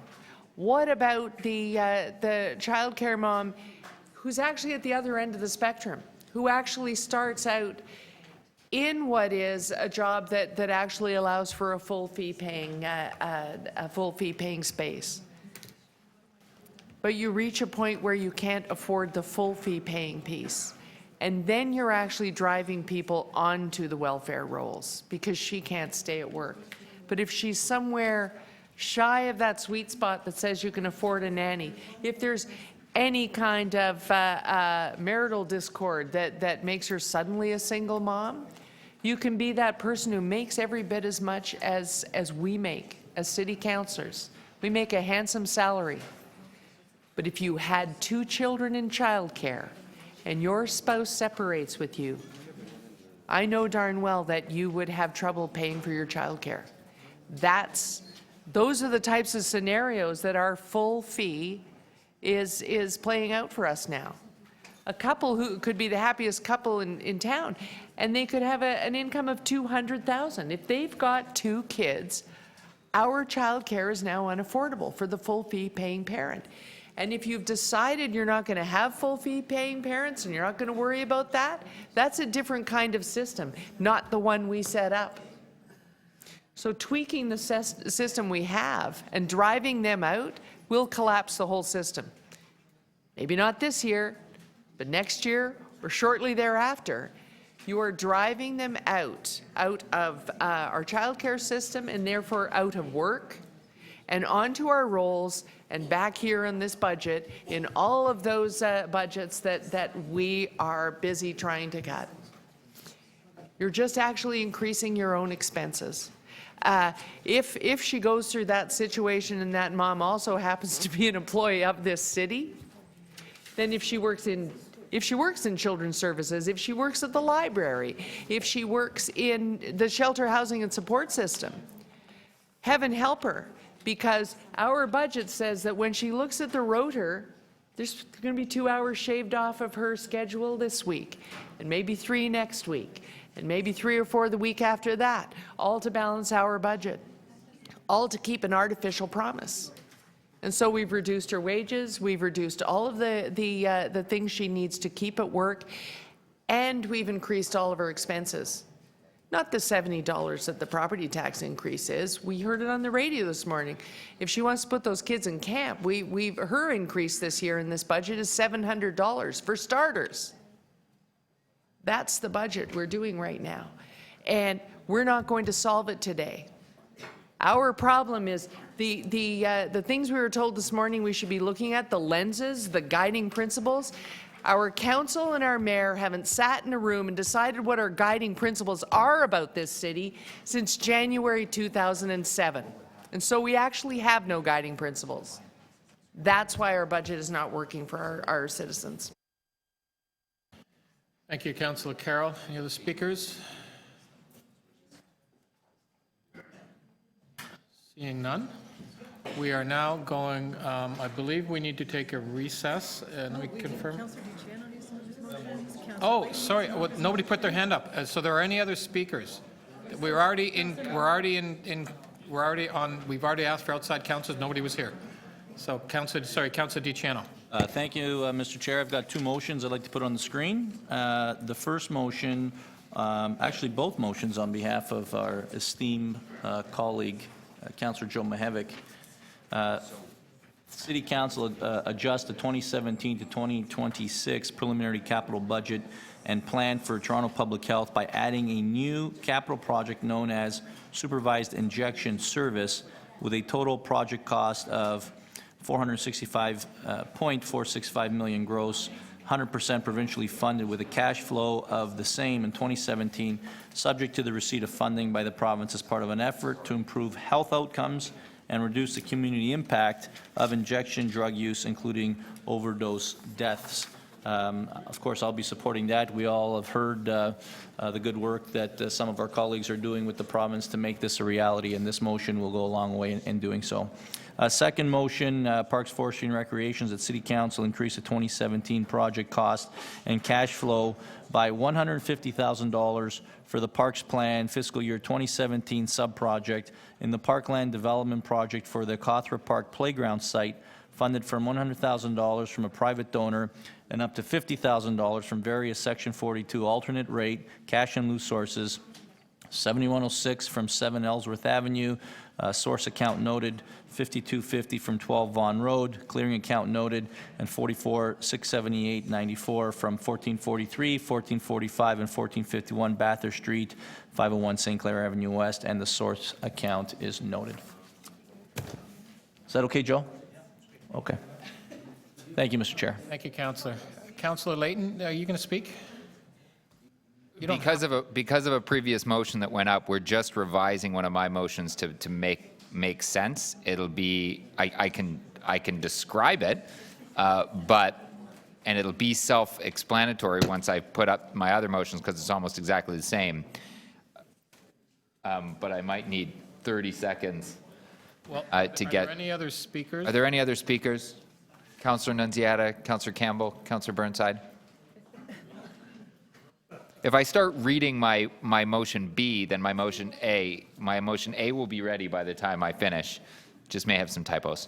So my motion B is that the General Manager, Shelter Support and Housing Administration, in consultation with the City Manager, report to Council on its meeting February 15 and 16 on increasing the 27.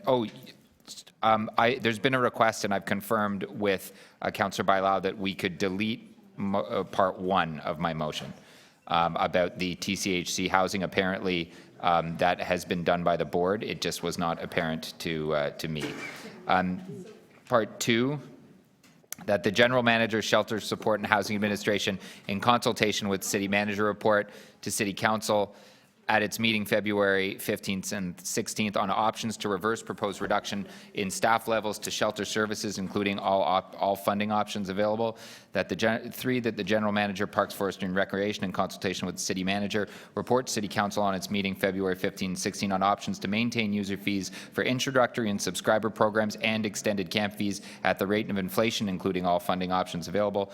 That the City Manager, Long-Term Care and Homes and Services, in consultation with the City Manager, report to City Council on its meeting February 15th and 16th on maintaining the level of care and services to the provincial average, including all funding options available.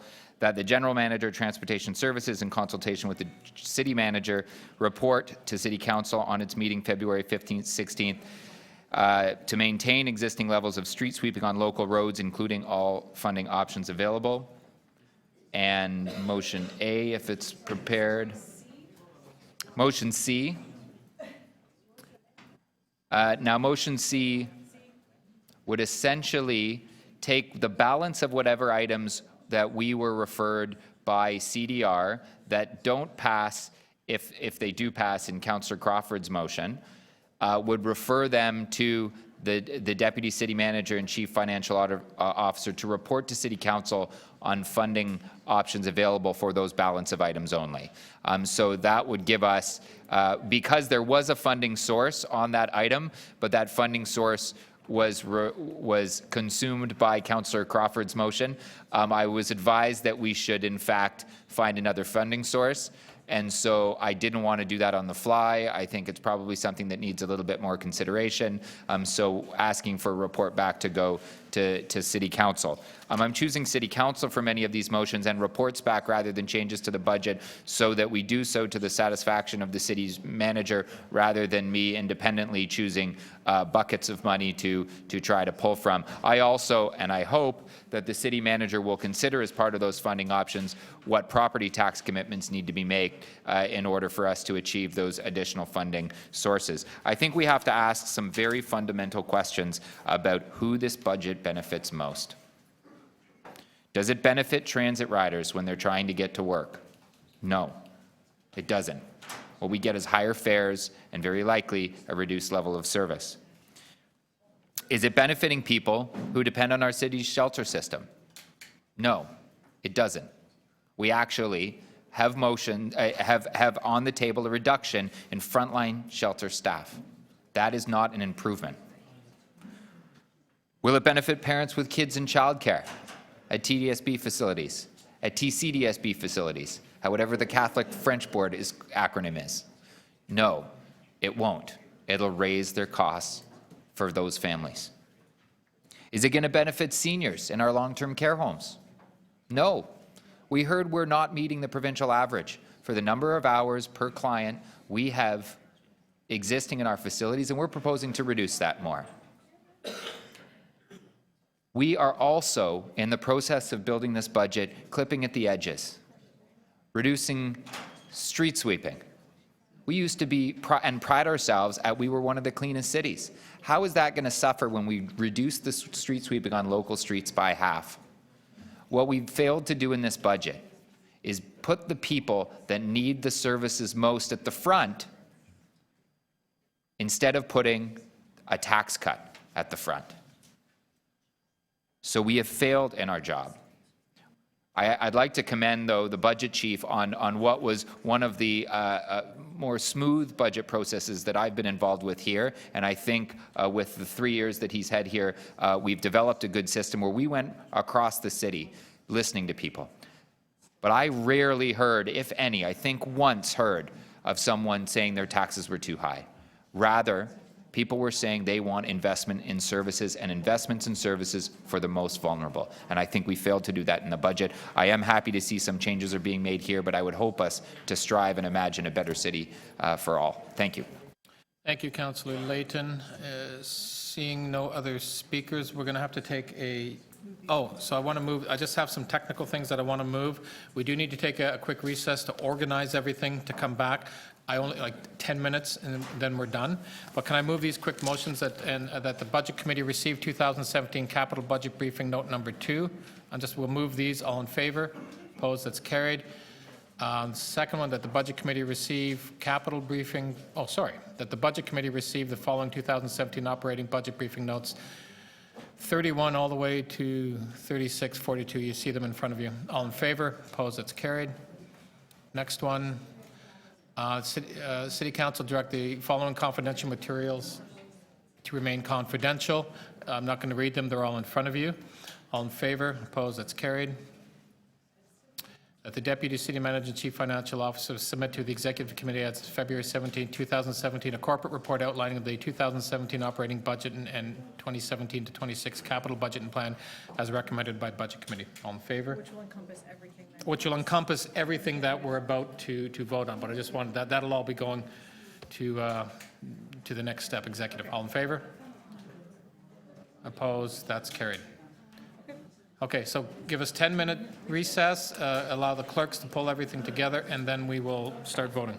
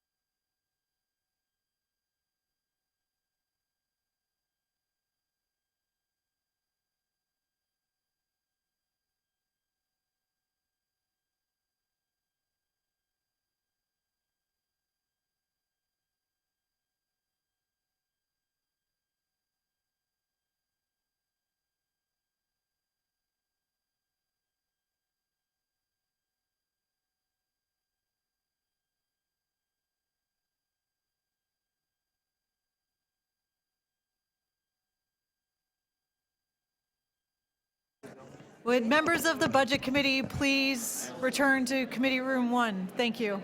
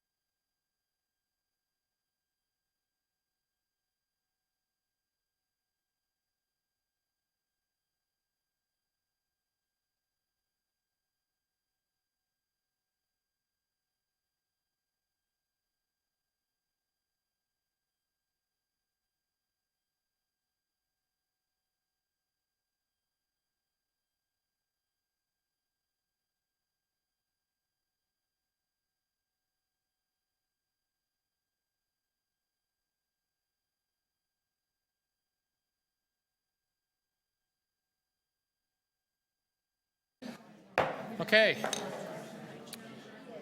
I'd like to call the meeting back to order. Mr. Chairman? Councillor Nunziata, you have a point of order? Yes, point. I Hold on, apologize. wait just 1 second. Okay, quiet, Everybody quiet. calm down. We're almost finished. Need your patience for another 10 or 15 minutes and we'll be done. Councillor Nunziata. Thank you. Mr. Chairman, just a point of order. Unfortunately, I didn't, when you asked for members of the committee to speak, I forgot that I did have a motion that I wanted to present, so I would like to ask the committee if I can present my motion. I think it's fine with me if the committee members are good with that. Okay. Okay, so if we can put it on the screen. I'm not going to read all of it, but I'll just read one. City Council requests the city manager report back to the Executive Committee in the spring of 2017 on a 3-year plan that restrains spending and reforms programs for city divisions and agencies that would include a targeted reduction of positions by attrition similar to 2017, inclusive of a 10% reduction of management positions beginning in 2008. And it's all there. I'm not going to read all of it. And Mr. Chairman, this was the announcement that was made yesterday when we made the announcement, so I'm just moving that motion. Okay, thank you very much, Councillor. You need to revise your motion number. Oh, there is a revision to one of the motions. I was moving this on behalf of Councillor De Beermaker. There is a amendment or a revision, or has it been revised? Yes, it has. Okay, this, It's now from municipal licensing standards instead of program. okay, so the original motion that was before you that I moved has been revised. It's now in order. We had a conversation with staff. It seems to be now in order. Okay, so why don't, do we want to do the, We're going to take it from the top. okay, I'm now at the mercy of clerks to help me through this.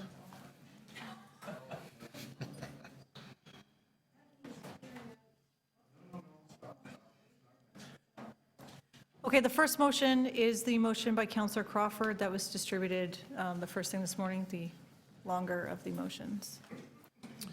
Yeah, that's the large, I guess, omnibus motion that I moved so far, just the one. All in favor? Opposed? That carries. Next motion. 1A. Now you have the So we're doing 1A, Shelter Support and Housing Administration. It's there. Yeah, so they're just scrolling through the large one, which is this one here. All in favor? Opposed? That's carried. 1B from Policy, Planning, Finance, Administration.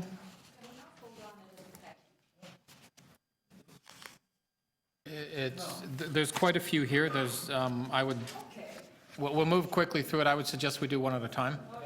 Okay, I'm not going to read them. Again, this is, a lot of these are technical. This is a net zero. All in favor?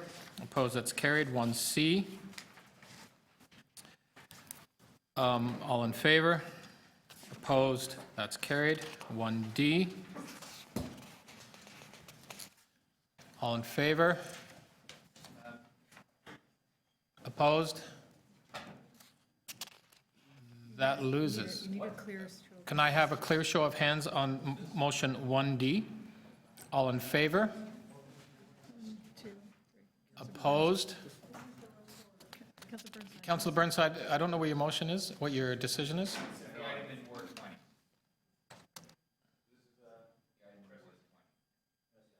So you, okay, so that loses on a tie. Okay. Next one, economic development and culture. All in favor? Opposed? That's carried. 1F, a technical amendment or technical motion. All in favor? Opposed? That's carried. I do need to see a few hands just to. Well, funding for the Toronto Wildlife Centre. This is the one that was just revised. All in favor? Opposed? That's carried. Tamil Culture Centre on behalf of Councillor de Bearmaker. It's just for a report. All in favor? Opposed? That's carried. Again, Councillor Ainsley, I took carriage of this. This is just a consideration for the 2018 budget, no impact to 2017. All in favor? Opposed? That's carried. Again, a Councillor Ainsley motion, consideration for 2018 budget, not an impact to 2017. All in favor? Opposed? That's carried. Again, a Councillor Ainsley motion. This is just for a report, no impact to the budget. All in favor? Opposed? That's carried. This is with regard to BU 30.1, which is the participatory budgeting. So that's the report that was before us. All in favor? Opposed? That carries. BU 30.1. This is from Toronto Region Conservation Authority. All in favor? Opposed? That carries. BU 30, so this is BU 30.1 AC, shareholder of Toronto Community, shareholder of Toronto, the capacity as shareholder of TCHC. All in favor? Opposed? That's carried. This is recommendation BU 30.1 be adopted. All in favor? It's a net zero. All in favor? Opposed? That's carried. BU 30.1 AF. All in favor? Opposed? That's carried. BU 30.1 AG. All in favor? Opposed? That's carried. BU 30.1 AH from Public Health. All in favor? Opposed? That's carried. BU 30.1 K from the Medical Officer of Health. Conduct a review. All in favor? Opposed? That's carried. BU 30.1 X. All in favor? Opposed? That's carried. Next is, that's that package. Councillor DiCiano's motions are up next.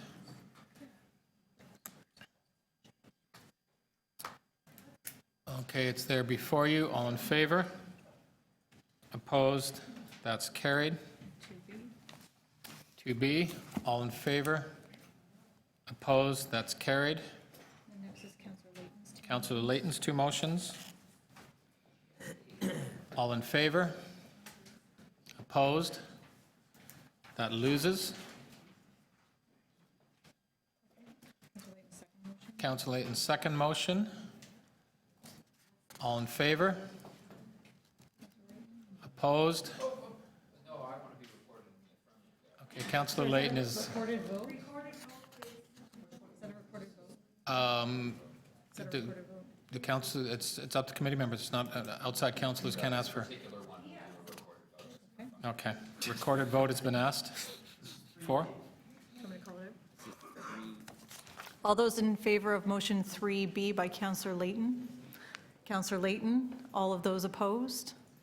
Councillor Burnside, sorry? Sorry, I will take that again. All in favor of motion 3B by Councillor Layton? All those in favor? Councillor Campbell? Councillor Layton? All those opposed? Councillor Burnside, Councillor Crawford, Councillor DiCiano, Councillor Nunziata. That does not carry. Okay, I think we have Councillor Nunziata's motion. All in favor? Opposed? That's carried. Item is amended. Is that it? That's it. There we go. Item as amended. Don't run away because you got item number 2 as well. Okay, I don't run away, I've just been told, so we have another item, so, all in favor? Opposed? That carries. There's one, And BU 30.2, which is a regulatory requirement. oh, this is on the green? Or where, On the back of the green sheets, folks, there's can you one, can you go to the page, please, so we can see? it's page 114, it's the very back of the green sheets. So once you approve the budget, the province requires us to,